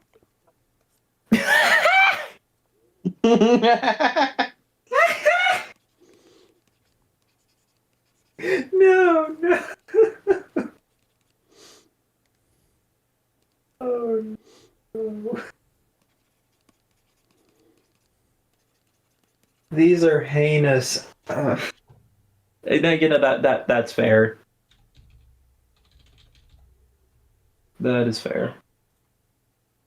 Also, since we won't be able to include them, I just want to show y'all some of the cool dragonfly larvae we have here. Dynamo, do These me are all next. In school, species. at some point, I had the nickname of Aardvark for some reason. Oh. Well.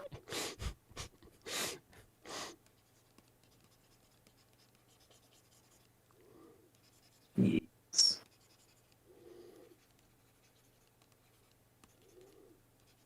Yeah, those are nice dragonfly nymphs.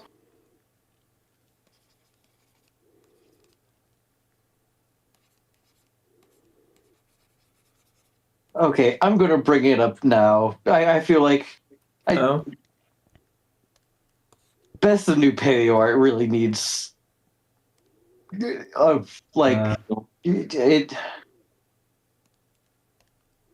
I don't know how else to say it. People just. Oh, hang on. They just be posting. Just posting everything in there. Let's see what. Yep, pretty much. Oh wait, is that someone posting their own work again? not only is it that, we just went over how like some of these things are probably not entirely correct.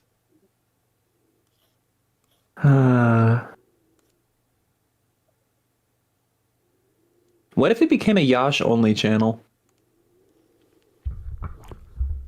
Like literally just whatever Yash finds interesting. I have thought about make it like role restricted or anything like that, but I don't know. Like,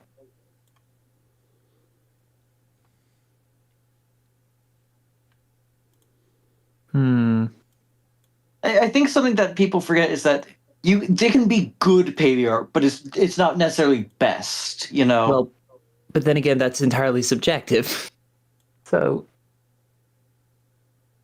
like, there's never going to be an objective criterion for what goes in there. It's just best. It is really hard.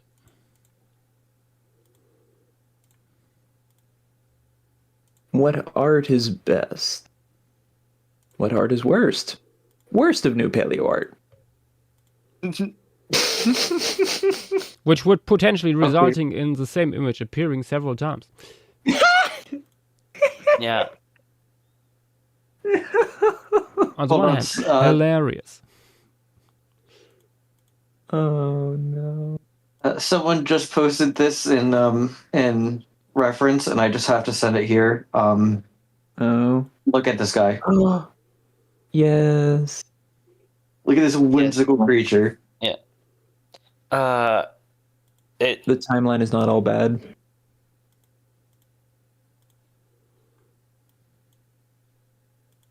Sorry, you were saying, JW? I was saying, I know I sent it to you, Dynamo, but Hidari has released a new drawing. He has... Please tell me it's anything else. Please tell me it's anything else. It is. It's don't worry, don't worry. Okay, thank God. Yeet. I wouldn't be talking about it otherwise. We're not talking about the fucking Kraken. No, it's fix your shit, Hodari. This is a nice one. Yeah, inspired by that one rabid honey badger going after an elephant and then it just getting kicked.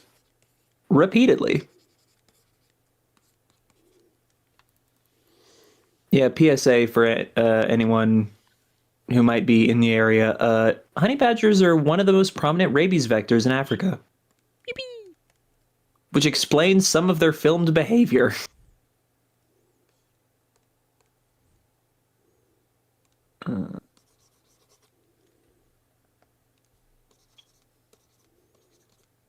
This is nice Hodari Pleistocene.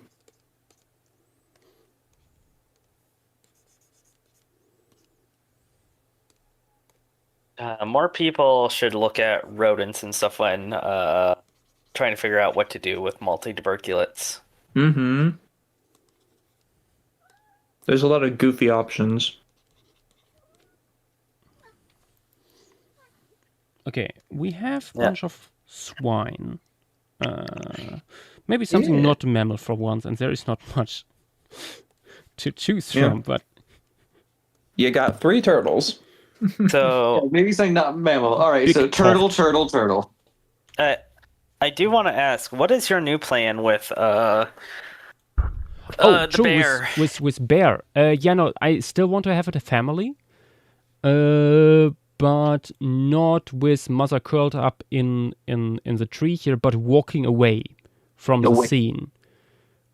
Because I just realized, like a little bit after us talking about this, that, oh yes, this is cute and stuff, but there's like the largest herbivore of the area, like right next to them, basically. Would a mother with cubs really want to be here?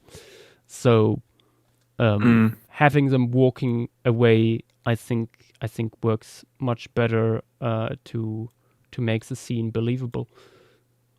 Mm-hmm. Hey. I don't think I've asked it in the stream, but is there anywhere the other bear could go? I wouldn't know where. Also, I just The little realized one. I made this Mammoth Borsoni here one-legged at the front. No. Oh, the three-legged Fend. Yeah. Whoopsies. Also, to answer a question in YouTube chat, Gudrick, this is the Lost Paradise of Milia 5. Or just Milia 5. Yeah. Yeah. The Milia 5 is the Lost locality. Paradise. Lost Paradise is nothing official and is at most a paper title. Yeah. We just call it that because it's whimsical. Yeah, it just sort of like this is right before the aridity that you see in Greece happened, like Greece today.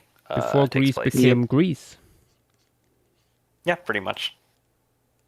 It wasn't so greasy, Exactly. but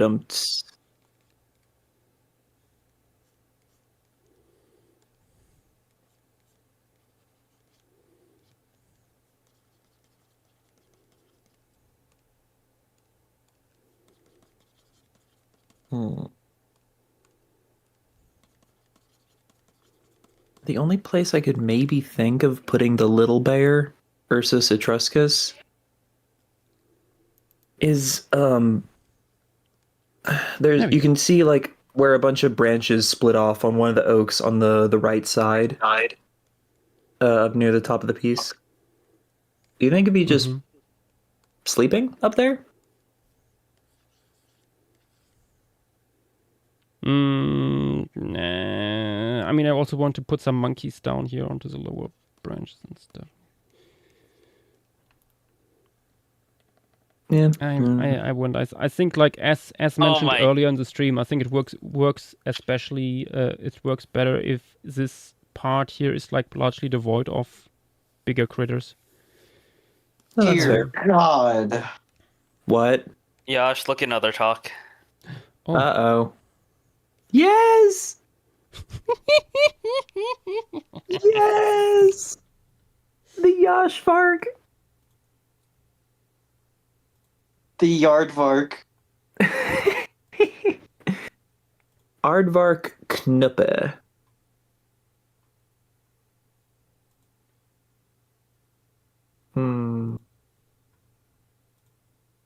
Also, Enchiriano, I have to say this now. I hate the fact that you gave it human feet.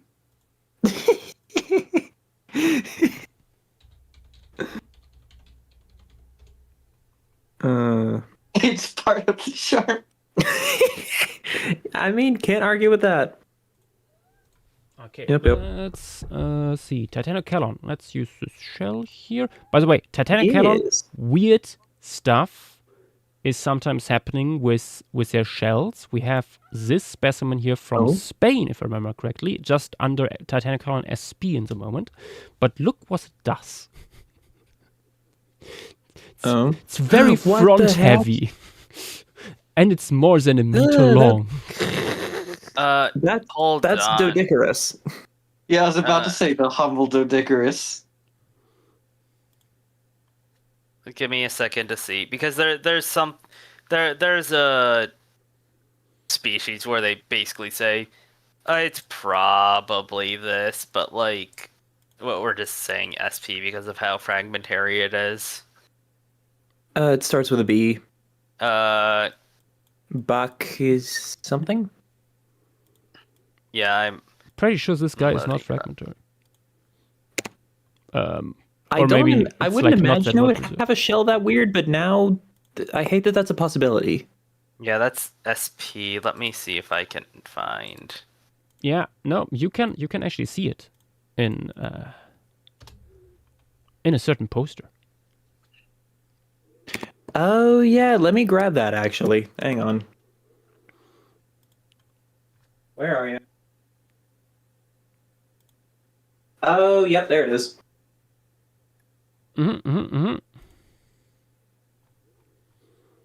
Yep. Oh, yep, actually, yep. Georgios was one of the people on Twitter when I was working on this one who gave some feedback on that. Nice. And he didn't say anything on that specimen, so. Let me check something because there's something they specifically assign it as. Oh, Baccaradisi? Yeah, it was originally Kiragesser, but it's now something else. I mean, it's Titanokelon, but yeah, no, it was originally assigned as a different. Genus. Yeah, Titanokelon is like a genus where a lot of shuffling around is happening.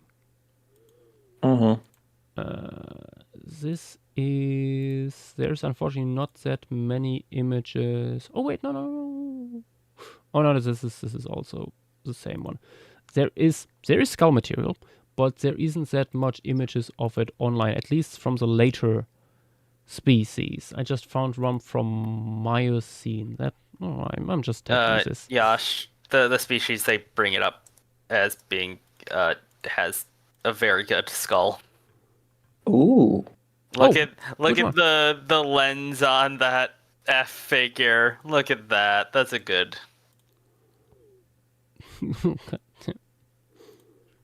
The Schnooper. My goodness. Yeah. Can you see what shape the shell is? That's a fucked up skull. Yeah, this is the figure of the Okay. materia. C is posterior. Oh yeah, that's a plastron. Yeah. Largely. Yeah, because like we have a good amount of the shell. Oh.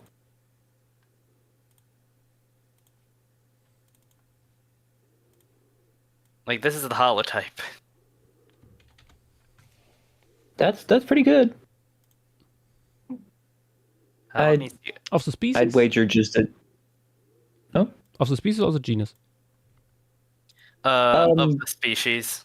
Okay. Well, the species that the Milia one is most probably either. Yeah. I mean, we have it here under a species.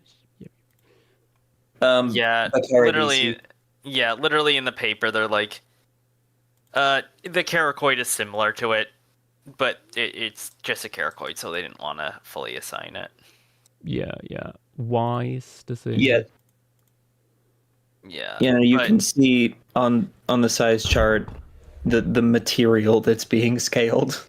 Yeah, it's a species in Greece during the late Pliocene. It's pretty reasonable. Yeah.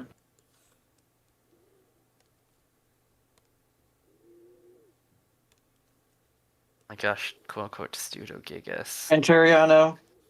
Oh, this is a shell of all time. Oh my gosh. Speaking of shells. Hang on, guys. Look what Antariano just posted. Yep, I was about to say Antariano. That's beautiful.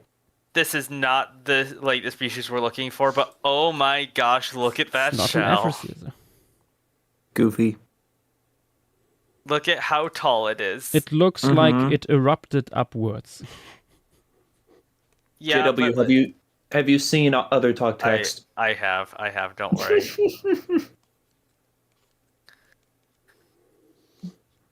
The precious.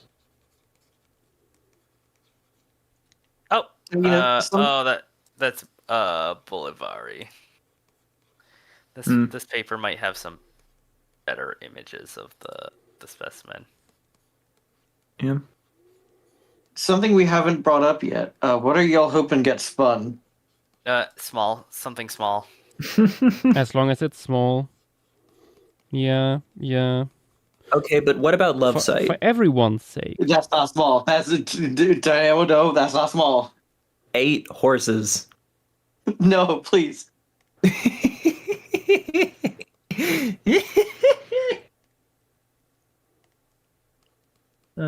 What are our options? Benny. Yeah, I am seeing some nice shell reconstructions of Titanokelon actually. Yeah. Although, as Nice. mentioned, they differ quite a bit. Yeah, like this one. Like this is a really cool way to show a non-complete one. Yeah. Yeah. I mean, I have to figure on stream actually.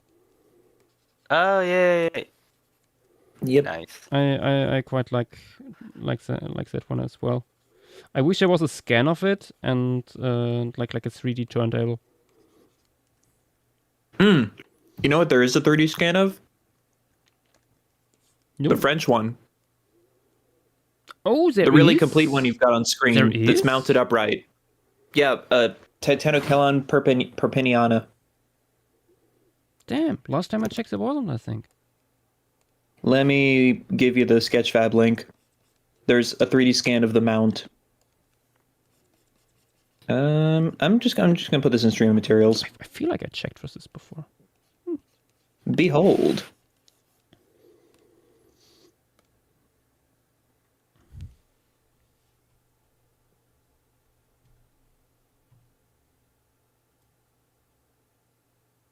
Oh, it's so stupid. Although also slightly flattened, I think. Taphonomically. Like it looks a maybe little bit a like towards the front, I think. It's like squashed. Like, let me take a screenshot. But also this way you get an like close up actually of the skull, which is basically never photographed.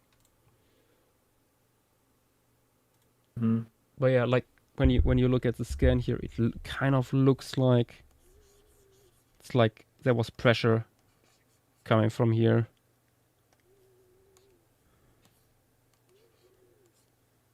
Onto that, and it was more like this.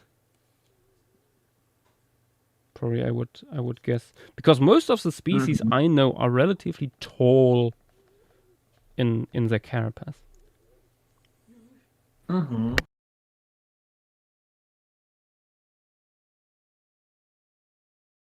Let me. I could see it.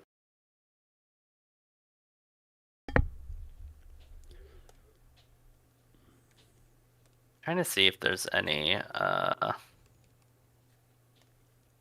sort of things like placements for this guy to see what the thing that puts it into Titanokelon says that it's sister to Perpigniana. Okay, so I picked a good one to scale it from. Is that the one that you chose? Yeah. I took a screenshot of the French mount in ventral view. The Paris mount. Like there's so many like really cool specimen in Paris on display. Unfortunately, there's I'd say not that accessible. I think to science. Yeah, and literally no one takes good lateral photographs. Which I mean, to be fair, when you go to a museum, I don't think anyone has thought, unless you're like a seasoned paleo artist looking for references. Oh, hang on, let me get the perfect lateral view of this specimen. I'm like, whenever I'm in a new museum, like I'm taking tons of images of like specimens, especially from angles you rarely see. Like frontal view. Like I was so happy when I got a shot of like Ambulocetus in frontal view, showing how incredibly stupid that thing is.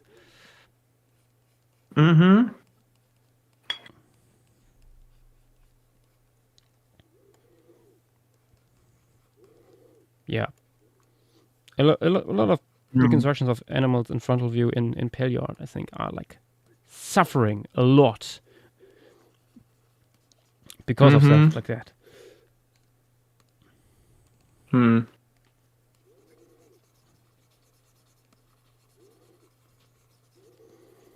mean, you see it with like the dinosaur revolution, not revolution, with the dinosaur renaissance, when Gregory S. Paul started to do his skeletal drawings, and for the first time do some rigorous, at least vaguely rigorous, reconstructions of stuff like ankylosaurs. Yeah. And it's like, wait, they are this white? Only for Jurassic Park to come in and being like, however, we will simply ignore this. Oh my gosh, I found a turtle tree that treats Gopherus as non-monophyletic. It's beautiful. What? Why is that a good thing? I'm saying fossil taxa. Okay. That makes sense. Yeah, look in other talk texts. They have Gopherus sensu stricto. Ooh.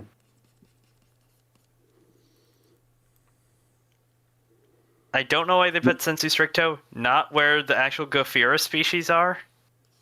Like the living They did ones. though. You can see that. Now, if you look down a branch, there's the living Gopherus. Oh, wait a minute. I don't know why they did that. That's why I recognized this genus name. Oh? One of the things I'm scaling right now is the bluets, the damselflies.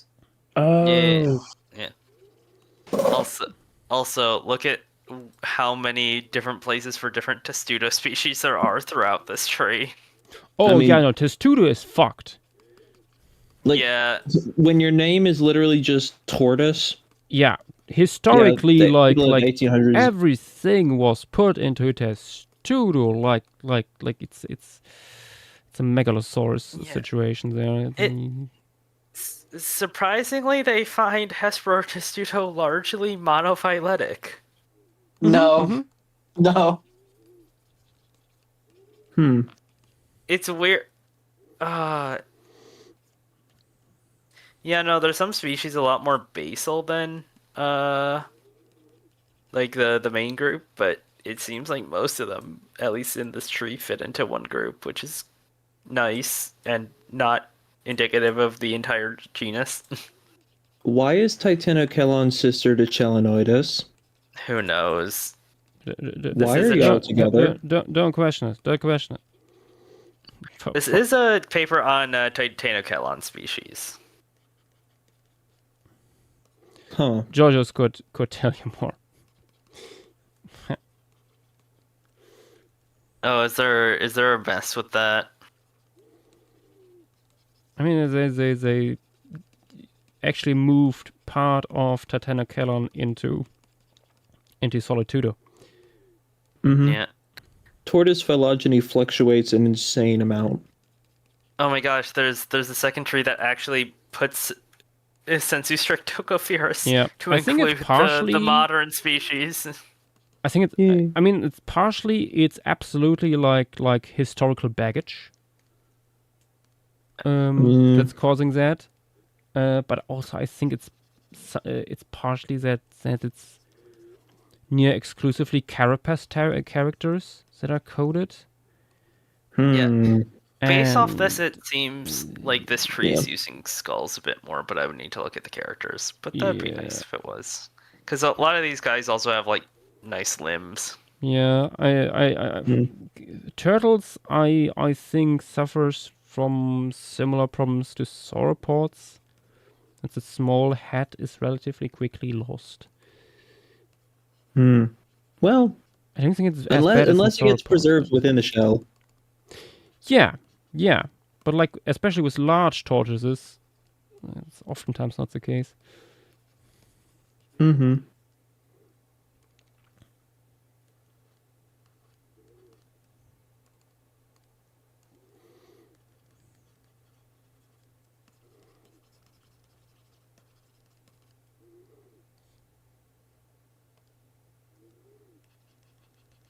Ooh. Oh, there's a large tortoise from early Oligocene Mexico?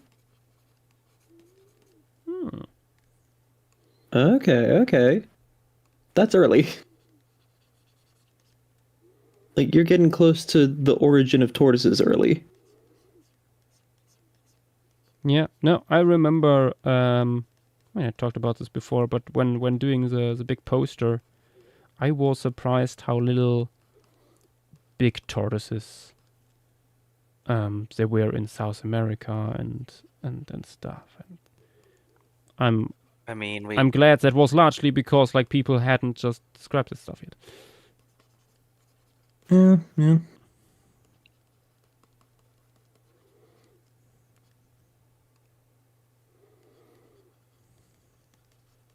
There aren't that many turtle workers.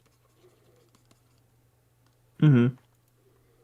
Okay, the early guy I just mentioned has like a roughly 80 centimeter long carapace. That is sizable for the time.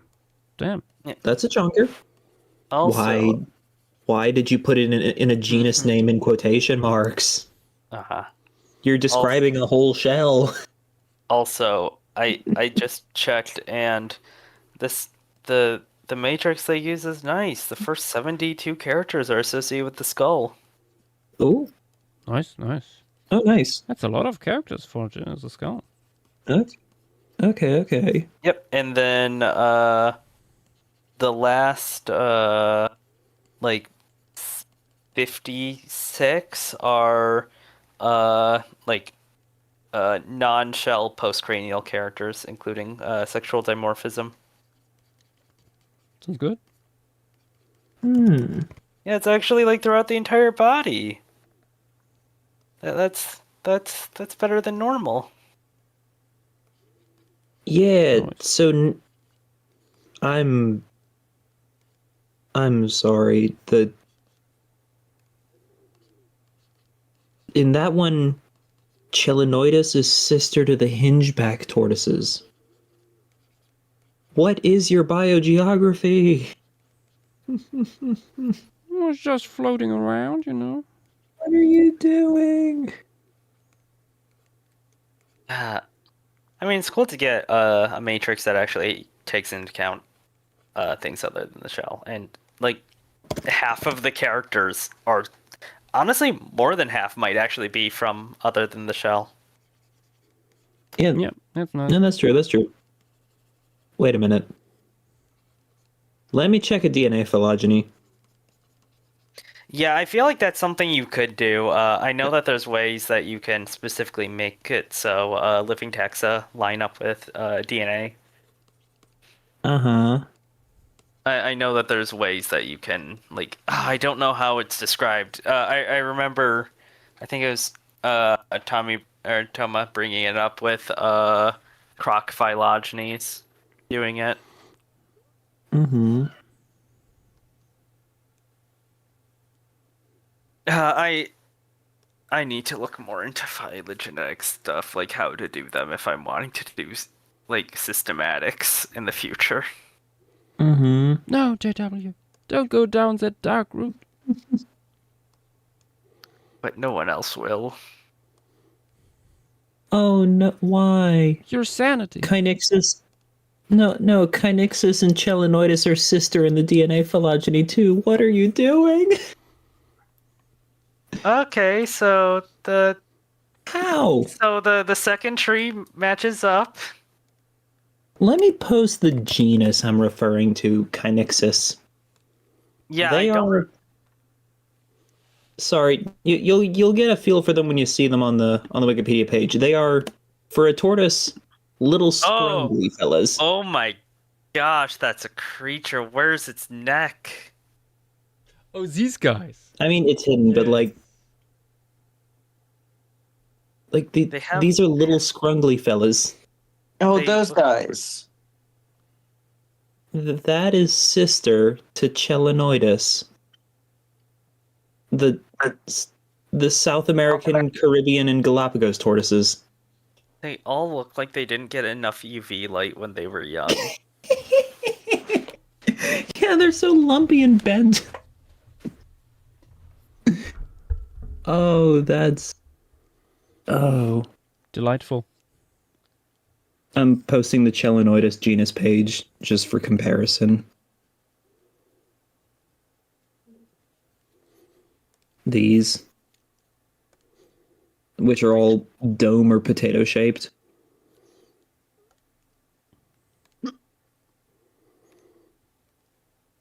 The potatoes.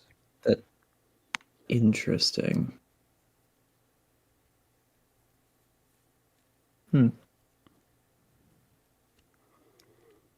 Golopithecus, yes, rhesus macaques and stuff like that certainly can go around bears and some other monkeys too.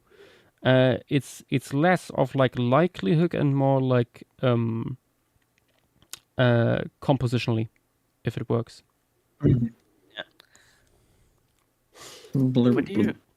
Would you want to add the Ananchus species next? Ooh, yeah, could do that. Otherwise, I was thinking it's a tapir maybe. Yeah.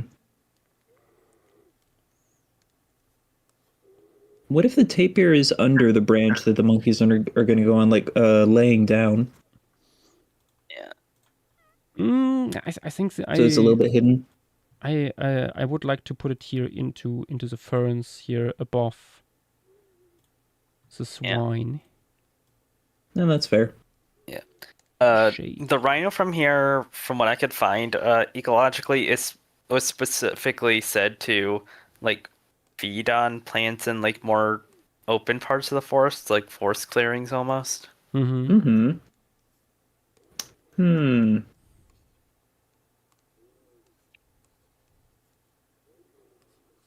almost wonder if the rhino would go well there.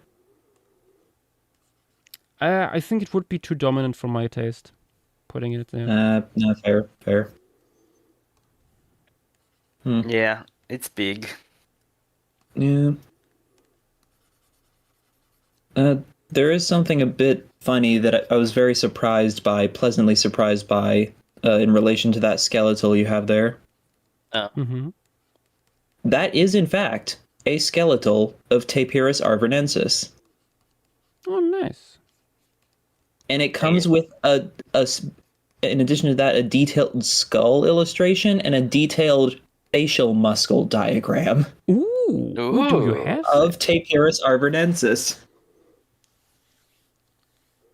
It's like. Could you post those? I'm finding it. It's like I'm baffled to find that. That is a rare treasure to find these days. I think it should be this one. Based on what I named it in my downloads. Yep, it is. It's not a long paper. It's just on Pliocene tapirs from France and Italy. Detailed, lots of figures. Oh, that is on the 11th page of the thing. That's a nice skull comparison. Mm-hmm. Then, ooh, yeah, that's a nice muscular diagram.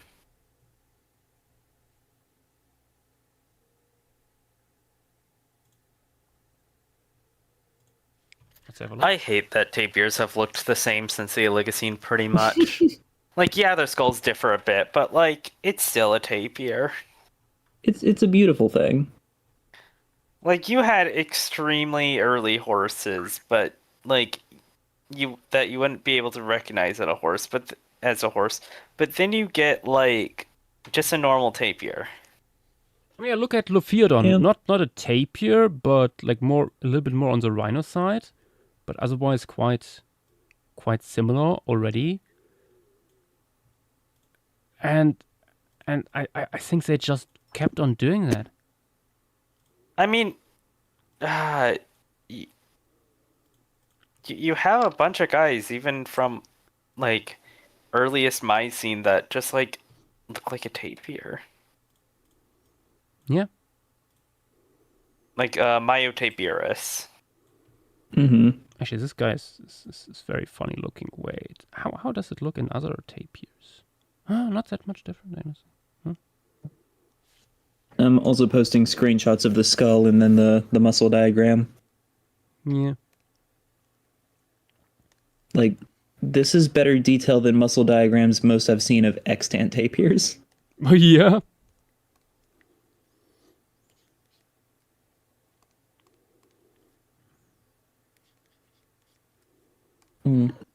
Also, in case you want, like, the only thing we have for coloration reference is this guy would be, like, it's among living tapirs, its closest relative would be the Malayan. I mean, that makes sense. Yep. It's also geographically the closest.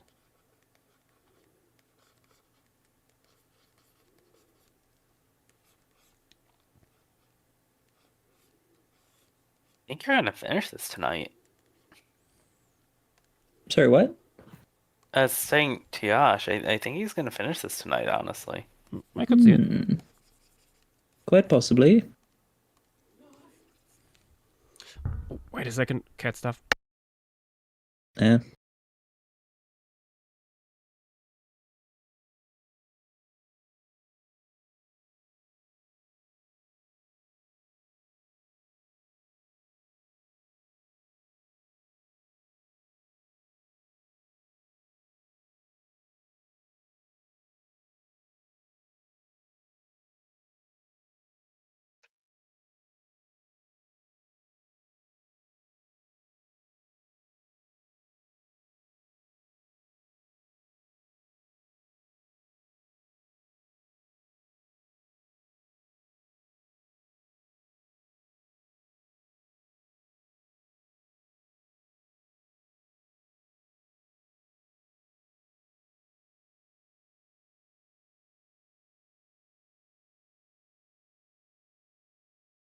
Honestly, please, I hope we get something that, like, I've already pretty much finished the size chart on.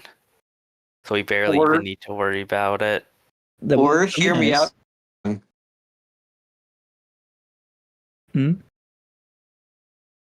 I said, or hear me out, Chenjong. No. No. Like, it's a 1 in 21 chance that we get something spun that I'm already pretty much done with. Uh-huh.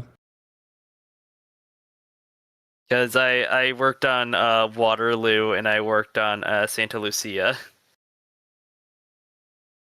Yeah. I think anything mammal heavy would suck. Because, like... Maybe. Depending on how things go, we might honestly be fine without Nath for the most part. With how... I'm very unsure about that. Yeah.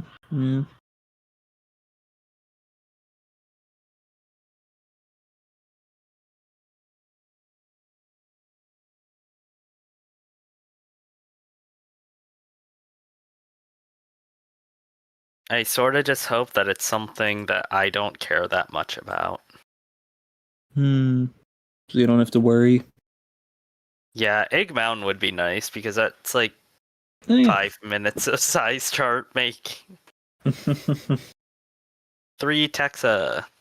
What even is on Egg Mountain? It's Myosora, like I think smallish theropod, and then like a synapsid. It's just an important locality. Yeah. Plus, we get to bash Jack Horner for hours. And Yash, I put some Malayan tapir photos in the stream materials. Yash is taking care of cat stuff. Wait, why is the stream still? Oh, I forgot to unmute me.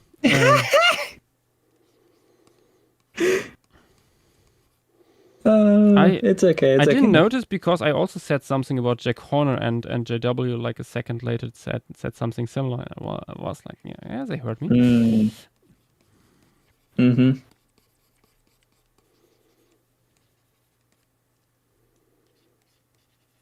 I love how just shaped Malayan tapirs are.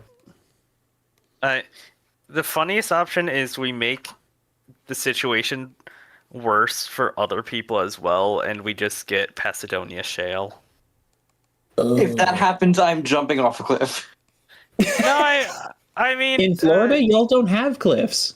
I mean, like, things are being covered by Alex, I believe, for that. Like, Alex and Mudturtle were really wanting to do that one. That's going to need more than 2 people. Yes. Well, so is this. It's only So- Posidonia shale. What's Only? possibly there? Yeah. It's only one of the most diverse marine assemblages ever. Yeah. Everybody knows the marine reptiles, but have you ever looked into the paleobiota of Posidonia shale insect corner? We're not God. touching that. We're not touching that. That's a. Honestly, I sort of hope that we set it like at a like a little bit more of a pelagic area.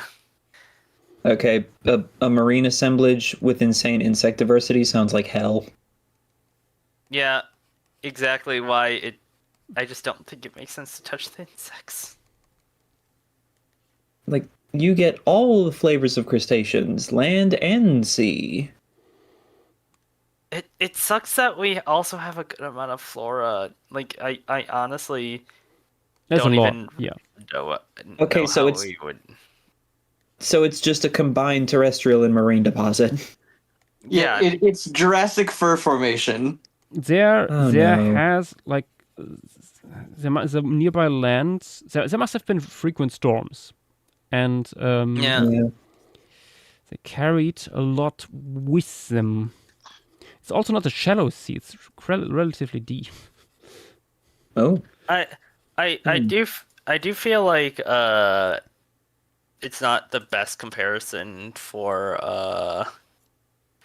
like fur because we have a like very diverse like bird assemblage from fur where we have some dinosaurs from Oh, we also have some Macedonia, but pterosaurs. yeah, like I still don't think it's comparable with how diverse the Yeah. No, I honestly have no idea tetrapod. what is causing this in fur, because we also have not a single mammal. And there must have been tons of mammals. But the birds we find, most of them are not shorebirds.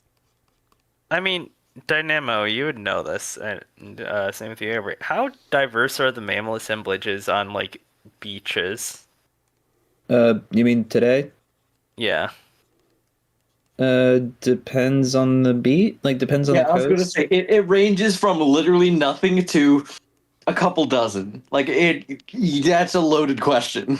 There's a lot of coastal rodents, a lot of small rodents. Yeah. I mean, I like They kind of dominate.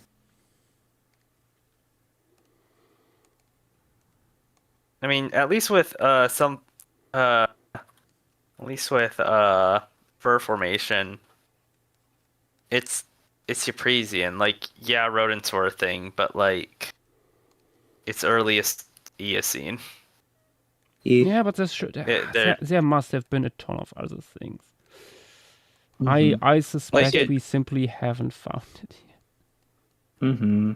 I mean, what extremely small mammal groups? I mean, Liptictidians maybe could do. No, there's other stuff.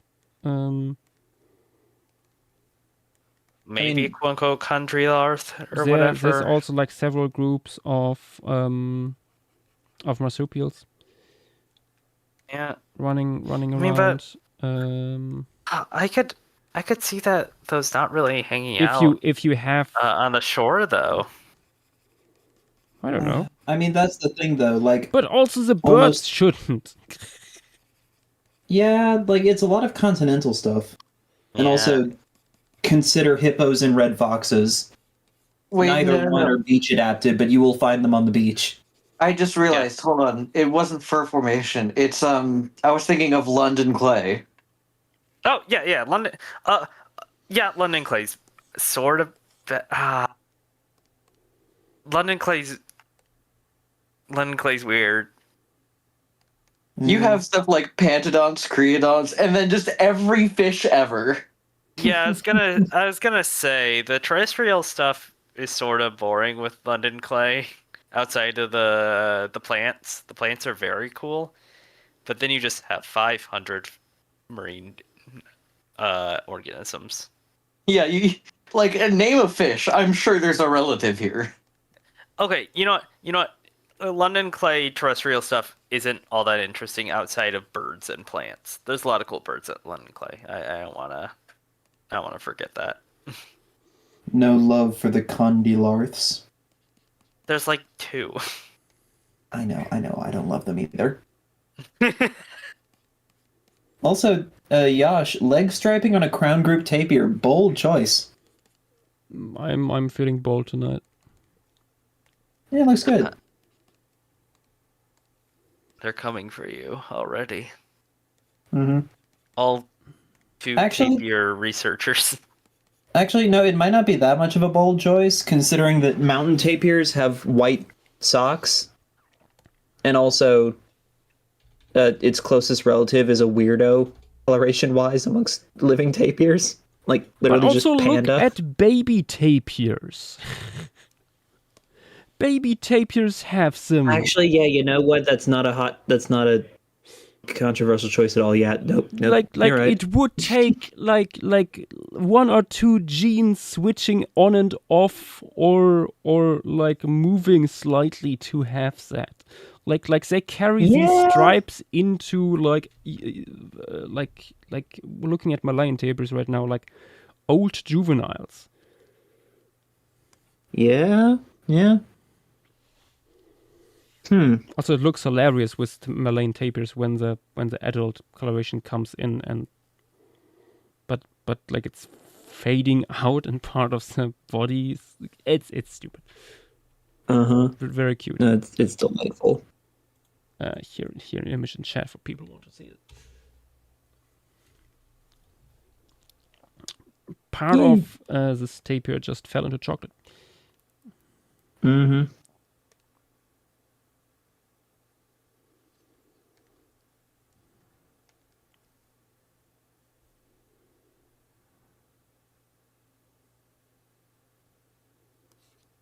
Oh, somehow it looks weirder on juvenile Brazilian tapirs. Behold. I also want to say, if you look at the extant range of tapirs, Look at that. it's really funny because the extant range of tapirs is really funny because you just it's like, oh yeah, we got 3 in South America, Central America, and then just 1 over in Malaysia, just because why not? And none were That's what previously being global and then Ice Age does to a genus. I mean, it would make a lot more sense if they were still in the US. Or North American. Something I did think of. You could make the just one more thing on the tapir. You could make the bottom of the neck a fair bit thicker. It's very thick on tapirs, like just 2 straight lines, more or less. Make them chunky.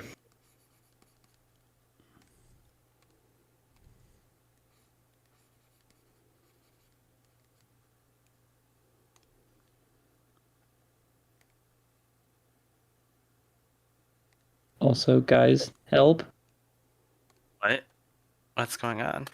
My mother, my sister, and my sister's boyfriend are saying rats, crazy, rubber room, etc. in unison. No. Crazy? Immediately. I was crazy once. What? Why are they... I don't know. They're a bunch of goofballs. I'm just listening to them echo through the house.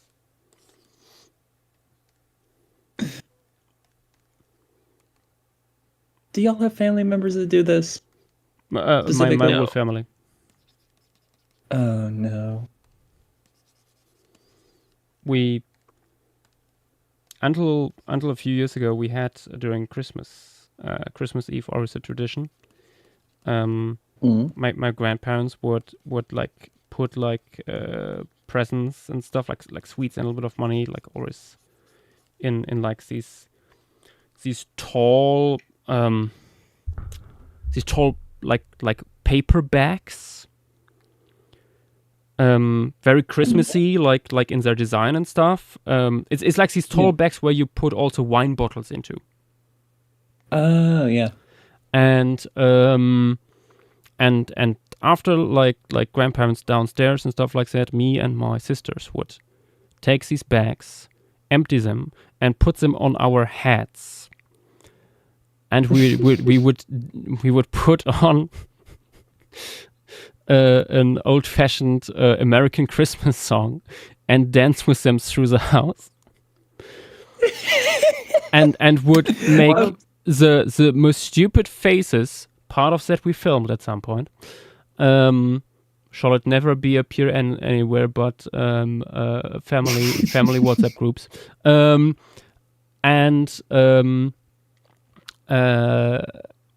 Then we startled my mother by walking slowly up to her, doing these faces. He was stop it. Beautiful. So my oldest cousin, he likes fishing. He's part of how I got into fishing. And so for one Christmas, we got him some fishing lures. And we individually wrapped them, tied them together with ribbon, wrapped that, covered it in duct tape, wrapped that, put it in a box, wrapped that, and then gave it to him. Excellent. Huh. That's the best present. Since we already had tape here, we might as well carry on with the closest relative we have on the size chart. Yes. This is first time we do Stephanorhinus, a really widespread and long-lived genus, actually. This is one of the earlier species, Gene Veretti. At one point you had 3 different species cohabitating in Europe, and there was a paper that found literally every single one of these is an adaptable mixed feeder, and they're just figuring out some way to share everything. Yeah. I mean, white rhinos and black rhinos aren't that different. I mean, a bit, but these are like every single one of these is perfectly in the middle. What do we have? Like Etruscus, Kirchbergensis, and another one. Oh god, there's many. Yeah. No, what's the other one? It lasted surprisingly late. Like Hemitoechus and Kirchbergensis are the 2 relatively famous late Pleistocene ones, but there's another one. They found it surviving in Spain up until really late. Well, that makes sense for it to be there. Hundschimensis. That's what it was. Hundschimensis. Okay, Hundschimensis is sister to Etruscus, and those 2 are sister to the beautifully named Stephanorhinus Miguel Crucifonti. What? Where and when was the Stephanorhinus Miguel Crucifonti? I must know. More importantly, who crucified Miguel? That sounds like the name of a South American species or genus name. I mean, it sounds Spanish, so I would guess it's probably from Spain. No. I'm saying there's a certain South American paleontologist that came up with some of the worst and some of the best scientific names. Ameghino. Yeah. Oh, Ameghino. He's the one that thought, oh hey, I can't think of a name for another toxodontid. I'm just gonna switch the T and the X and make Zotudon.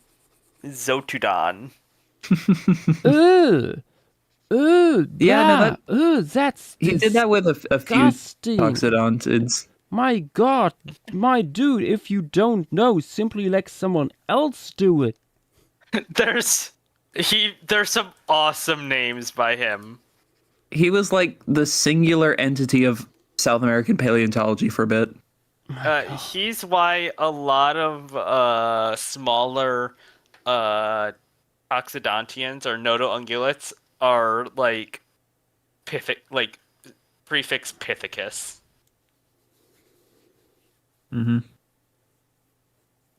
There's a whole like article about him or like a whole thing about his horrible names, even around the time like he was still alive, because they were so bad. Dang. I read it to you. I'll need to find it again. Okay, real There quick. was, I think there was Drinkercopia. Well, that Okay. one was coping. Okay, real quick. Miguel Crucifonte is from Pliocene, Spain and France. Oh, Perpignan. Okay, well, we'll meet it if we do Perpignan at some point.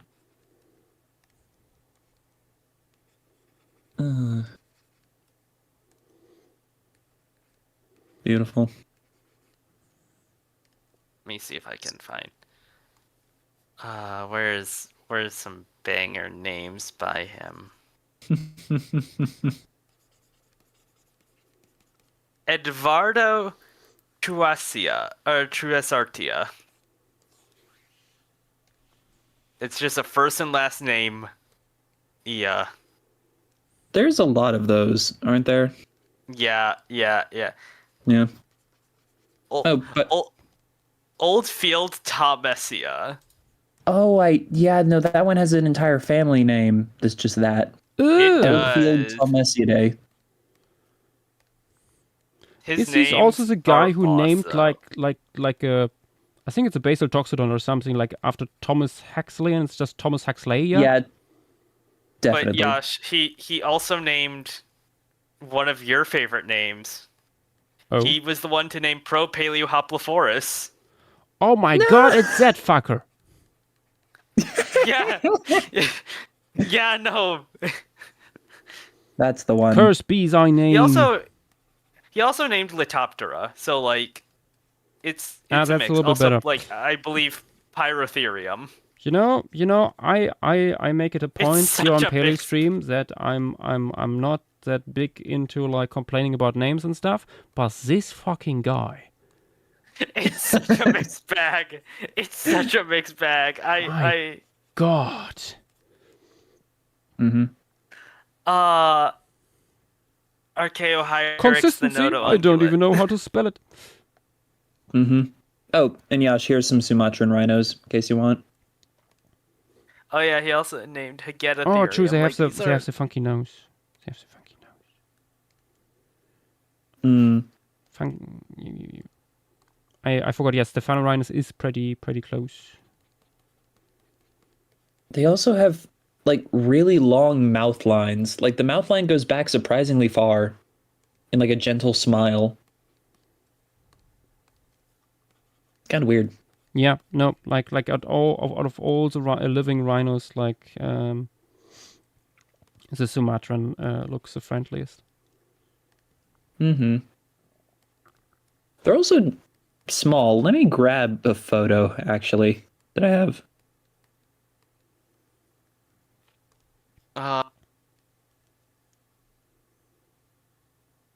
You say small, like it's going to be the size of a house cat. Small for a rhino. Like, is that not cat-sized? Isn't it? I No. mean, it's roughly the size of our local Homoserium here. Yeah, no, true. Okay, Oh yeah, true. bonus For people ones. who have not seen it yet, let me go onto the size chart here. Mm-hmm. Look at how fucking big this cat is. Yeah, no, early Homotherium was terrifying. Let me grab this and move it over to Oh my to gosh. human. The best thing you It's nearly the same could also say like that, shoulder height as a horse. Uh-huh. you could also say that the thing next to it is literally a bear. Yeah, and a big bear. Yeah, but the bear is like bears come in so many different sizes. Yeah. And then you Like see, you have see it next to it. Agrioserium here, and right next to it, Ursus Etriscus, and it's like it's not the same thing. Yeah. Also, Yash, I put some extra photos just for the serotonin. Serotonin. Oh my god, the furry baby. We have someone asking, what is this pachyderm? Well, we are. Oh, the pachyderm. The yeah. You want to know Well- about this funky little tusker. you're looking at Mammoet borsoni, one of the largest proboscidians ever. Huge guy. As you can see over here, it has tusks that are roughly the length of its body. And yeah, we have quite a bit of it from here, which is Melia. Melia 5 is a locality. And they started digging here after finding these proboscidian remains, actually, which are huge and are now on display in a local museum. And I hope they will publish more from that and dig some more as well. I want some birds. Give me some birds. Screen washing. I found someone very mad at him. Oh. This is like within a paragraph. Uh-oh. Because this is just him generally not happy with how people are naming things. I cannot believe that and this is in 1926. I cannot believe that ignorance of a class or family to be restored by prefixes and other permanent attachments to the word could possibly help. No one writing any group fails to know whether the genera he deals with are birds, insects, or snakes. That is at least for our trouble, or that is the least of our troubles. It may have been better if we had allowed duplication in different classes. It is now too late to change because hundreds of new names have been legally adopted since the animals were separated. This regard from plants.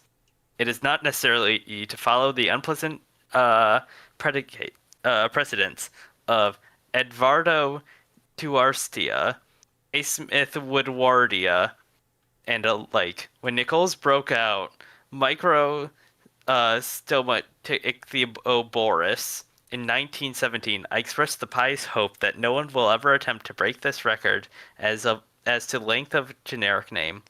Such well-known records of bad taste as Emiginos may stand as awful examples, and the usually senseless pseudo may die out in time. Dang. This dude would hate that one. Was it a bacteria or something? Yeah. I mean, but he's saying specifically generic name, and that was a species name. I think he would make an exception. This is weird. I just look over onto Twitter for a second. And earlier, someone there posted a skeletal mount that I hadn't seen before, but they labeled it as Indohyus. Posting in chat. Oh, I think I know the one you're talking about. And it looks doesn't like look like Indohyus at all. It looks like this, and I was like, I'm not sure exactly what it is, but it looks more like a Remingtonal Satyr. I got a reply now. Not only shows us the signage for this mount, but it also, the signage has a skeletal reconstruction on it. Also, you can see that there's some weird lens distortion going on because here the snout looks way shorter. I mean, that also doesn't look much like Indohyus. That's not it. It's not it. What happened? I have no idea who built this thing. I mean, it looks like a basal whale, sort of. Like, I could see that being Pachycetus grade-ish.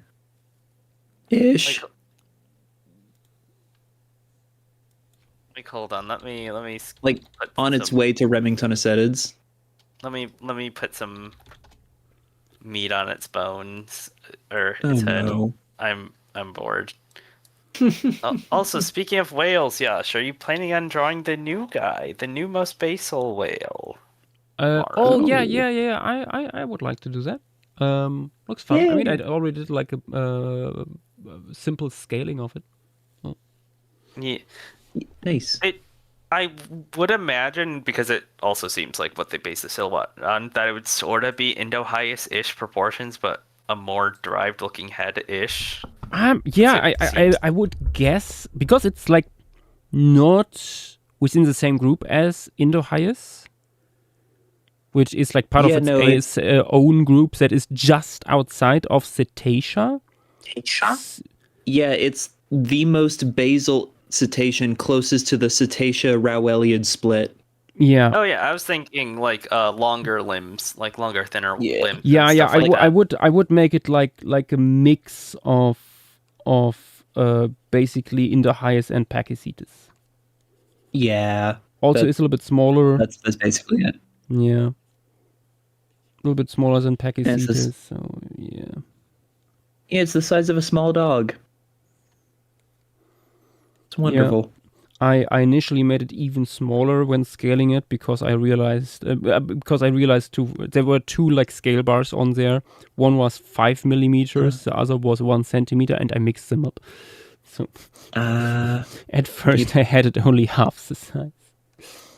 Oh, and I'm curious, how would you mind posting that? Actually, I'm curious how the I scale did not bars save that. line up with- No. But I put it in Paleo General when it came out.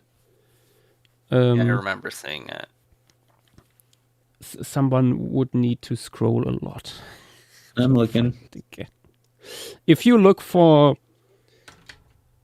the name, you might find it. I found it. You know, I'm curious how it compares to scaling from the measurements. Like how close the scale bars got. Mm-hmm. Okay, here's yours. Where's the one I did? It's a little bit hard to say like how to best scale it. Yeah. Like I see the similarities to Pachycetus in here. Sure, the proportions are similar. Oh, look at that. I just slapped it onto a Pachycetus skeleton. Yeah. I mean, I didn't do much different. Yep.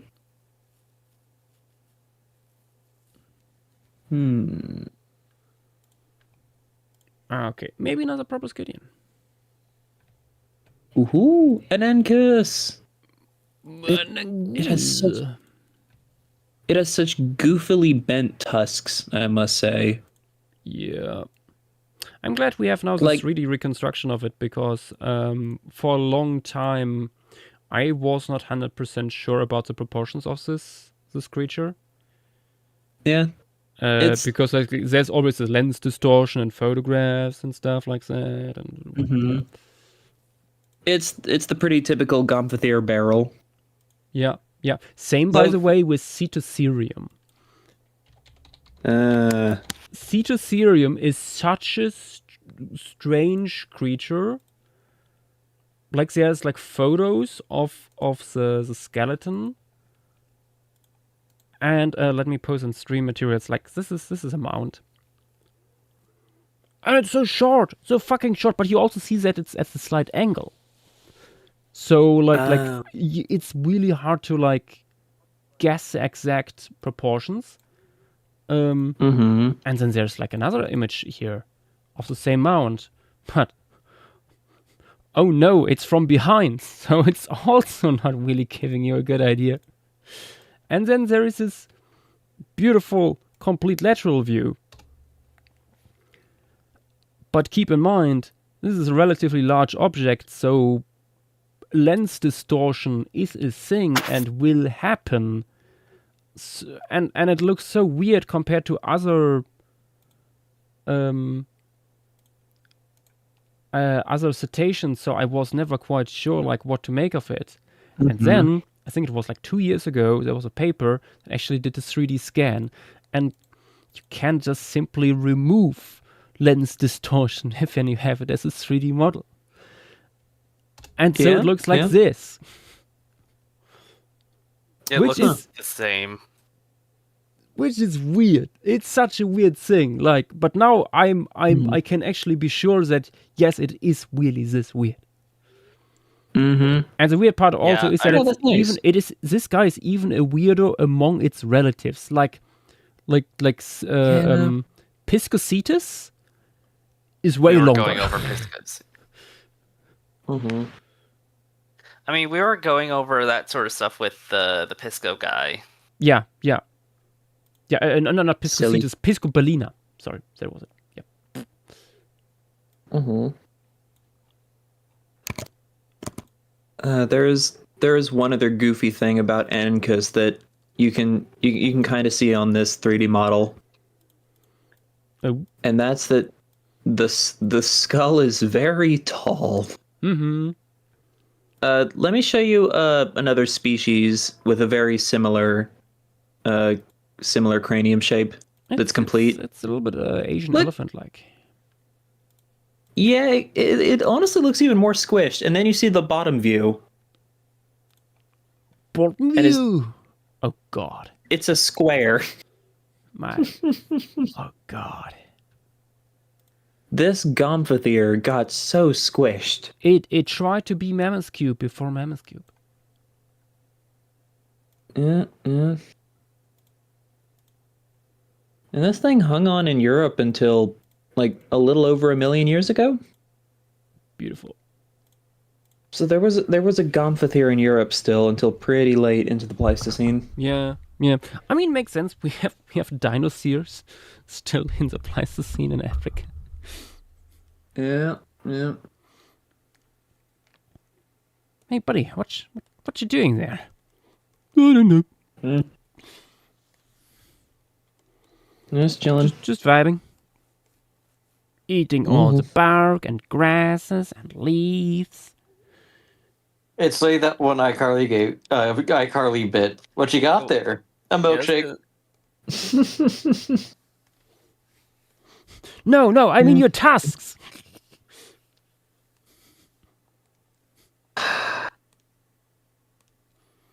Yep.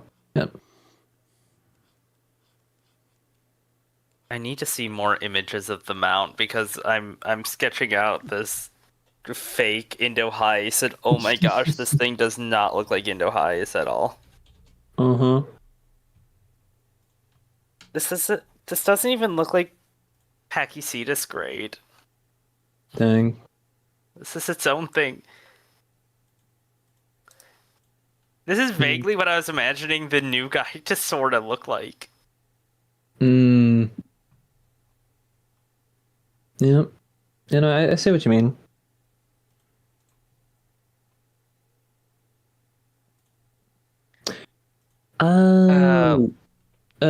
Sorry, Yash, would you like another 3D model? I What? Say no. Am I looking at?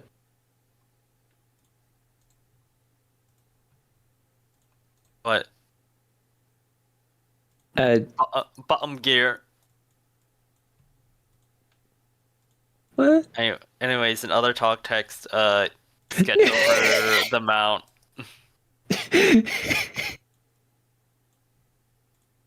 This is like nothing. Oh, that's beautiful. Like, you can sort of see what I mean by the sort of is what I imagine the new guy to be like. Yeah. Also, JW. Yeah, I've seen. I'm watching. What on earth? Or Sly.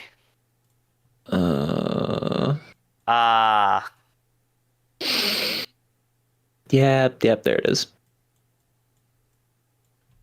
Too bad you don't. Does GIMP have a clone stamp? Yeah, I'm just too lazy.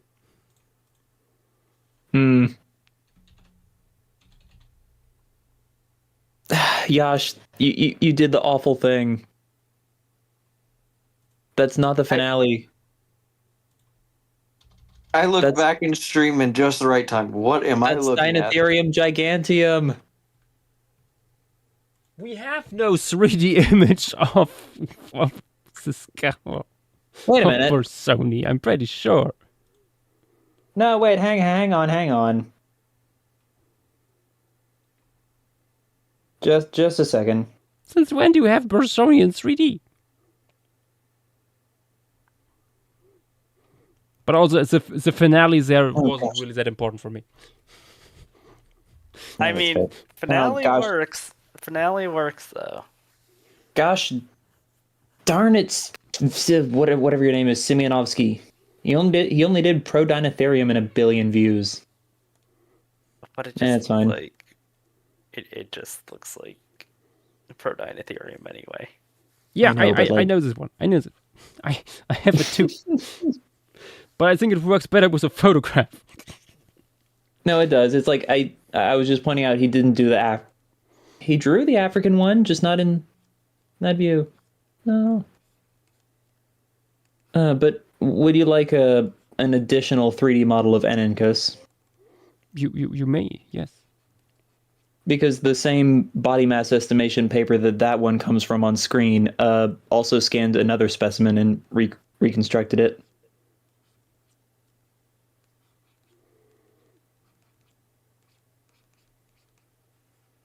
And when I'm about to post, skeleton in multiple views. No way? For a mammal? Uh-huh. 3D scan in front, back, lateral, and dorsal. Beautiful. Oh my god, it looks so stupid in frontal view. Why does it look like that? Fuck damn it. Yeah. Yeah, that's an elephant. Like let me open it on stream here for people to have a closer look at. What the fuck?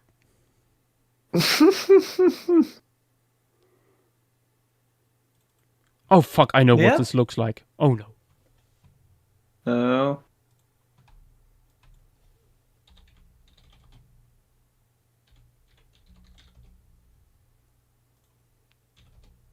I'm concerned. I feel like we've reached the paleo shit posting point in the stream. No, this is entirely on topic. By Wayne Barlow. What? Oh. This is just an uns. Yeah. Yeah.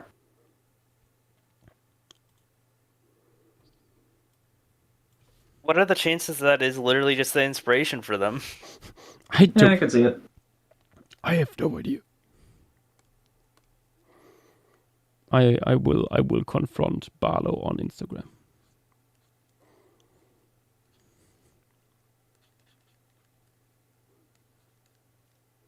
He will need to answer for his crimes. Mm-hmm.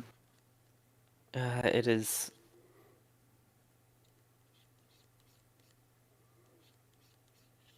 It is. It is time for the sillies, the other silly Proboscidean. Yay!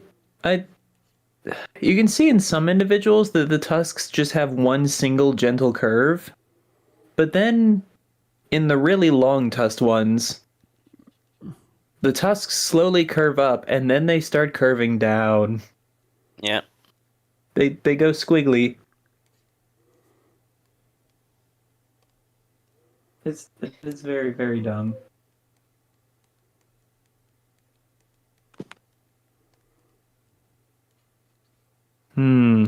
Are you just gonna have a single lone bull wandering around? Yeah. I can see that. Oh wait, that reminds me. Sorry, would y'all like to see a very, very, very silly elephant? Yes, yes. I know JW's already seen this one. I'm gonna put it in, stream materials. Very curious. Oh It's yeah, this that guy. Yeah. Look at the tusks.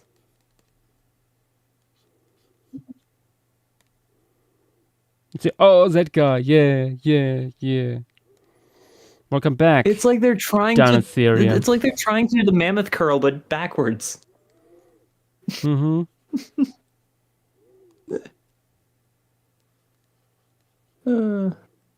And it's just a little Bornean elephant. The small One might ones. say he was born different. Indeed. Indeed it was.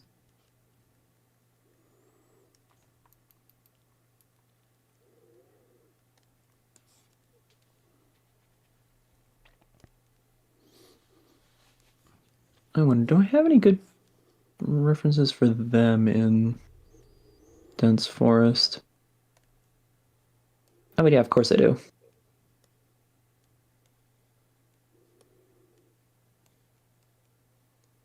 Forest elephants in dappled lighting. Mm-hmm.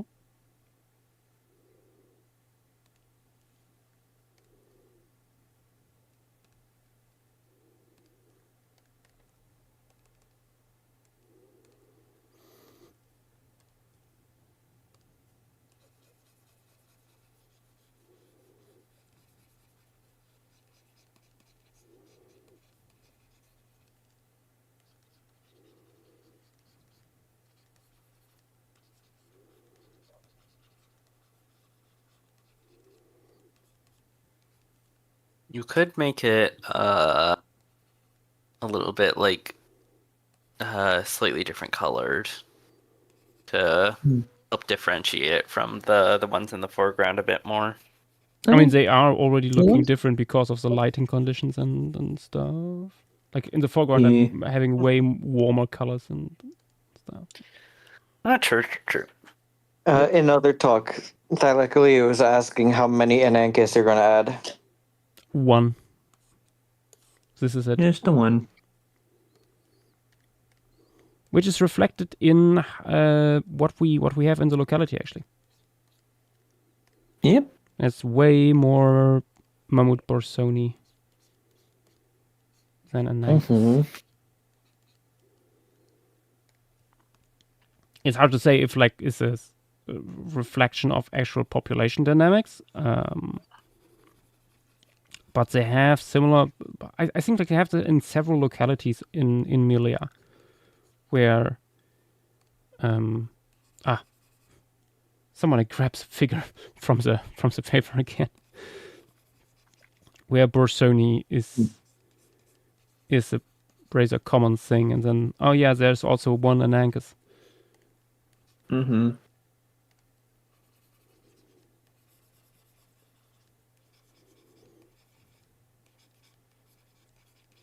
It was actually the same individual. It just kept dying.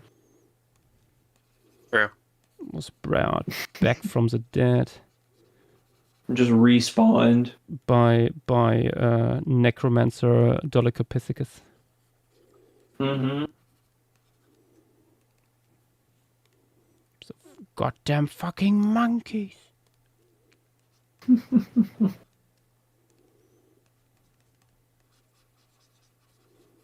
It's very interesting that in the Lost Paradise paper they identify the horse as Hyperion. I mean, every Hyperion in Eurasia, well, really just every Hyperion has been called Hyperion. Yeah. I was actually surprised seeing like Proboscidean Hyperion on here. I thought it was only from Asia. No, the thing with that is the latest, like the last surviving species is Sinensis in East Asia, but the genus has like 2 or 3 other species, and at least 2 of them were in Western Europe. Okay. But it was like an earlier thing in the late Miocene and Pliocene. By the Pleistocene, it's just the East Asian ones, or the one, I should say.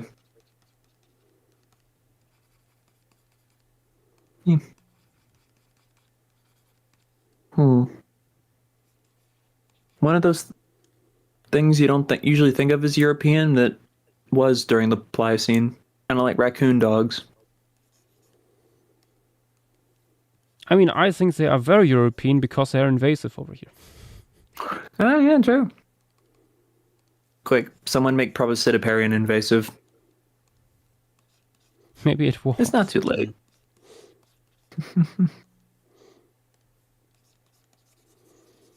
Be the change you want to see in the world. Mm-hmm.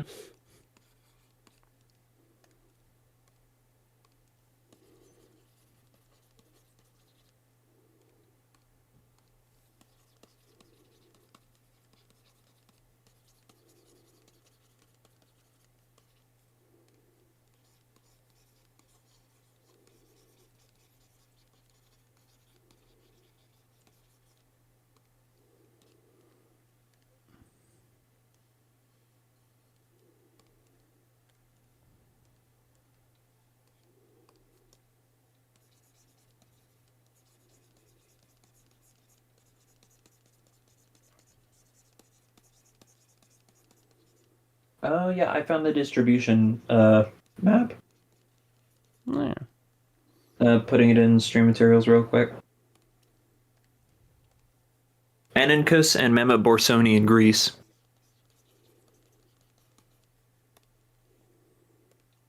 Look at that. Mm-hmm.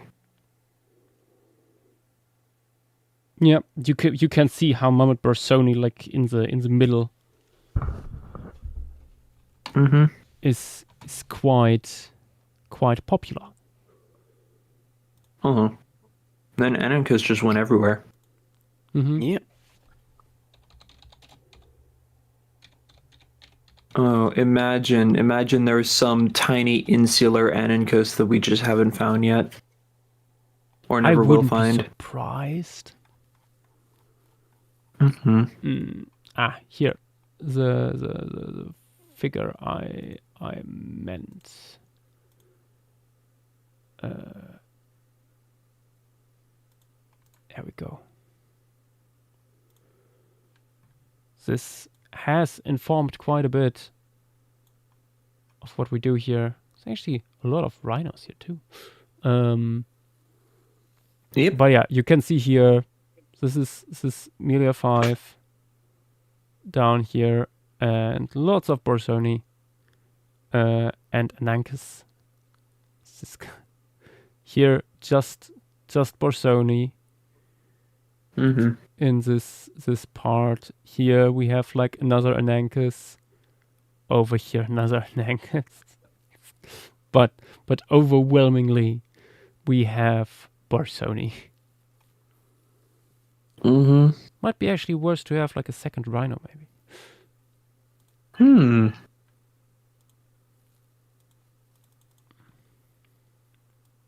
I could see that. Even extant rhinos are surprisingly social when they're allowed to be. Mm-hmm.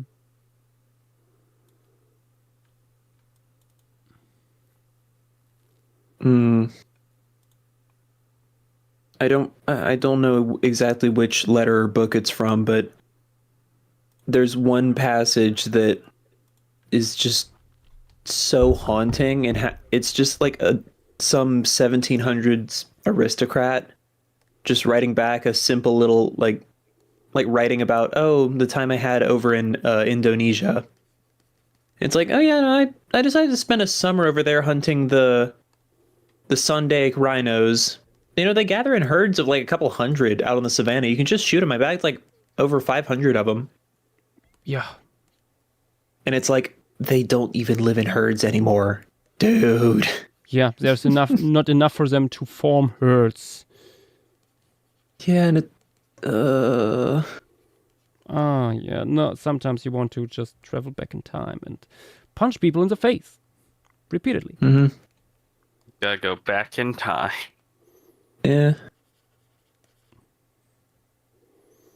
To put even more Remember, turkeys people- on the menu. Uh-huh. Remember, people, beware in inferring some things from extant animal ecology. Yeah, Just on account of how much of it is due to the actions of an eldritch horror ape. He's talking about us. It's a joke. Yep.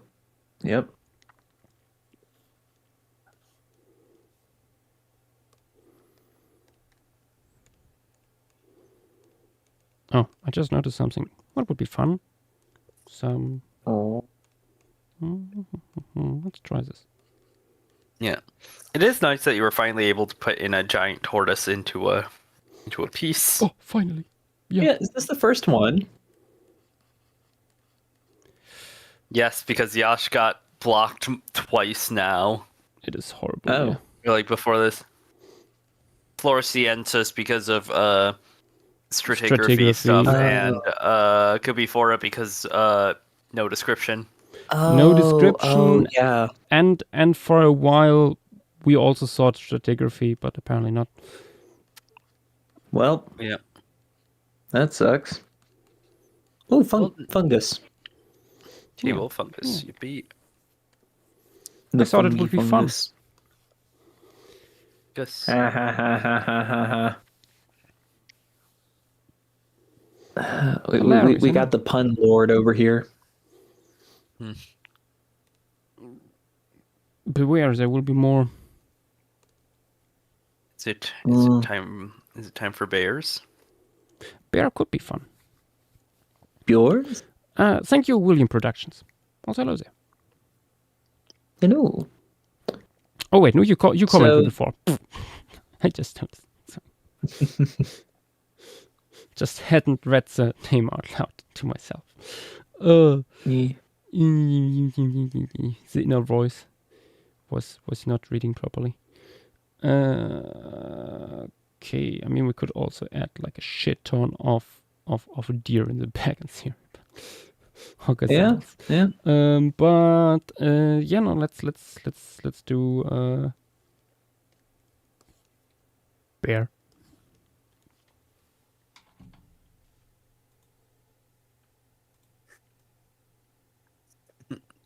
The ankle bone. Mm-hmm. So, what are your plans on reconstructing this cursorial carnivorous panda?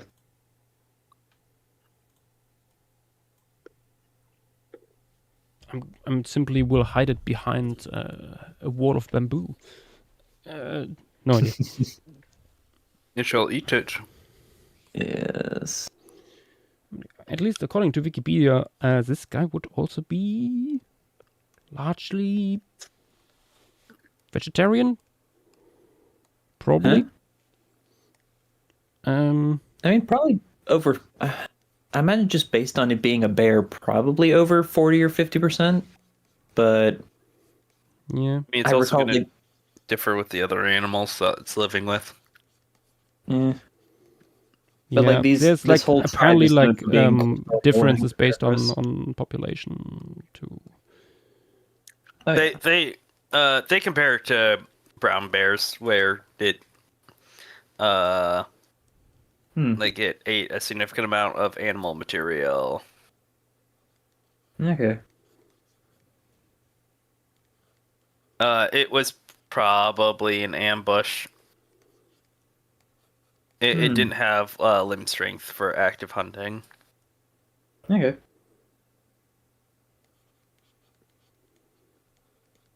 So like mix of grazing, fruit eating, ambush hunting, and scavenging. Yeah.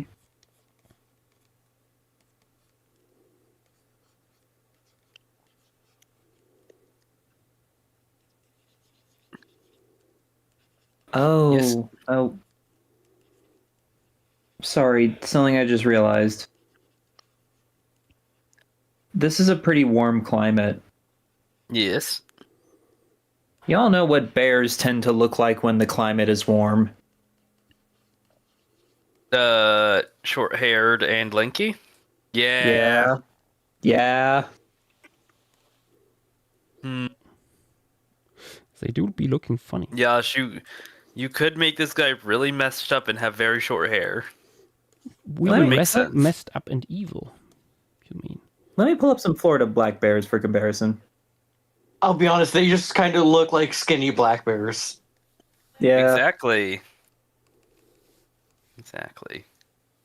Yeah. It just, hey, you take a black bear, now make it not fat. Mm-hmm.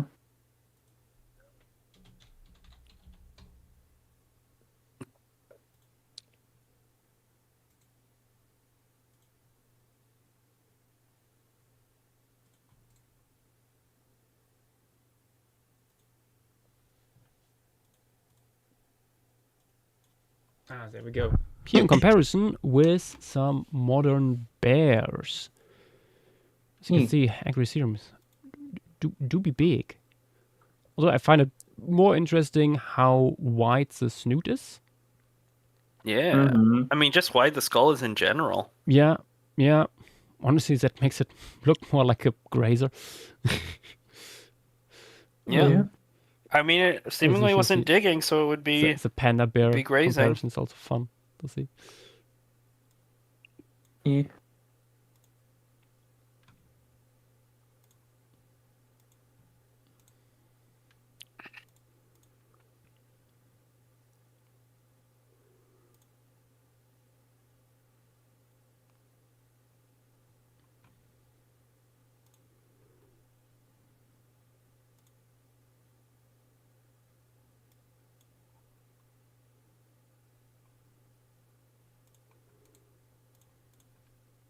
Now, what I do find funny is that, like, out of the quote unquote tropical bears, Mm-hmm.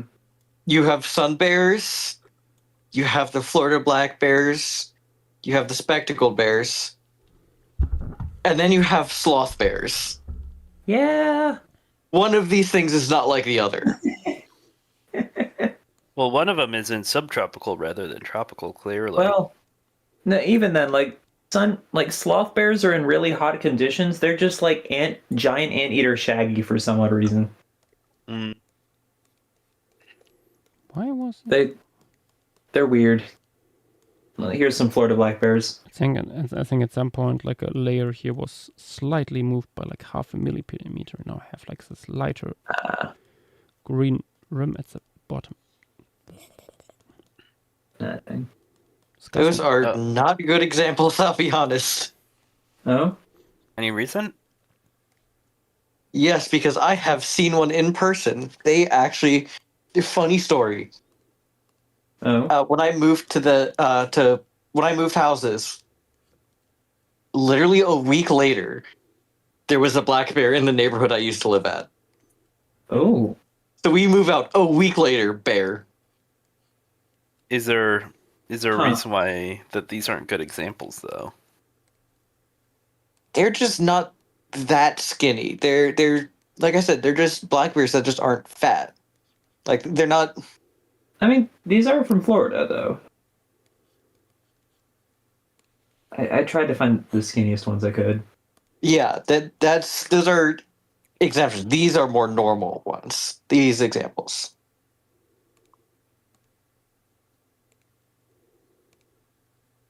I think that's just a different perspective. That like the bottom of the stomach looks at about the same position as the second photo that Dynamo posted. Hmm.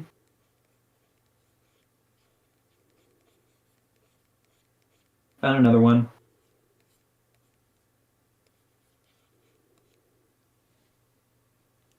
Very pretty coloration. For some reason, INET doesn't want to show me Florida black bears and just instead is like, you want black Ursus americanus, don't you? Because there's some questions over if it's actually a true subspecies. Yeah. Another very skinny individual from INET.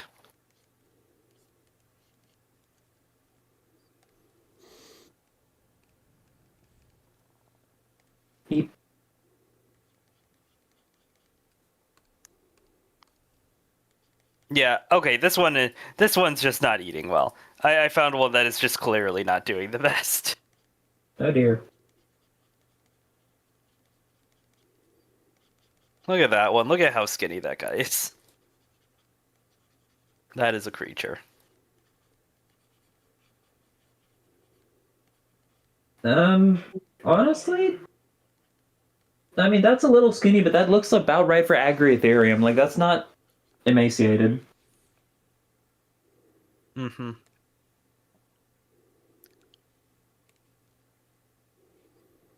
One more. I have found a rotund black bear from Florida. Oh. Rotundus? Oh, goodness.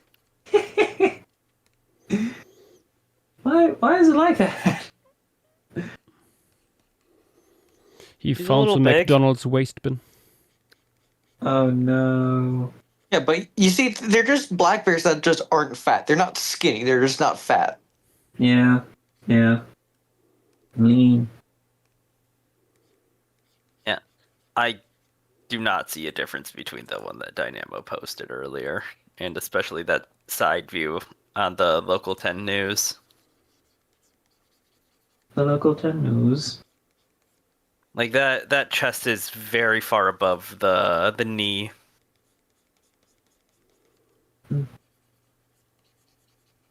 Hmm.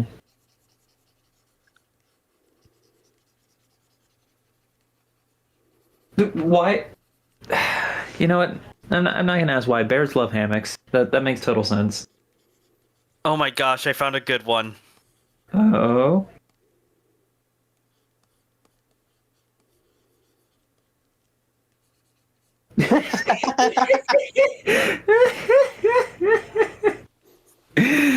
Yep, that's a black bear. That's what they do.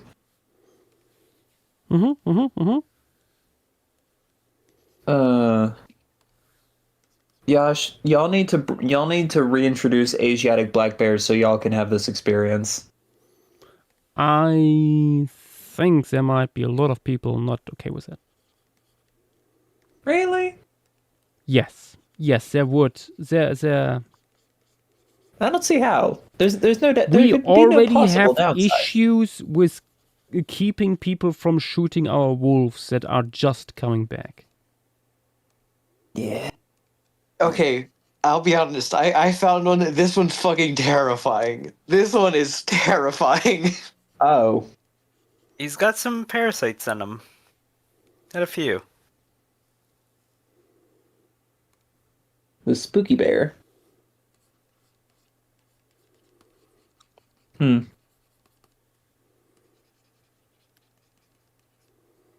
Hmm.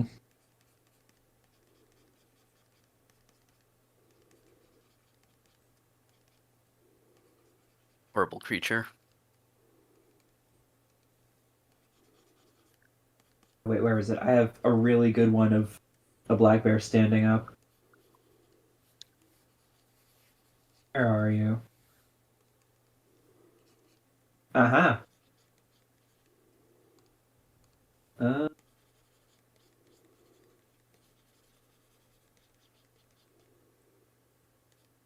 Endostermina, that one is just sick. That's an unfortunate spectacled bear. I guess it is cool to see the skin underneath. Yeah.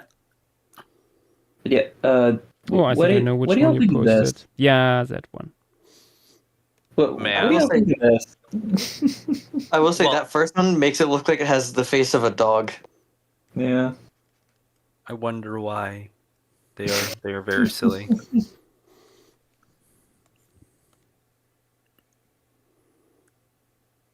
Oh boy. I have never seen a bear with such a pronounced udder. Yep. This is one in North Carolina. Fascinating.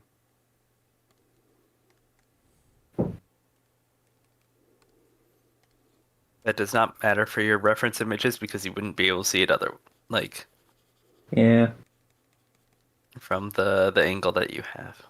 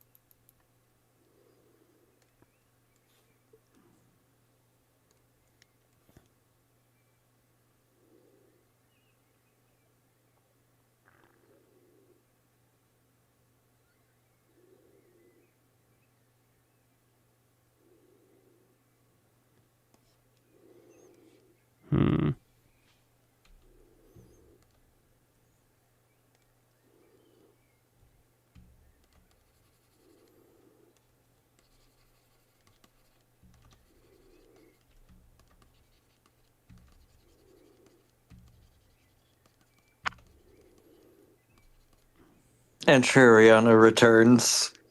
Welcome back. Welcome back. What you doing there, Yash? Getting rid of one of these thingies coming out of the thingy. No longer happy with That's that. fair. You should look into other talk, y'all. Me not lucky. I'm afraid to look. Oh, the size chart.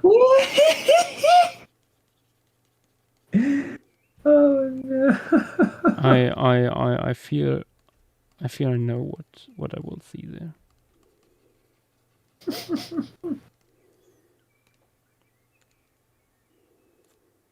Oh. Damn. Yep. That makes sense.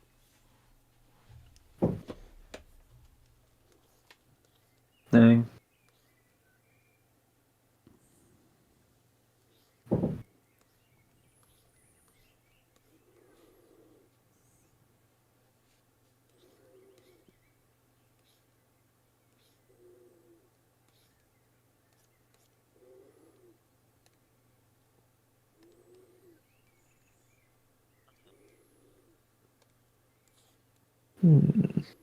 Have you drawn the child yet?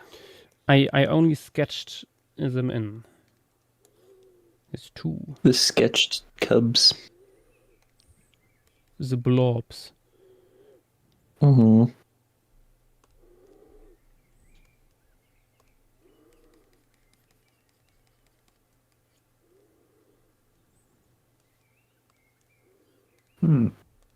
Is this the first time you've drawn Agri-Ethereum? I don't think so.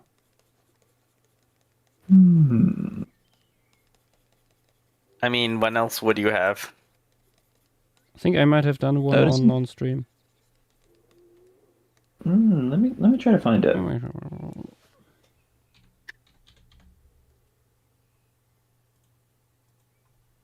You have apparently. Oh. I see. I see. That Oh, that was a wish.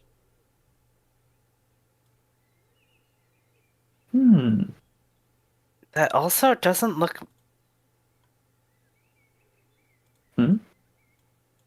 That reminds me so much about of Shunosaurus's art more recently.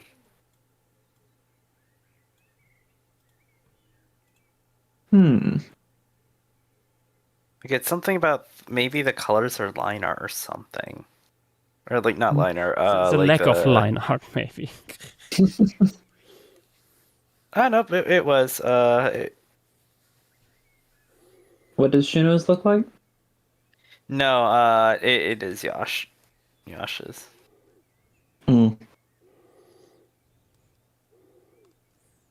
Yep. All the way back in 2020. Oof. In the olden days.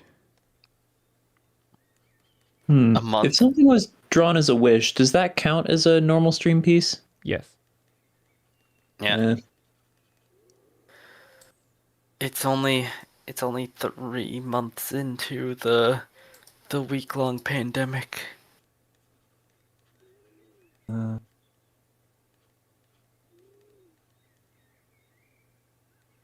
That stream was before we knew it would take up like 2 years. Before the formation? No, I was saying like the pandemic. Yeah, no, I Before the actual pandemic. Yes. Because you drew it in 2020, like June of 2020.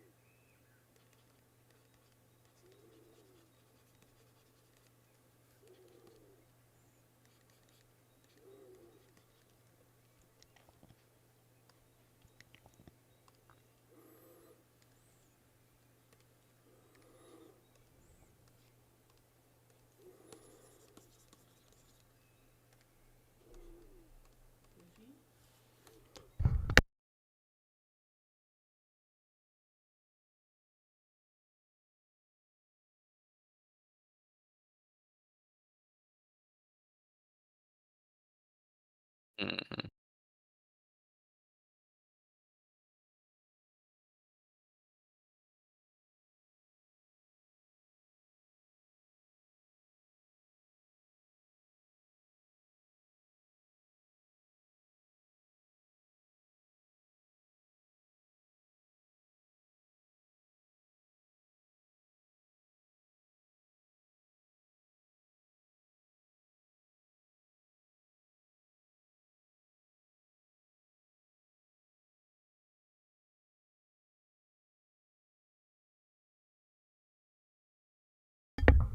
I think that might have actually been a wish for Levi. I mean, it would make sense. At least on the tweet, it said a wish from Ida. Oh. He. Shoo, I totally forgot about that. Yeep, yeep. Gulopithecus, I believe this is the only bear, the only one of the two that's going to make it into the piece. Yeah, yeah.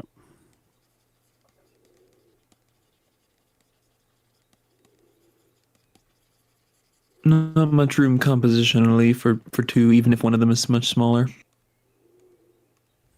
Mostly because the rest of the things here are herbivores that would not be a big fan of bears being near them. Yeah. Yeah.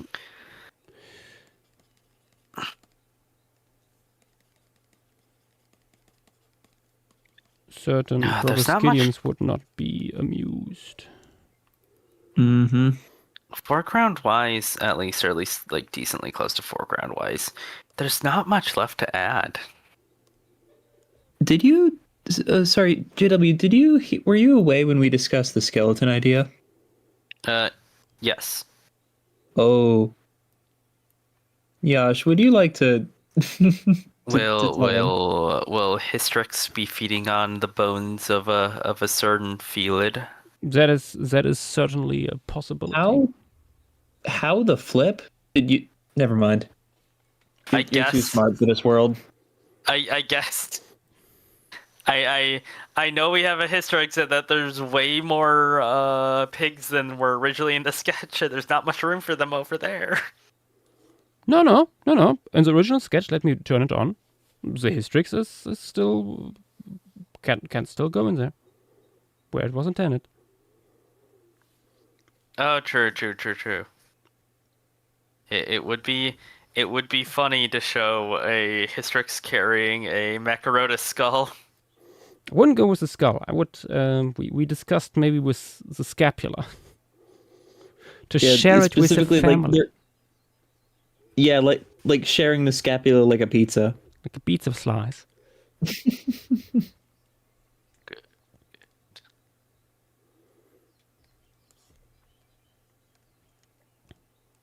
Oh, look at it. It's like the more I look at this thing, like on the one hand, tooth scaling, on the other hand, 16-centimeter long canine. Oh yeah, that is just a pizza. It is a pizza slice. You gotta fold it in half. Mm-hmm.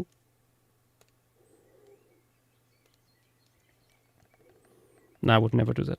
I'm not a New Yorker.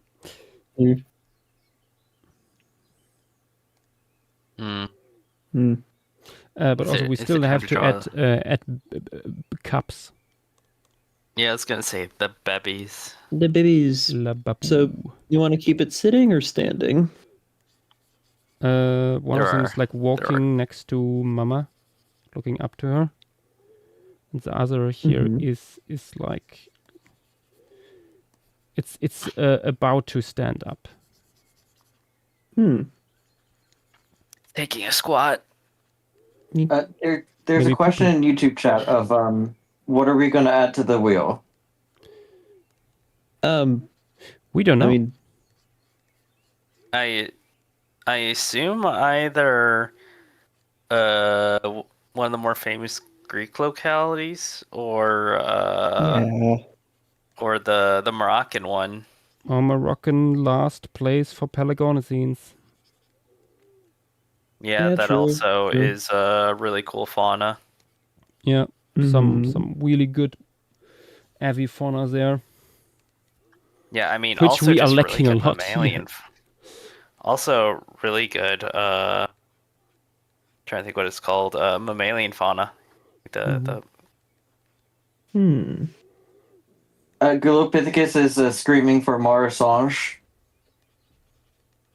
Yeah, it's Cenozoic week. It is. It is. I feel like Also, Marasange has been like heavily requested just By, like- this entire year. Oh, okay. Heavily requested by like 2 people. I feel like you can't say heavily requested. It's been requested by like 6 different people. You can check. Huh.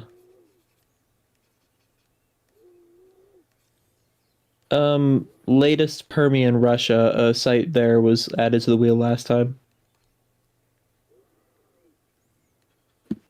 Yeah, this is the fauna from the Moroccan site and other talk text. Ooh. Let's see here. I don't quite remember. Oh, good grief. At least of 2022. There might have been 1 or 2 things added. Okay, so big monkey. Big monkey. Dear Jeepers, the carnivorans. Yeah, it's mostly known for the like having a really big carnivoran guild. Yeah. Ursus etruscus again? Well, it'll appear there, I guess. Also, question mark Lynx SP. Hello. Terrapithecus atlanticus? Oh, dear. Atlantis? Atlantis. It's the rock howler. And Darius, we are not adding Lord Howe. Just even if not because of the fauna, purely because I don't think anyone wants to do with insects for a good while. Yeah, that's fair. Anincus Osiris. Ooh. That's fun. And then Paleoluxodon Reki. Hello? Did you miss something? So right now we're preparing for Florissant formation next week, which has 1,545 arthropods. At least. Something like that at the moment. There might be more that Nat just missed. Yeah. Nobody's really looking forward to more right now. Yeah. Understandably. The only thing I can really Please say for a is bit. outside of the Pelagornis, this fauna is very similar to both the one we're doing right now, fauna-wise, plus like Cubiphora. Which makes a lot of sense. Which is since why it's I Northern would like Africa. put like the focus on the avifauna. Mm-hmm. Yeah. Beep. Oh, also there was I don't know if it was mentioned earlier, but up earlier in Twitch chat, Endarius Termina seemed surprised that bears have udders. Oh yeah. They do be mammals. All They mammals do have mammals. udders. It Although comes, I have with it's usually not that pronounced in bears because lots of fur and fat in the way. Yep. you know what? All Eutherians have udders. It comes with your specialized foot glands. Mm-hmm. I will say we can do the a nightmare blunt rotation in that Thomas Farm site. No. Just every single Cenozoic animal ever. Ha. I love it, but not right now. If I swear, if that ever does get added, when it does get spun, there's going to be a collective groan of every single person because it's a nightmare. No, we're gonna. Thomas we're gonna Farm. we're gonna There will be just someone have- screaming in the back. Fuck! This guy sucks. Let's.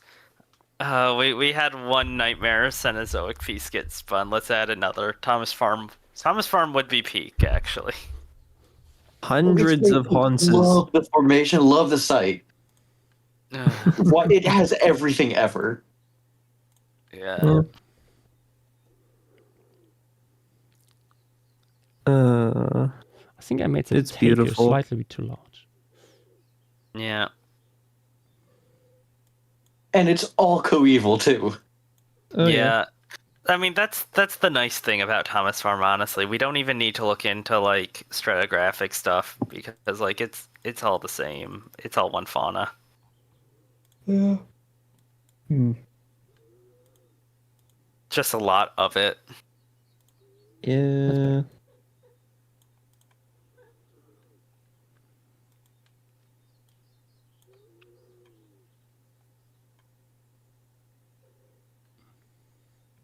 That actually reminds me of one that I'm honestly shocked hasn't been added to the wheel yet. Many things. There's many such cases. Oh, let me save. What's it called again?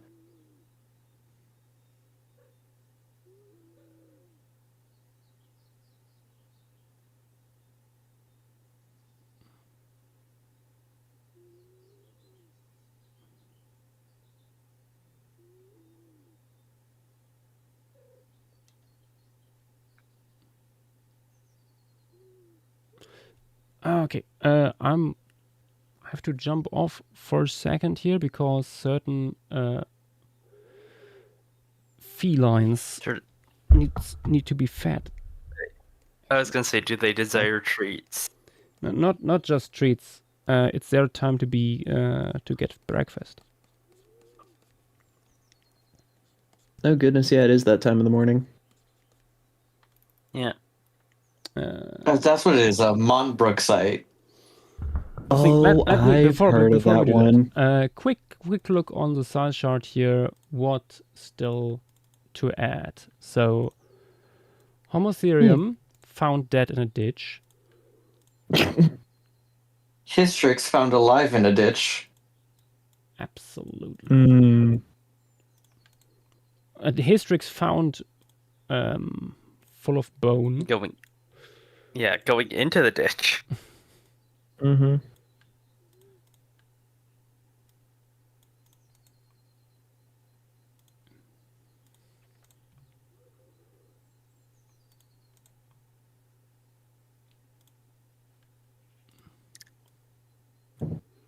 You must feed the animals. Go to them. With precious. Feature. Then we want Dolichopithecus. Although when you get to the monkey, there are some things to say about it. Monkey. Just regarding the details. And Are you good at either of the smaller turtles? I don't know. This guy here, I quite like it. Gravenibos. Yeah. Gravenibos. That's an endemic taxon as far as we know. It's not been found anywhere else. Yeah, which makes it important to add. Yep. Also, we have no idea how long the horns are, so do whatever you want.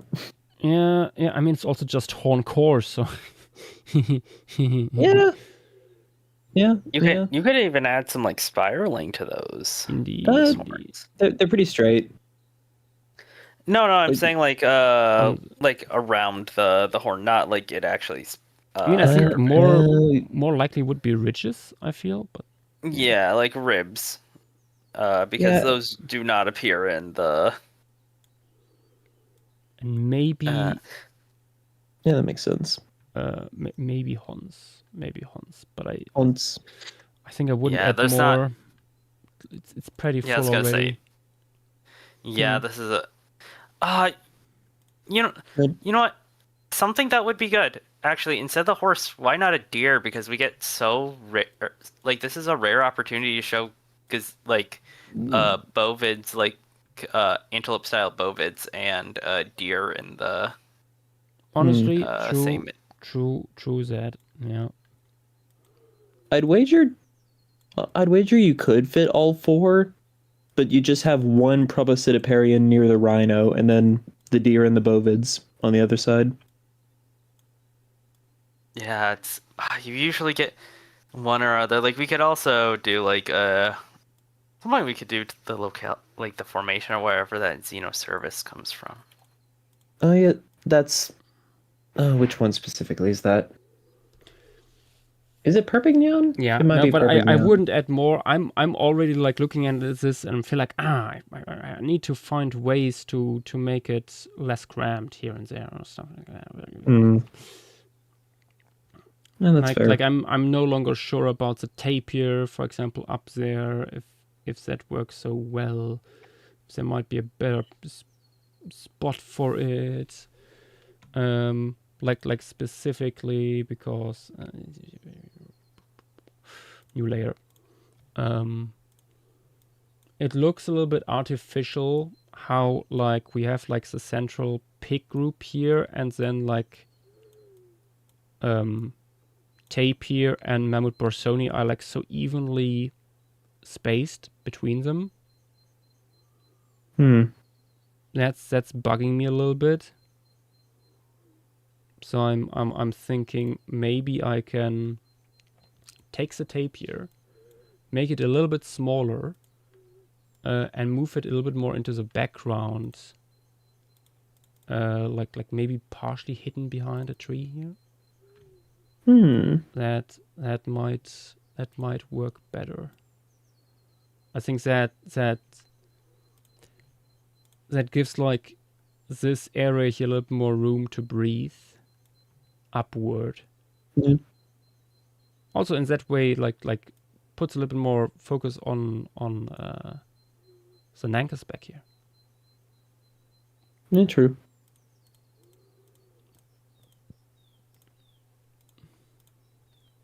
Yeah, that would might work better. But I will do that once I return from letting certain cats get their breakfast. Yes, Gulopithecus, I will do the monkey. Don't worry. There will be monkey. The monkey. Nah, there's not much from the Surfid. Oh yeah.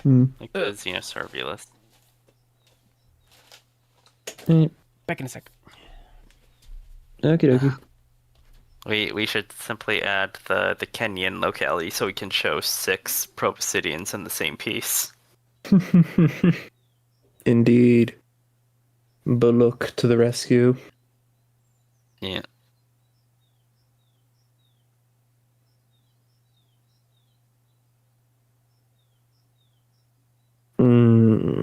Oh, there's so many choices.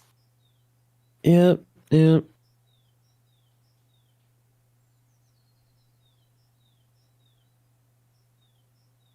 Although honestly, I'm still thinking either Pikermi or Samos would be some of the best options. Yeah.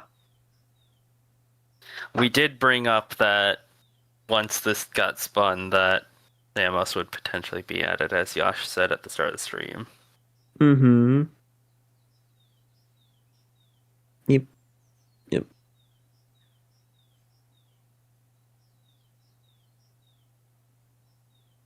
And Samos is cool. Big fan of Samos. Well, yeah, Samos is the better name, but it's technically a formation.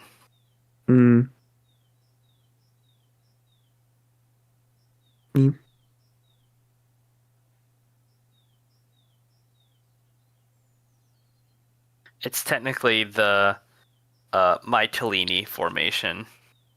Oh, I've heard of that. Yep. It's Samos. Like, literally all the Samos localities are there. I think there's like one in the over. No, not even that. Yeah, no, it's just one section. I have some unfortunate news. Oh. The Californian has arrived. Well, he can't be let up because Yash isn't here.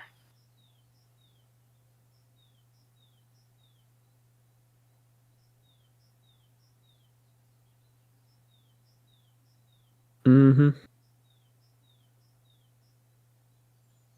You cannot be unleashed quite yet.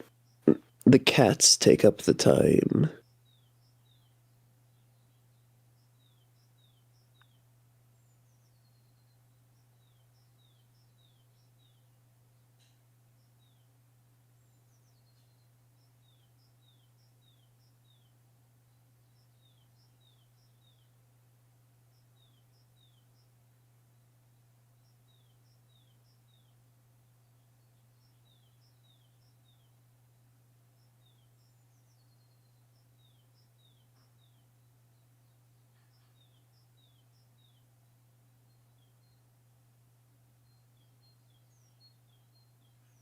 Another thing we could do, we could go wild and crazy and add London clay or fur formation.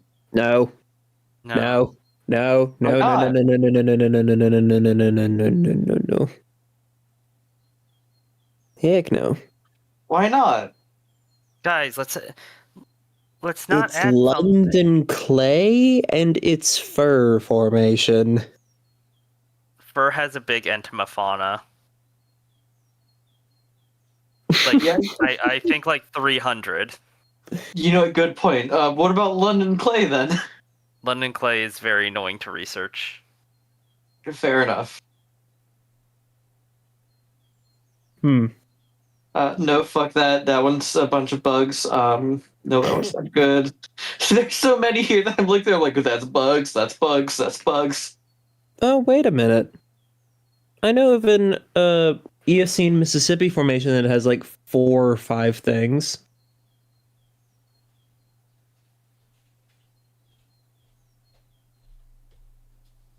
Like, well, I forget the name of it.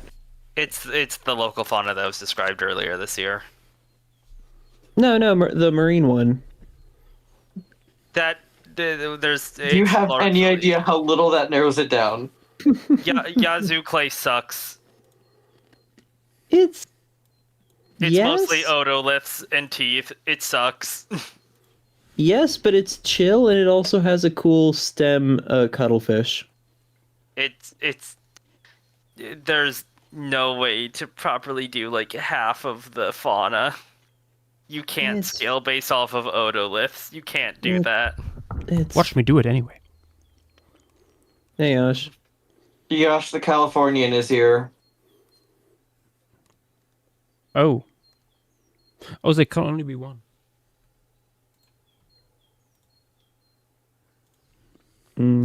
I just think Sabos or Pickerme would be good, especially since Yash literally brought up at the start of the stream that we sort of said that once this got spun, Samos would be added. Yeah, no, that's true. Hear me out. What if we added a late Cretaceous marine formation? No, Cenozoic week. Impossible. Lame. Aw, man, we're never gonna add Merino formation. No. It sort of is not that good. Ooh, You're not that Yash. good. Actually, what we could add one of the LA basin. LA Basin. Where exactly? Modelo, Monterey, and Puente. What age are they? All of them are Miocene. Oh yes. There's a lot of cool marine mammals there, actually. It's not just marine mammals. It's literally the only fossil anglerfish we have. Oh. Okay, no, there's like 5 or 6 fossil anglerfish in California. You can't say that it's the only one. No, not the only one. I'm saying it's the only place that has them. Aside from maybe Russia, but that's just anecdotal. Like the papers for that aren't available. It's probably there, just not described with how diverse that like deep water fauna is. What about that one Eocene formation from San Diego? Either it was Eocene or some different age. Is that the one where Diego A. Luris is from? What, San Diego? Yeah, the formation you're thinking about, Diego A. Luris, the little carnivoran. I think so. Yeah. That is Eocene, Santiago Formation. Santiago Formation. What else is there, actually? I think there's... We got some basal cat-like stuff. Omomyids. We should just kill Nath and do Quercy. No, not the Quercy. Sacrifice Ness on the altar. What's Quercy? Quercy is a very cool French early Cenozoic formation. It's just the correlation data sucks. It's not even really a formation. It's just like an area with lots of fossils. Yeah, it's a region of Eocene to early Oligocene fossils. It's, I think, our best. I would say basically our best mammalian fauna from Eocene,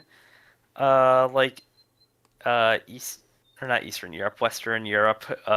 That isn't just teeth. I mean, it would be if it was a coherent site or formation.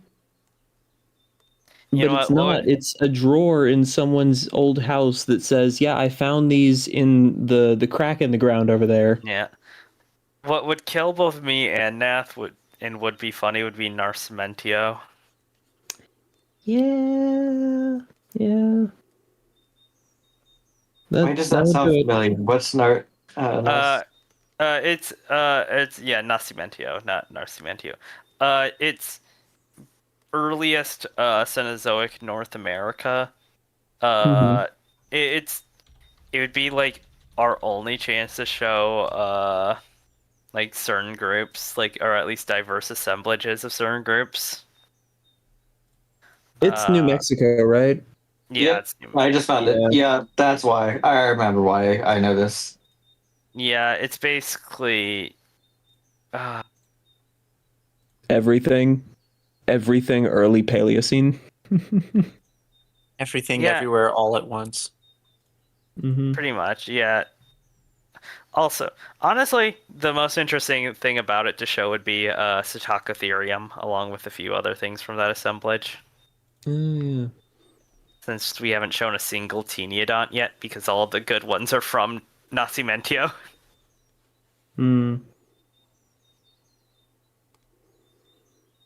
Yeah, that tracks.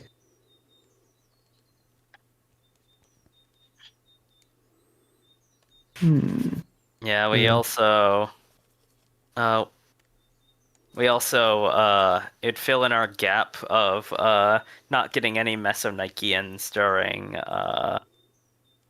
trying to think what it's called, the Mongolian formation. Oh, Irin Mana, yeah. Yeah. This would be the best locality to show, best formation to show a diverse Mesonikean assemblage. Some messages in Twitch chat. We have Marasage from Gulopithecus. And Darius saying Mauritius or Pliocene Sulawesi. Dom is asking, is that a tapir I see? There is indeed a tapir. Yep. And Darius saying Marocori, and then Dilo saying, hi guys, what's a paleo stream? Who the hell is Shamu the Orca? What's he doing here? Who can really tell? I can't tell either. There. Dilo, I thought you were the expert here. I thought I was, but I'm not, honestly.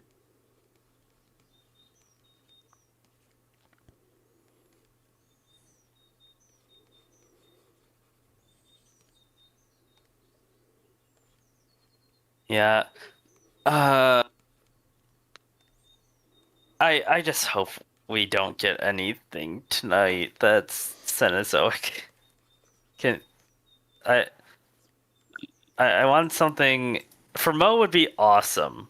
For Mo would be awesome. Montana could just sort of do whatever, since that formation is pretty much done. Whatever and whenever. We're meant to be together. Good.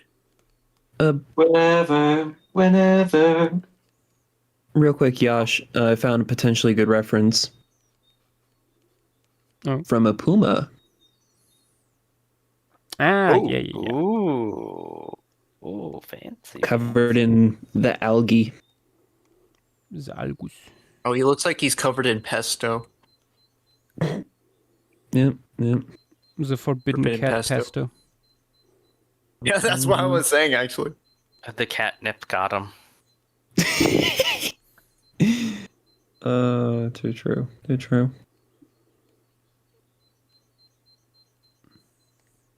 Loved catnip in life.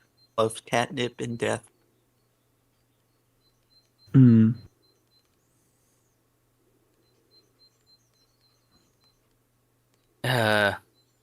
Yet another time you have put the big predator as a skeleton. I mean, This is truly the end of Paleo stream. I told people on Twitter just like last week I would do it again. Yeah.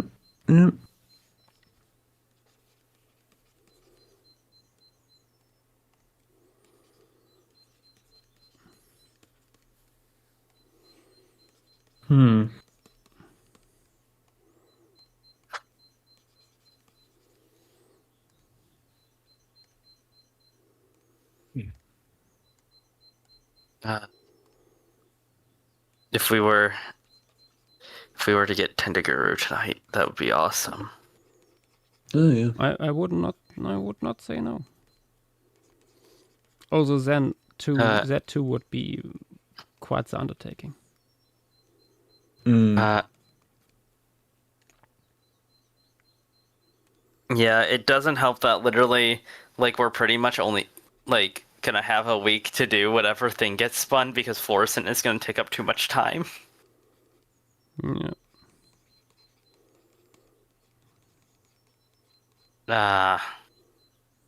I'm nervous. Maybe we'll get Birdie. I hope to God we get Eggmound. Eggmound would be great. honestly the best case scenario. Yeah. Would be.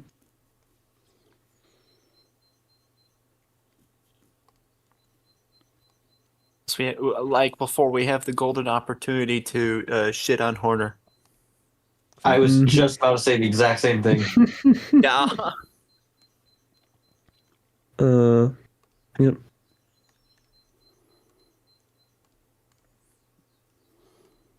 Also, the piece is looking like very nice, like very lovely. Thank you.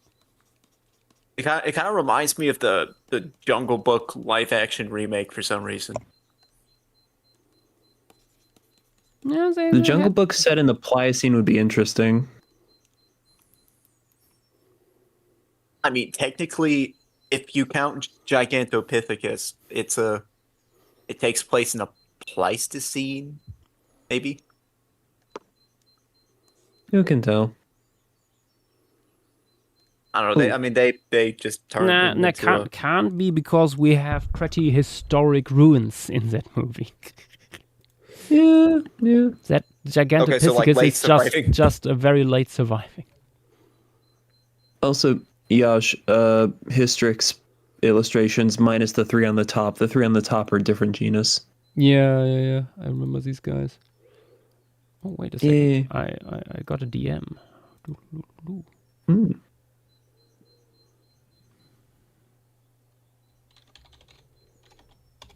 Oh.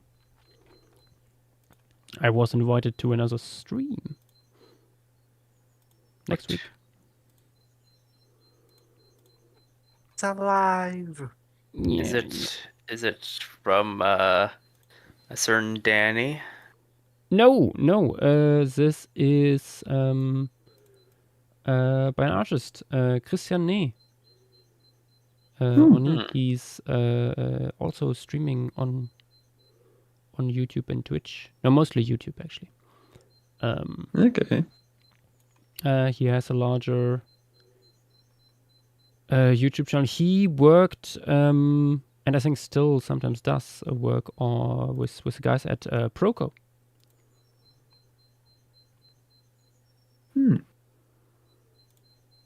So art education and stuff. Yeah. I'm watching his stuff for a while, and we talked a little bit. He rated us at some point. Ooh, nice. Okay. You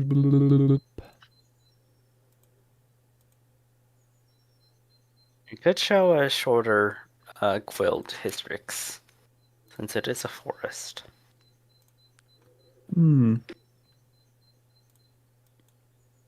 Yeah, let's do Hystrix next. Porcupine. Porcupine. Mm-hmm. Why would you want to Name a porcupine? word that ends after pork. Cupine. Mm-hmm.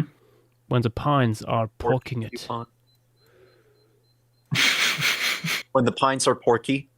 When the pines are porky.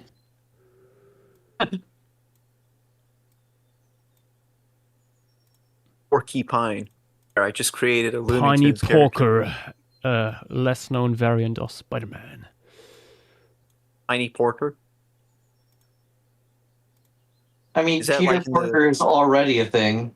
Yeah, I was gonna say. So like Piney Porker's in the same universe as Peter Porker. Maybe. Shit. We should get Marvel ideas. No, they are creatively bankrupt. Hang on, let me. Yeah, I let mean, me also literally, send because some- they fired like most of their creative team. I mean, yeah. I mean, how the fuck are they gonna like make more like Avengers movies? Because instead of like having people as permanent staff, they will hire contractors. You know, I was almost excited, and then I saw where this paper is from, and now I'm not excited anymore. Oh, the Predatory Journal. No, worse. Oh. Amber.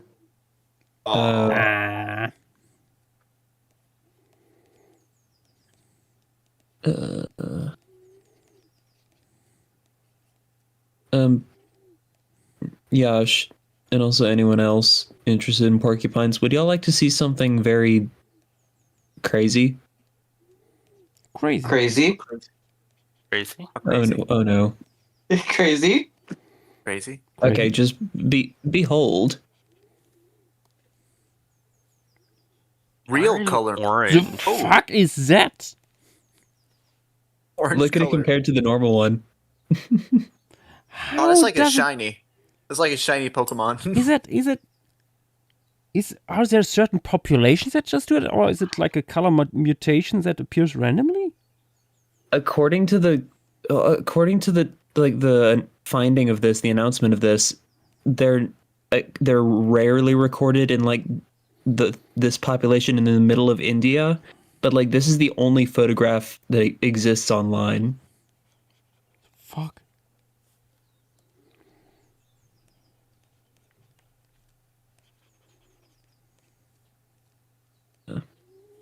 Oh, and then there's this image. That right there is exactly what we need. Yeah. What does he have? Is that a bone? Yeah. Yeah. Yeah, that's a limb bone. That looks like an ungulate limb bone. Yeah. Oh, he's foraging. Mm-hmm.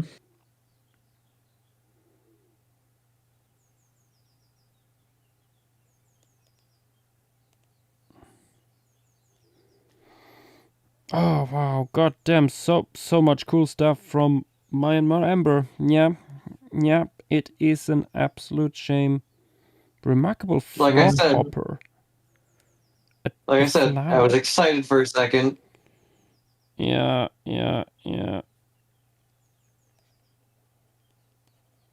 I'm not gonna touch it, but I might have a look inside there. I'm curious what they found.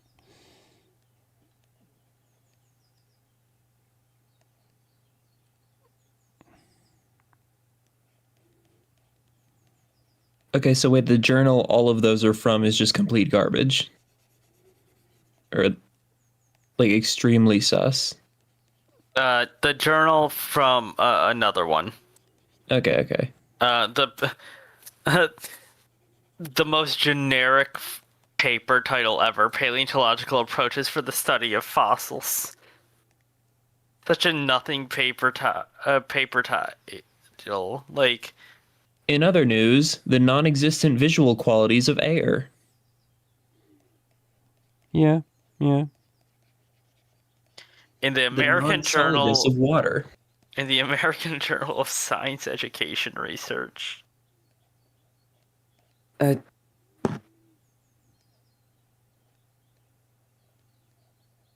Goodness. Oh wait, no, it's American Journal of Science Research Education. Also, look in stream ideas real quick. And Darius just found something really cool. Oh? Oh, look at that. Ideas, you say. Oh, yeah, that one. Yeah. Based on the Tyler Neosteromus. Smiles there, that must be quite a big one. Yep. If it's properly South scaled. American porcupine, but terrestrial. Fascinating. Tooth taxa. Oh wait, no, it might not be a tooth taxa actually. I don't think it is.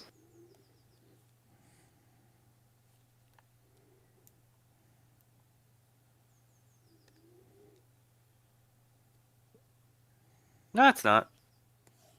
Yeah.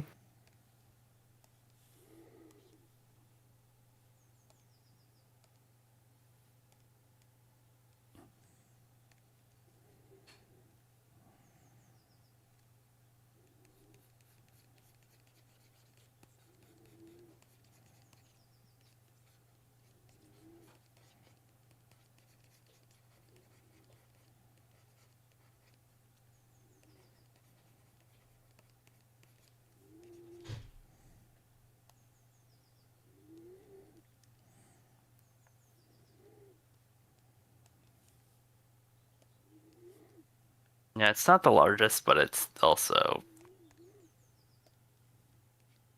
not small. Oh wait, never mind. No, it's bigger.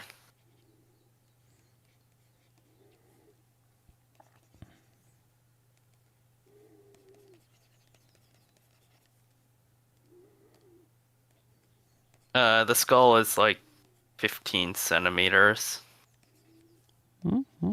Not bad.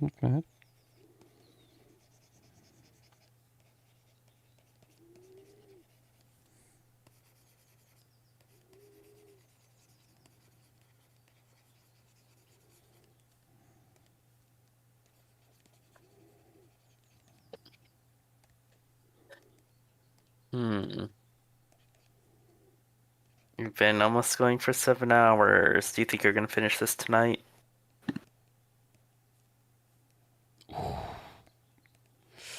I would like to.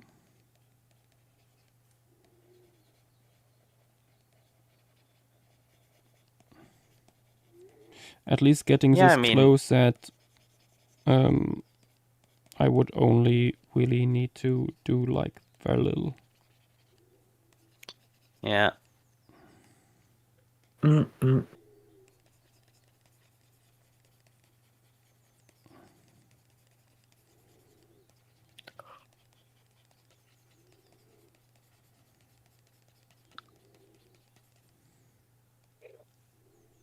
I mean, the only things left after this are like pretty far into the background. And monkey. Yes. All the ungulates. Unless you want to put the horse in the tree.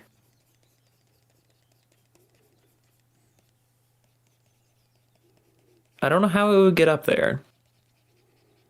Dragged up there by a unseen Homotherium. Another corpse has hit the pedestal.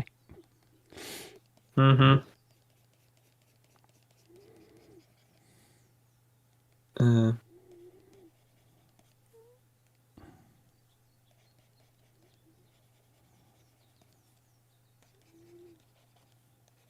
I guess now's a good time to announce that I'm pretty excited for tomorrow. Oh.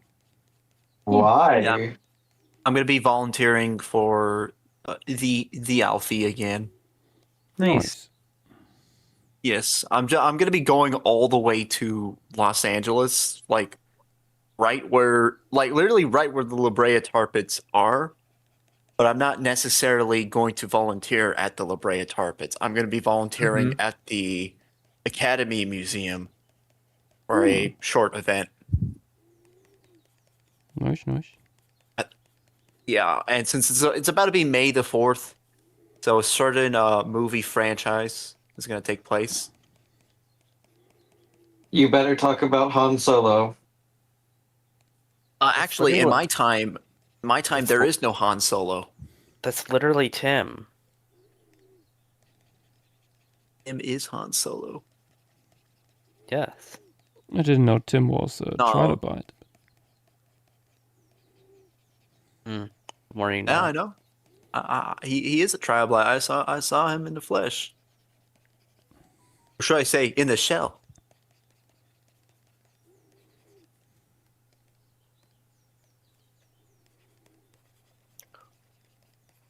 But yes, I will be cosplaying as Anakin Skywalker, and I'm going to be talking about marine mammals. Huh. They had a lot of these on Tatooine. Yeah. They did have. I mean, is the Sando aqua monster a marine mammal, or is it called like a repto mammal? I think it was a repto mammal. I'm pretty sure that's from Naboo. Yeah, Naboo. That's not where Luke Skywalker's from. No, but like Anakin, I mean, that's where Padme was. Padme is from Naboo. And who's Padme? Padme is Anakin's wife. You could have just said like Luke's mother, but yeah.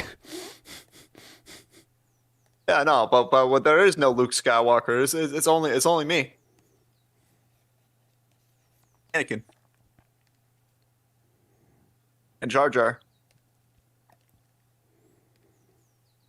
There's always Jar Jar. I wish I could, there, like, I wish there were marine reptiles here.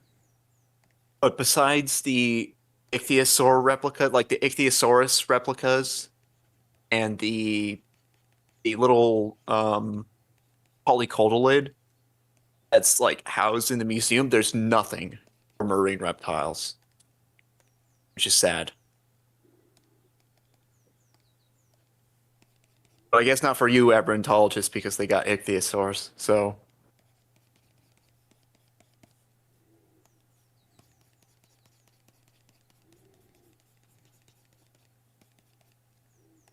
Also, happy birthday, aberrantologist. Hey, happy birthday! Oh shit, it's aberrantologist's birthday. Happy ichthyosaur birthday.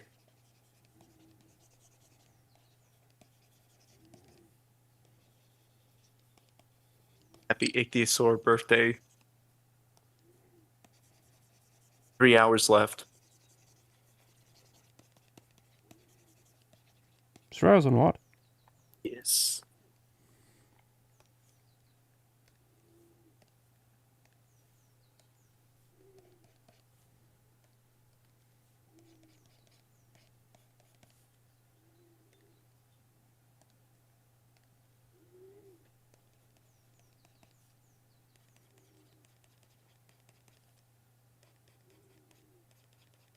Happy Ichthyosaur Day.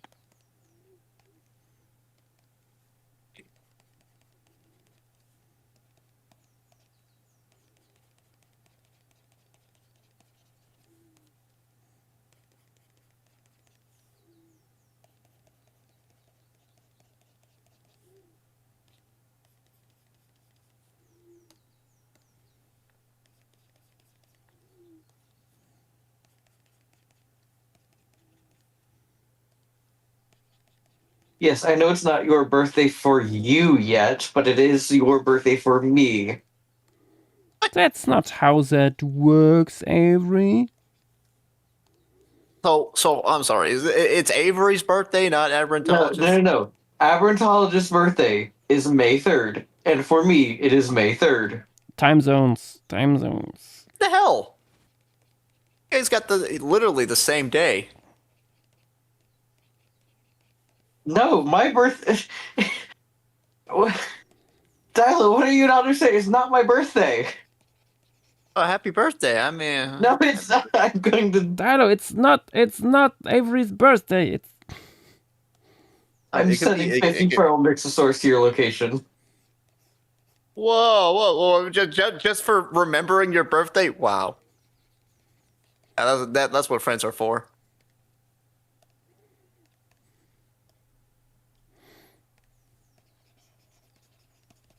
That's my job. That's Aberrantologist's job. And like Aberrantologist is the one that's supposed to assign these Mixosaurs to my house. To answer some questions in the chats, has the wheel been spun yet? No. And are you going to put the other bear here? No. No. That would be unbearable.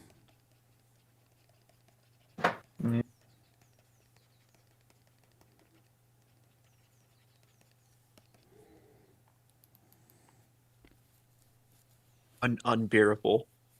And before someone asked, yes, the porcupine's gnawing on the scapula of the Homoserium skeleton in the fork. Crunching. Yeah, the crunchiest. The cringiest. Avery can send a hemiprestis or something.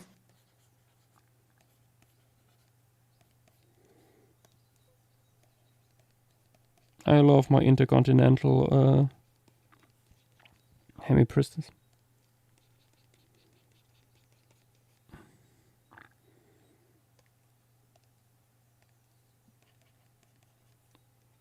What a weapon of choice. Very nice. Very powerful. Yes. Is it time to monkey? It might be time to monkey. Monkey. Holy shit! Monkey cruises are coming. Mm-hmm.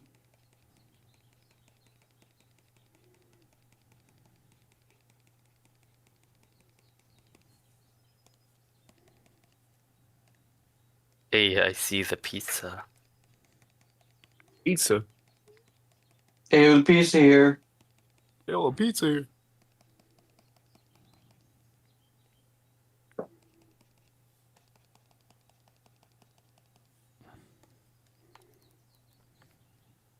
Yeah, proboscideans.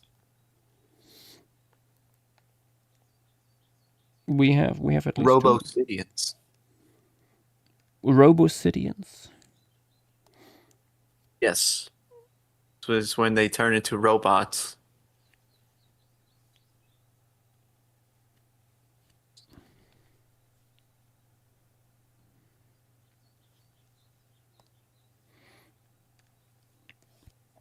Oh, but also before I forget it, tapir adjustments. Yeah. Also, when's the last time that you saved? Not that long ago, actually. Also, when's the last time you de-shrimped? I can't shrimp right now because I'm sitting in a way that does not allow for shrimping. I'm sitting with my feet up. You're sitting how? With my feet up.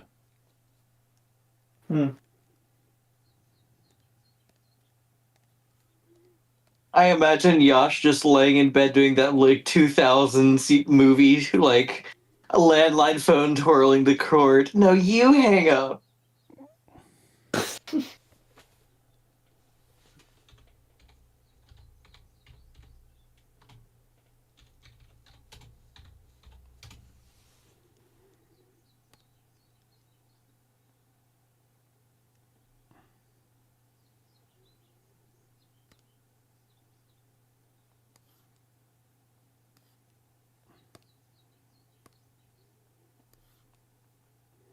Where's an image of my current position on Google that doesn't look like for food fetishists?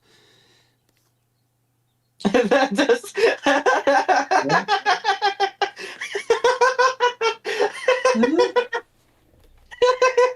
Whoa! Hey, who's posting their doggies? To Let the describe how dogs I'm out. sitting, look in chat. Reflexes. Huh? Ooh, let the dogs out. What? A little bit more upright. You gotta control your boyfriend. You would like to. No! Have to tell the Please snow. delete that. True, actually, true. No, keep it now. No. Oh, No. no. That's not what I like. Mm-hmm. That's not me. That might be by the way. I assumed. I fucking hope so. Avery, you would know. Maybe you wouldn't. I don't know. No, I would. That's why I say I fucking hope so. Oh. Uh, What is that? I got it off Facebook. beautiful. It should be more like Footbook. Or, Avery gets from it. me. Facebook.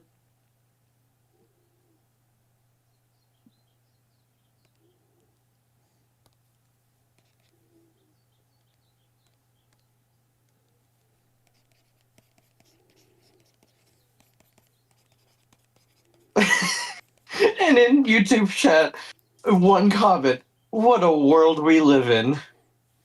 Mm-hmm. What a world. What a world. The Mastodons are dead and Facebook exists. Tragically.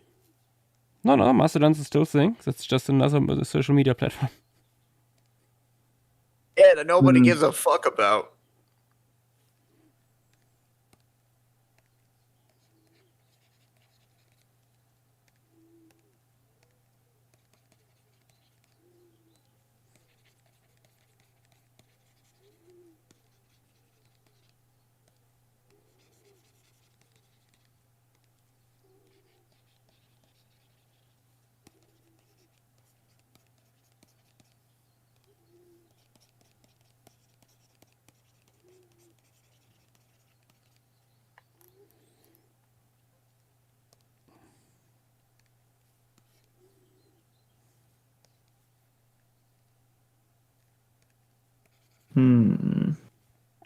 Now it's just ungulates and monkey.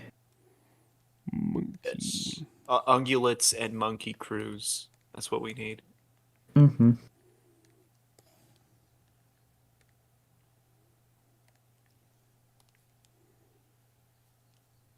Oh, wait, hold on. Let me go into the paper and grab actual proper skulls of the genus. Yeah. Because We actually have some nice material for Dolichopithecus. Yeah, they're That's quite a a lot. bit longer than Circulopithecus. Also, Yeah. Dynamo, you have a story about this guy you said. Well, yeah, I scaled the material from Milia to a skeleton of another large terrestrial colobine, Cercopithecus, but we have a lot of material from Dolichopithecus, which shows slightly different limb proportions and, as JW said, a slightly longer skull. Maybe different. It's really hard to tell. Yeah. It's not. It being a large terrestrial colobine already makes it weird.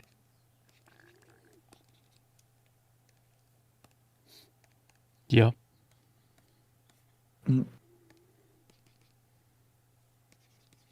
I'll grabbing you female skull. Mm-hmm. What are the Columbines again? Because all I'm getting is Colorado and pigeons. No, the Columbine monkeys are it's the colobus monkeys plus the leaf monkeys and langurs. The langurs, that's what they are. Yeah, the African ones are all called colobus monkeys, more or less. Because they are largely in the genus Colobus. Yeah. No, I'm putting the spelling of the genus and subfamily. Yeah, that's what they are. Yeah. Here's the female skull. You can see it's a bit longer than the species or the genus that Dynamo posted.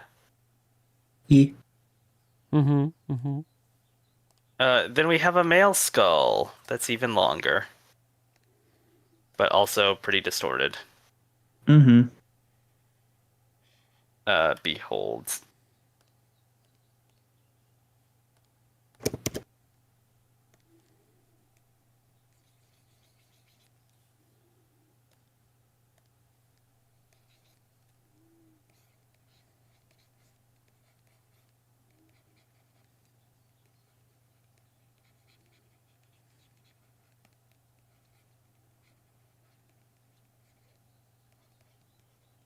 Let me grab a selection of extant Columbines. Yeah, the jaws on at least the males are pretty deep as well. Yep. This is a sketch, at least of like a reconstruction of the male mandible. Mailman. Mailman from Madagascar.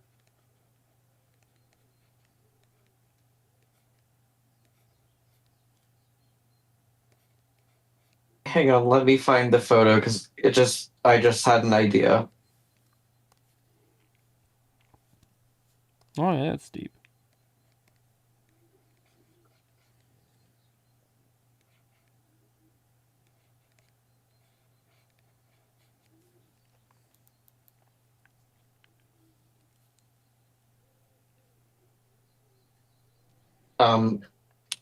Possible reference. Yep. Oh no.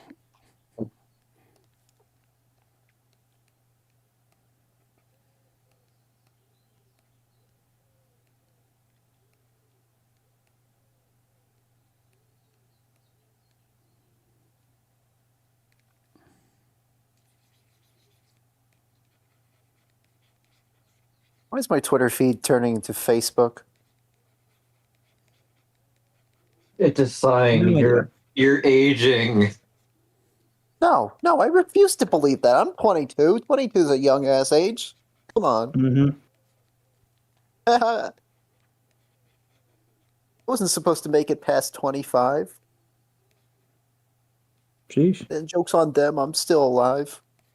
I mean, you're not 25 yet, though. That's the joke. That's the joke, JW. Yeah. You can't tell with Dilo. Can't tell with Dilo. You almost called me Dynamo. Dang.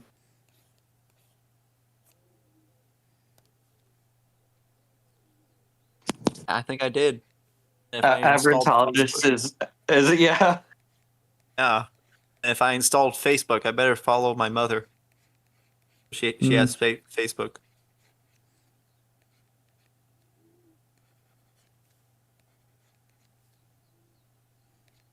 What would you say is like the worst social media to find out one of your parents has? Oh, Twitter, by far. Well, that and Instagram. No. I feel like it's Snapchat. Snapchat is by far the worst.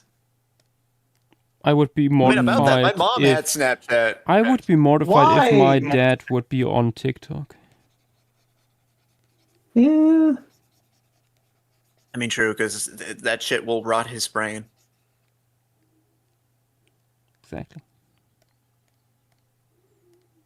The thing is, I TikTok is too similar to YouTube. I can see the pipeline. It's I not because can't see that with TikTok is. Snapchat. It's not because like TikTok is becoming similar to YouTube. It's the other way around with YouTube Shorts.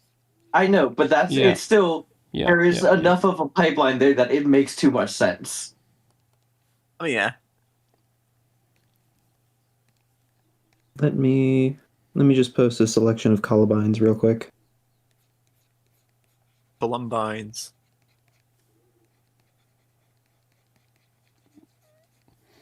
They're columbining into ever bigger apes. Columbining. Lobotomies.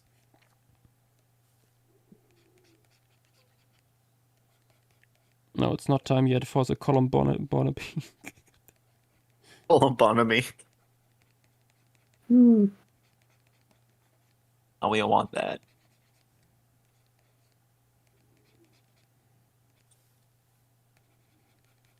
There you go. Yeah. I'm just avoiding calling them what they are altogether. I feel like I'm going to have a fucking Freudian slip and say the place in Colorado. They're just Columbines.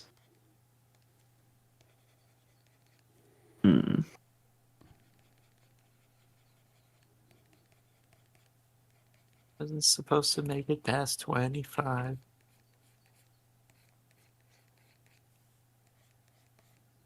The monkeys.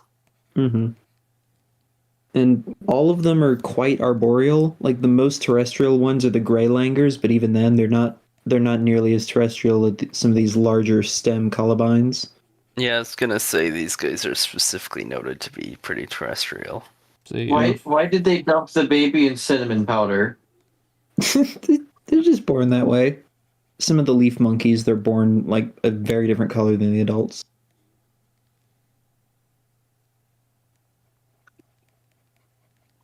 Yeah, you can do pretty much whatever you want with the colors. Yeah. Columbines Like are quite colorful. All right, purple monkey then. Purple monkey. As a primate, you could even go for blue, in theory. The devious nocturnal ancestors of Eutheria. Mm-hmm. Purple monkey, welcome back, Bonsai buddy. Also, it's weird that the proboscis monkey is in here. Yee.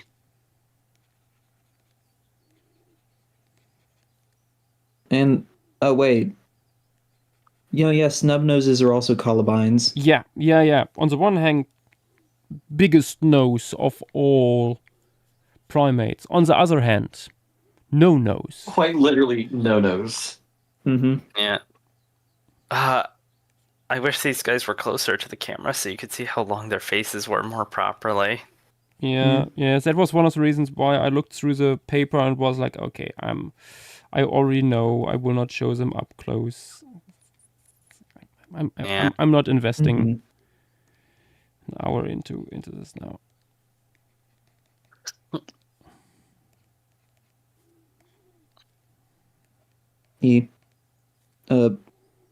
Old world monkey phylogeny, in case anyone's curious. The monkeys. Monkeys. The real monkeys. Bruh, that's Monkey Cruise phylogeny.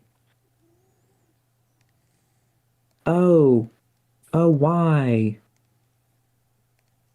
Oh. The sister genus of the proboscis monkey are the pig-tailed langurs. Sillies. Which is a columbine with a severely reduced tail. I hate that. I think I have never seen that genus, like one of the last images you post, that the species that looks like it has pants. Yeah, those are fun.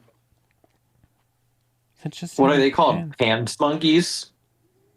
No, they're what are they? Are they Delacourt langurs? Yeah, they are Delacour Langers. I don't know why, but the moment I said that, I just thought of that one song. Do you know how little that narrows it down?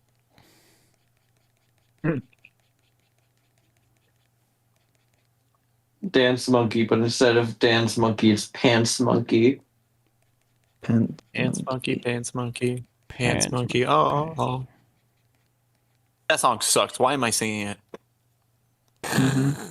One of the worst songs ever created. Oh my god.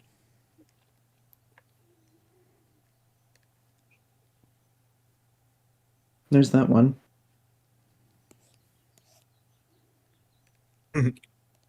That bro, they dipped the baby in Cheetos dust.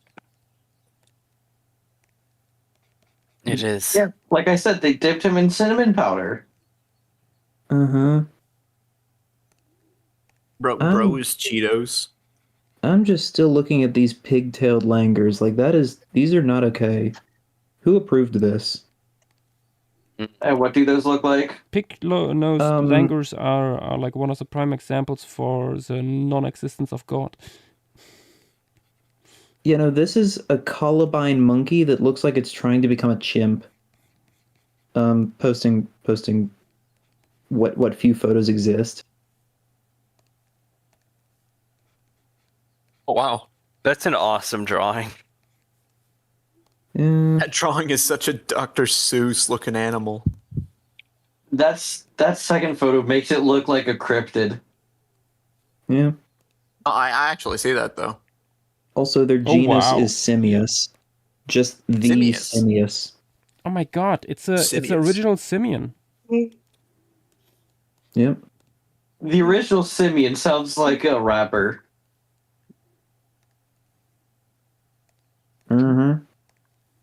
General Simius. That sounds like a Star Wars character.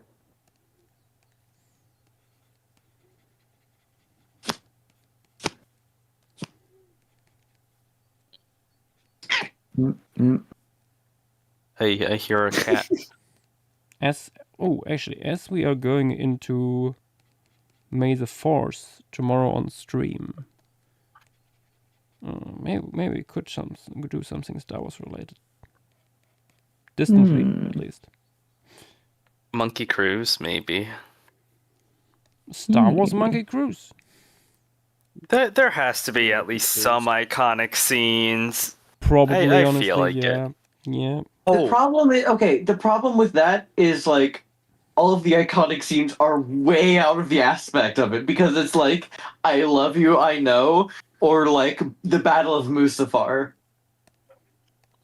And we already did the Battle of Mustafar. Okay, but how about hear me out? A Monkey Cruise scene that takes place next to a Proboscidean carcass, and it's like an Australopithecine just walking upright, and it's reminiscent of this. Like, yeah, something like that could work. Yeah, I mean, even like that is a pretty iconic shot. There's like the original trilogy has a few really iconic shots. Honestly, there's probably books at this point about like the cinematography of Star Wars and its influence on cinema overall. Oh my! Hold on. No, this is giving me an idea. Oh no, we gave him ideas. Ideas.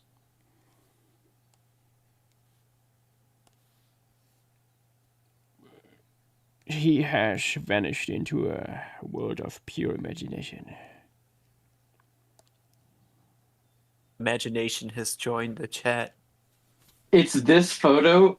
It's this poster, but it's like, I don't know, like just one of the hominids and Bigfoot.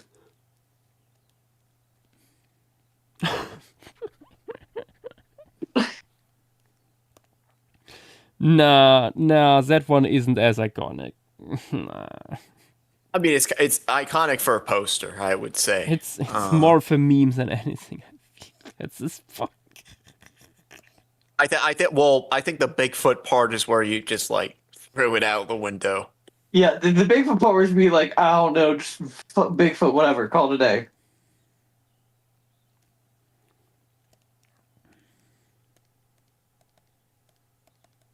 Wait, no, that's the one. That's the one. Yep, found it. I found the scene. The one? Oh, what scene is this? We should do a monkey cruise, but with Jar Jar Binks. No, it's this scene. It's this one. Yeah, I wouldn't even go. I mean, is this the "I am your father" scene? Yep. I don't know if that's Monkey Cruise worthy, in my opinion. I think so. There is a better frame from that scene. There might be a better frame from that scene.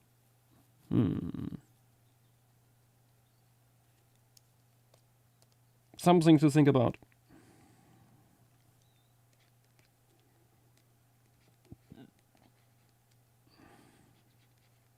Also been a while since you've done a monkey cruise. Yeah.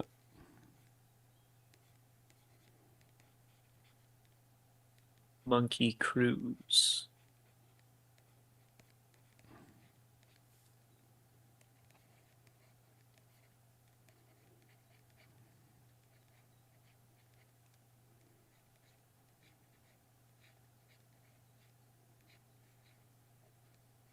Historic beasts.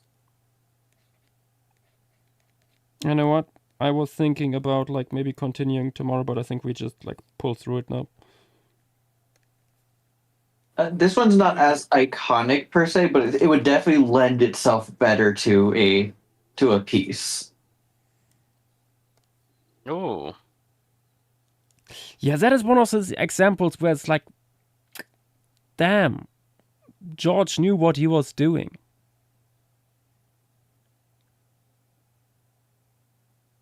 I mean, such a nice composition overall. Like, oh yeah, yeah, we could use this as an excuse to draw some new primates, like the new hominoid, along with something inspired by the new remains of the European dude, at least possibly assigned to it. Jurassic Geographic, yes, we are Xenozoicing it. The moment we are looking at the Lost Paradise of Melia, specifically Melia 5, which is a locality in Greece, known for its, I mean, like on a global scale. It's mostly known for its large proboscideans with really large tusks. The Tuskers. The Tuskers. We have here a Tusker scene. From Tuscany? No. No, we have. Tuscan, Arizona. Oh my god. Unfortunately, it's from Macedonia.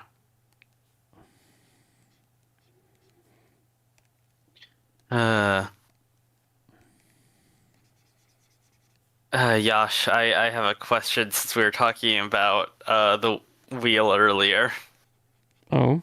Have you ever wanted to figure out the nightmare of fitting 6 proboscideans within a single piece? 600 proboscideans. What formation would that be? I forgot its name. It's from a locality. Bullock is the Bullock site in Kenya. Yeah, it has 6 proboscidean that would have been living at the same time. Oh wait, no. I think I saw the discussion on that. On the one hand, yes, Yeah, very cool. On the other hand, like, how? How do you? Yeah, how do you? But do more that? importantly, we have done like, I think like when it comes to like African stuff, the more Central African stuff has all been in Kenya. Yeah, the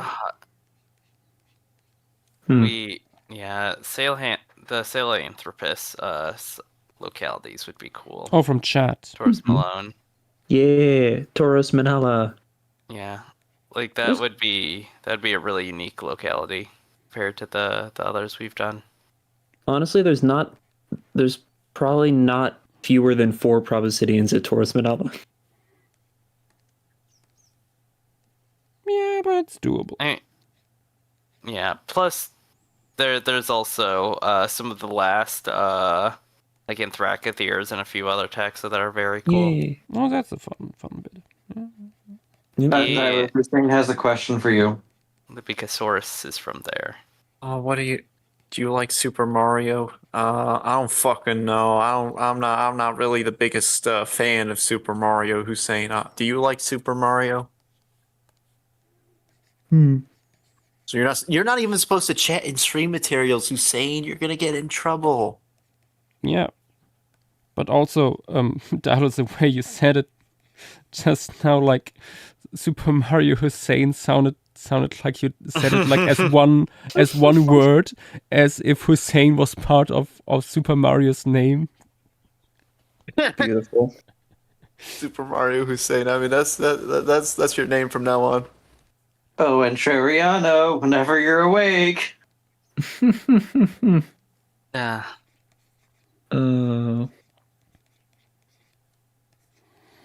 Draw Super Mario in a hole in the ground, Monkey Cruise as a red silhouette. Yeah. Look at Monkey Cruise. Brings up a good point that Sahelanthropus Star Wars Monkey Cruise could be good. Huh. Which scene in particular? We can see.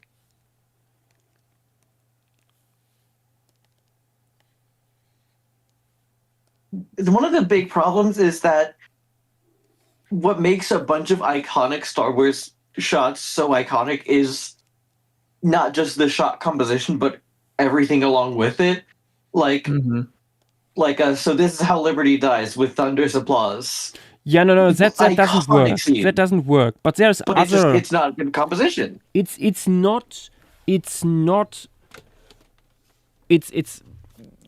Avery. This is not for shots with dialogue. This is. I know, and that's kind of why I was saying that. It's because of that context. That's what makes it so hard to do, because there's always something else. Yeah, no, but there are like things where no talking is happening and you don't need anything else. Like here, this one, string materials. There's no talking really going on here. Not much. That is other talk text.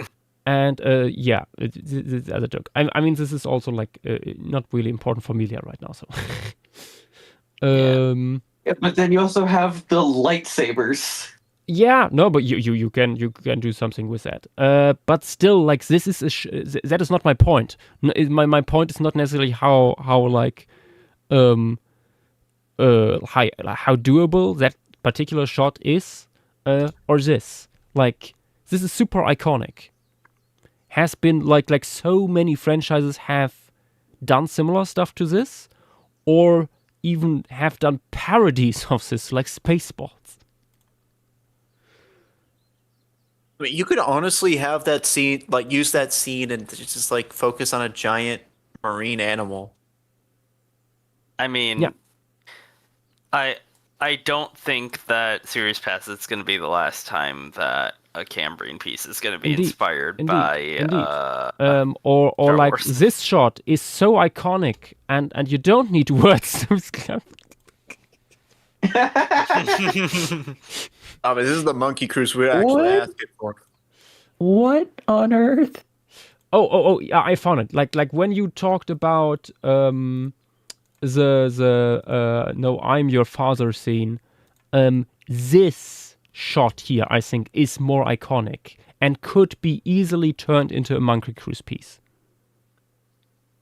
I was just about to suggest an alternative angle for it. This one.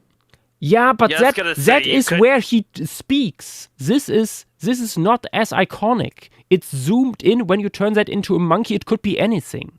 But in this composition, zoomed out, you see like two figures there. One hanging on for dear life, the other like extending its hands. I mean, you could have like a rival male conflict kind of stuff. That no, but be on top of a tree. Yeah, or it could be actually like turned around and be a helping hand in this case. Like that shot is super iconic. Less than Luke just being like never or something. That is like when talking is going on more. Like that is more focusing on that. This shot here too, like there is not much dialogue in here. It's just Vader aura farming, being this imposing triangle in the wide void of the Tantive 4, and I could see that like with a Theriopithecus species, like a Gelada relative, with all their wheelie, dense long fur, forming such a menacing void. I mean, we have Geladas from the Ethiopian uplands, where you can get snow sometimes. So yeah, something What like about that. I got a $1 trillion idea. How about Monkey Cruise inspired by this? No. That is not from the movies. God damn it! You guys are stopping Yash from drawing the deer. Oh shit, we're distracted. I'm Okay, sorry. I'm getting passionate about this. One final idea.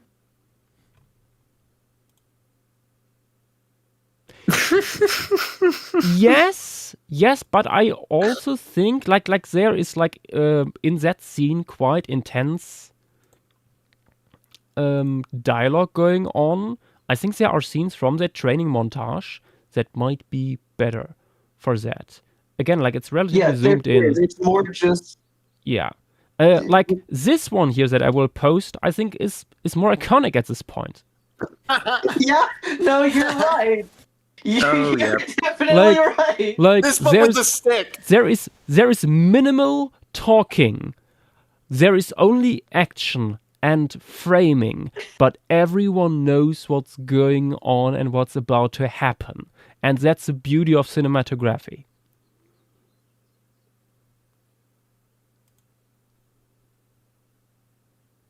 Oh. So you're drawing Croizetoceros. We're certainly doing something Servet-like. Us begging Yash to finish up the piece so we can go to sleep. Indeed. I wish I could give you any more information on this thing's phylogeny in relation to other deer, but I'm not touching that right now. No. Understandable. Have a nice day. I mean, it's a deer. Deer. Don't touch it. Sure It's is a deer. Sure is a deer. Or how about this scene? How about no Australopithecus? No. Oh. That again, like there is not. That is more like about the dialogue in that scene. That's why it's not.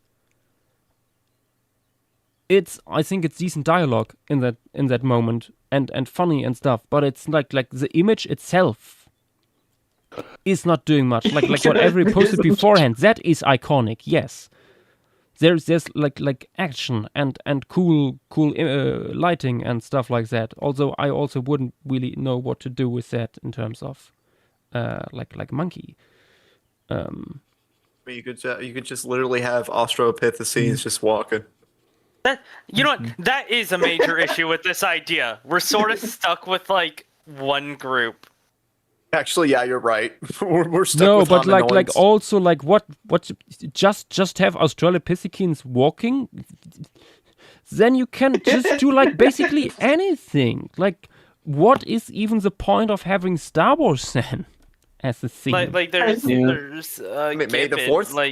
Like you could do Gibbon. No, but stuff, if nobody but, can recognize it as being Star Wars inspired, what is the point? Guys, we're going to give Yash a fucking aneurysm. You Maybe it are, might just be because it's easier to like do- the bare minimum of aha. Sorry. Media Guys, literacy. Stop.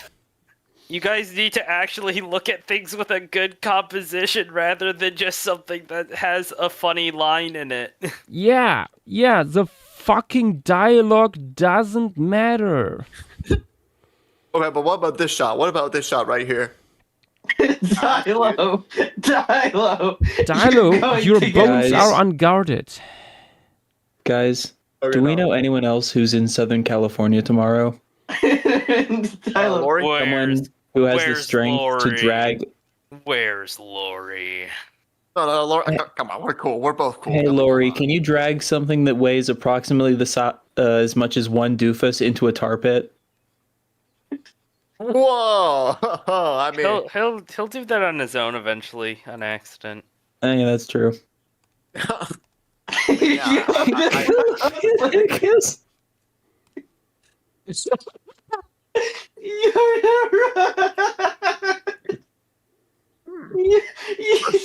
must read the ketamine. I must. I will feed you to the seagulls.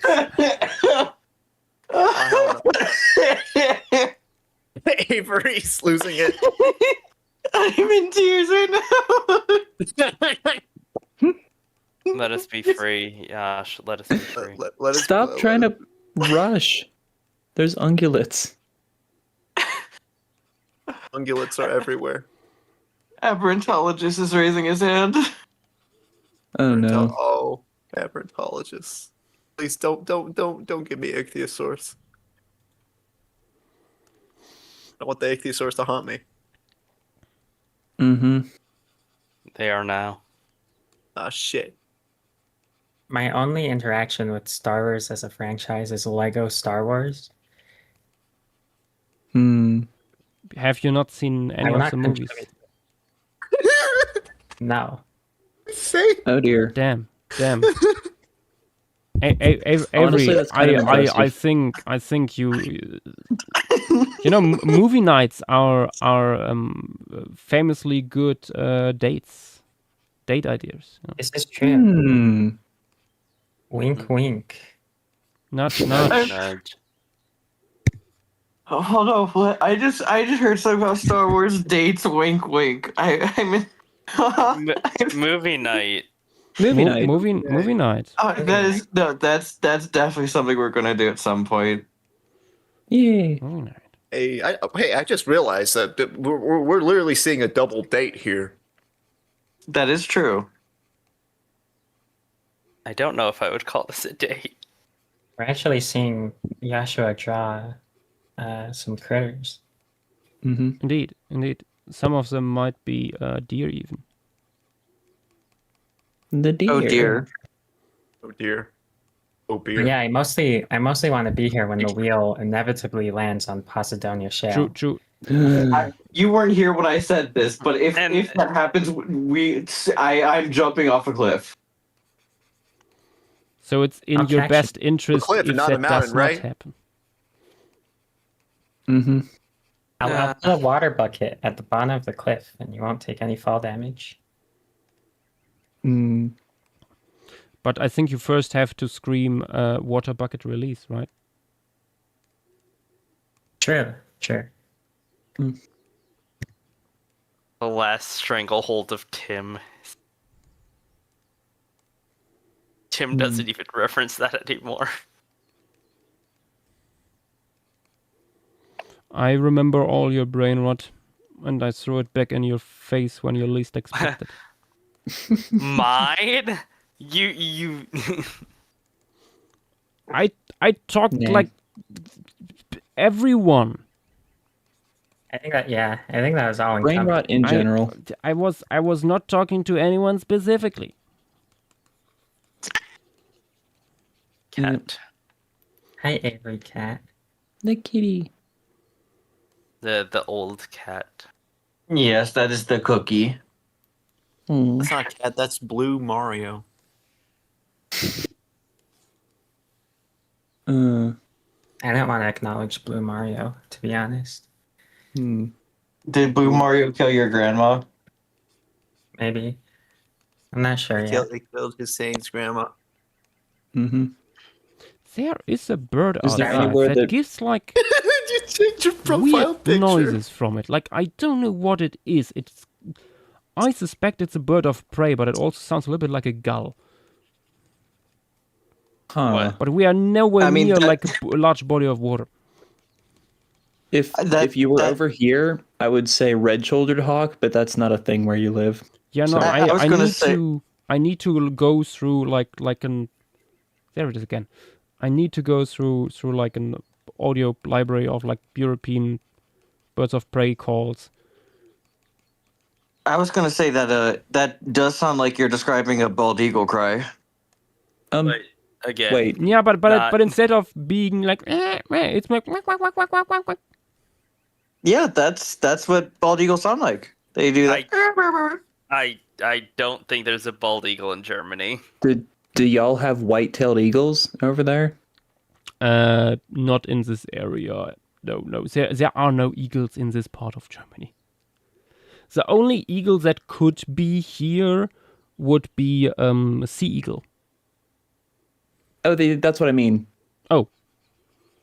Okay. Yeah, Yeah. a white-tailed sea eagle. Yeah. No, but again, they want big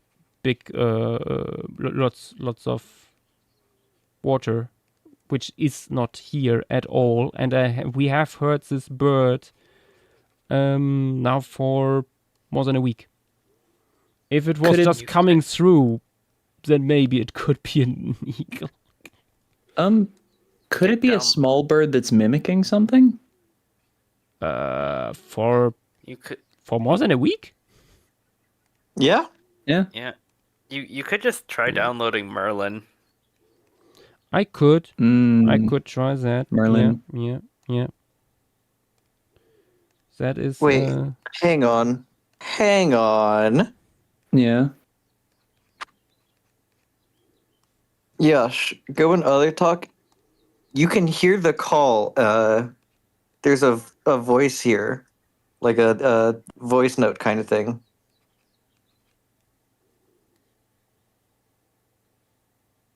Wait a second. I'm still on servers. Avery, I looking at the map, I don't think ospreys are there. There is no bodies of water again. There's no way for ospreys them to can hang get out. fish. I mean, Is there they're not not even a river? exclusively. No, there's no. I'm living on a hill. The largest body of water in like a kilometer radius is probably our pond. Dang. That works. Osprey aren't picky. The pond but the- is 3 no meters fish. across and has like 5 tiny goldfish, also a net over it. You meant that type of pond. Yeah, never mind. No, then. there's a net on top because we had a gray heron coming a few times. Yeah, you meant that. I thought you meant a different type. Yeah, no, you're right. No. If Only I say thing else- pond, I mean garden pond. The only thing else I could think of is maybe a corvid of some sort is messing with you. We were also thinking maybe is this just like a corvid being weird and stuff, but doing it constantly, like since I brought this up, this thing has been calling like at least now again, like 10 times.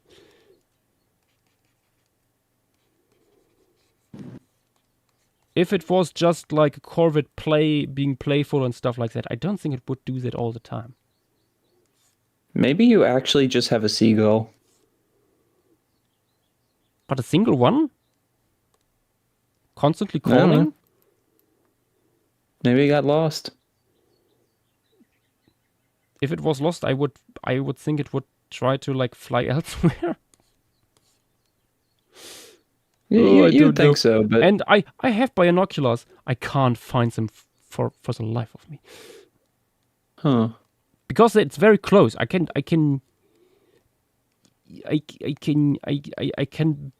basically see it with my naked eyes, but it's somewhere in a tree where like the foliage, it's merging with the foliage.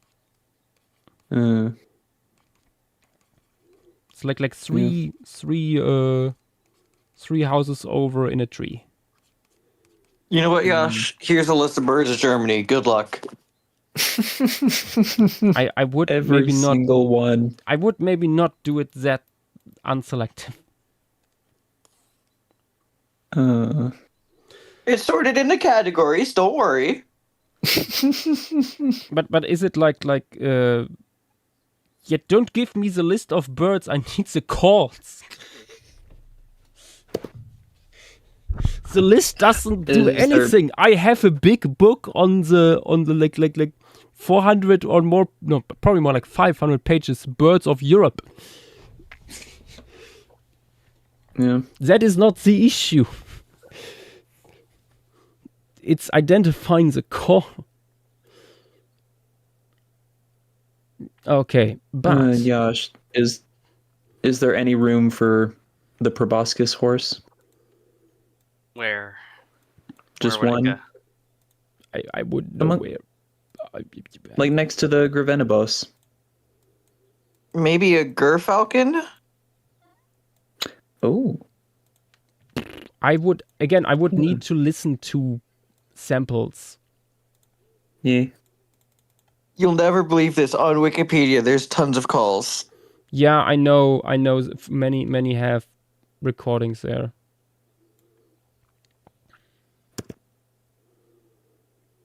And if not, you can just do what I do and just look it up on YouTube. No, that's what I want to do. Like I mean, there are these compilations of bird calls. Yeah, on the northern and side I still of Germany, want to right? like to find my binoculars so I can actually look at that thing, which would also make it much easier to identify, because then I at least would know what group it roughly belongs to, even if I wouldn't be able to maybe identify it like on site.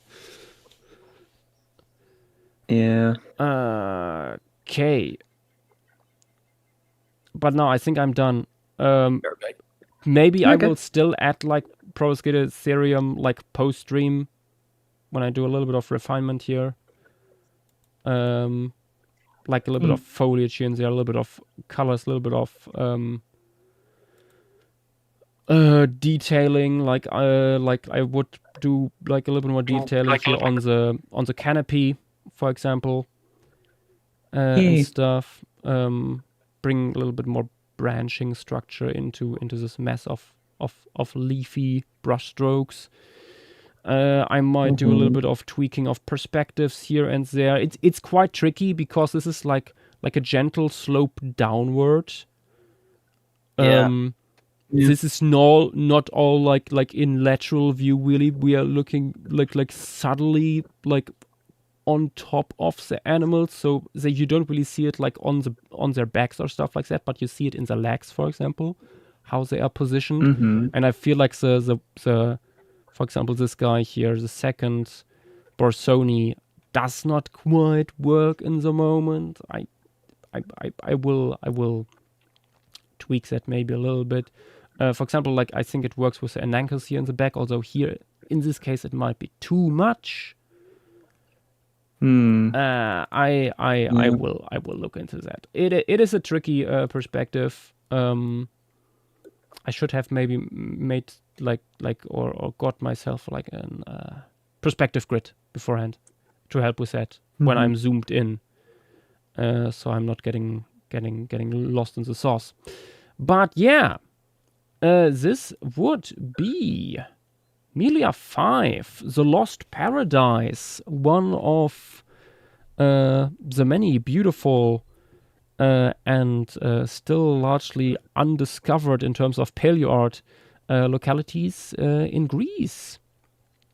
Let me save. And that means there's only one thing really left to do for us. Please, nothing. Please, nothing too big, please. Honestly, I think if it's too big, we should respin. Xinjiang. Unless it's Shenzhen, because that would be funny. Yeah. I mean, it's also it's just Prehistorica. I have a feeling Fossil Adder would help out. No, or something none at of that us point. have anything to do. just Christian. Just Christian. It's just. That's it. No one else. Just have one person do like what is it, 500 species in 500 like 2 taxa. weeks. I mean cigarettes. Yash sharing wrong screen. I do indeed. Floop. Wrong one. My mind might be slightly scrambled. No.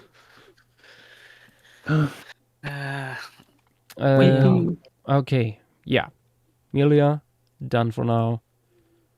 But now we come to the fun part of the night. Wheel. It's Wheel. time to spin the wheel. Last week we added Sokolki assemblage zone. Next week we're gonna look at the horrors of Florissant. I'm just like randomizing it a little bit, and then we're gonna spin wheel. Wheel. Wheel. Wheel. Wheel. Wheel. Wheel. Wheel. Eggman. Wheel. Eggman. Wheel. Eggman. Wheel. Come on, Eggman. Wheel. Oh, we defeated damn wheel. No. Where I are we? feel like this might Please have tell to me be a something. respin, unfortunately. Is this that bad? What? Chinley? Come on. Come on, we gotta keep it. We gotta keep it. Chinley, come on, Chinley. I don't know if the people who would do this have enough time to do it. Come on. I check. Come on. But Van Cleavia. Dilo, you sounded like Warmbo for a second there. Who the fuck is Wormbo? We will I don't educate know who you. that is. Educate me, because I am an I will American. educate you about corn cream eventually. Corn cream. So, is it Chinley? It's Shinley. I'm taking a screenshot. I'm not If it's removing something it worse. yet, but If I'm it's something spinning. worse, we get I'm Chinley. spinning once again. I say we do two. We do up to 2 more. If by the third time, time we don't get anything, we just do Chinley. Okay, let's spin again. Eggman. Wheel. Wheel. Wheel. Wheel. Wheel. Wheel. Wheel. Wheel. Eggman. Wheel. Eggman. Wheel. Wheel. Wheel. Wheel. Wheel. Let Birdie. Montana free. Let Montana free. Finally, let Montana free. What This was is the Birdie 4th again? time it's been spun. This is the 4th time it's been spun. Let What Montana was Birdie free. again? What It's was- not that. It's a bunch of Eurypterids. It's a huge Eurypterid fauna that Yeah. Montana will love. Also, there you saw. Yeah, so, I think Birdie Montana works. has. Yeah, Montana has wanted this for so oh, long. yeah, true. I remember now I know Fossil will the also be happy. the was Eurypterid really mother obsessed with load. Birdie. Yes. Yes. Yeah, Oh, this is a cool jeepers. fauna. This is a very cool fauna. Oh, that's just a scorpion. Yeah. Ooh, we have these guys Yeah, here. the very big Oncoceratid. I believe Gomphoceras is big for an Okay. Oncoceratid. Might be thinking of a different genus. It doesn't though. say here. These Okay, guys, this is an unfortunately, awesome Oncoceratids choice. have a horrible Wikipedia record. Cooksonia. Okay, so near shore, I would assume. Yeah, it's decently. I'm pretty sure Birdie might be like slightly brackish. I forget what Birdie Can't is be that brackish exactly. considering we have cephalopods. I was Right. gonna say. Sure. Well, here's the thing. We remember we have different members. Yeah. Yeah. Might be good to have We a look can- at that. I'll be honest. It's bullshit. Fiddler's Green. We're doing Well, Fiddler's Green. After That's- after bullshit, 2 honestly, weeks, like- I guess we are going back into the ocean again. back to Canada. Back to Another Canada. Silurian Oh my piece god, that is it? definitely It has is not been Canada! done. Oh my fucking god! Back to Canada. Oh, It's that's so- Canada. Rest in peace, Chinley Formation. What about Okay, one more but this time? is One more. nice. One more. It's only it's Ontario, New like York. Poetry. It's like poetry. Like right on the border. Birdie gets chosen because of a respin after getting picked and then respun 3 times. Yeah. Is that like maybe like a little overview? No, Oh, no, look at this. that. Nice preservation. Ooh, These are funny guys. this is good. This is good. Stuff. Good stuff. Good stuff. This is good news. Yeah. We can finally be Eurypterids. Yay. This is cool, but it is funny how this is the second time a Triassic formation that I would be really excited for got respun. Something to. But yeah, whatever this the is. Mix thing goes. I mean, but we get our first like big Eurypterid fauna. That's not just like 2 to 3. This is like, cool, this is Yeah. a good Eurypterid fauna. I will not deny Birdie is cool. We also get our first Silurian formation in who knows how long. Yeah, no. True. Since. Oh, when would it? The last one was Kuanti. Yes, gonna say Quanti was a while ago. Quanti was a while ago, like last third of last year.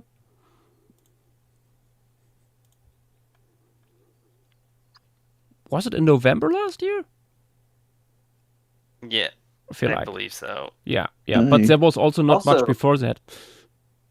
Also, now that we have a Silurian piece, all we need is an Ordovician piece, and we will have done all of the time periods besides Precambrian. No, we've done Ordovician before. I'm pretty sure. I mean, this year. Oh, this year, yeah. Except for Ediacaran. That has never been done. Ediacaran. Still waiting on that one. Oh, Kuanti was in August?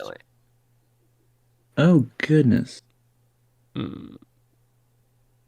If I read this correctly by a genius in chat. Yeah. No, Birdie. Tons of Eurypterids. Eurypterids are fun. I can see that. Ooh, AI. Yet another week that people who enjoy Mesozoic formations get screwed over for another reason. We will just keep adding them. At some point, they will be spun. I mean, Mesozoic makes up a lot of the wheel. It's just they're not getting spun. Yeah. Or when they are spun, they have to be respun. They respun Triassic twice. Chinle is big. Chinle is really big. If we weren't so tied up in Florissant, Chinle would have been amazing. I respect and understand the reasoning. I will still be a baby about it. That's fine. It's fair. In my own It's time. fair. I'm still crying over the Dolostone. Forney. I'm very Forney, my Forney. I'm very curious how you're gonna figure out this composition. It will be big cuddle puddle.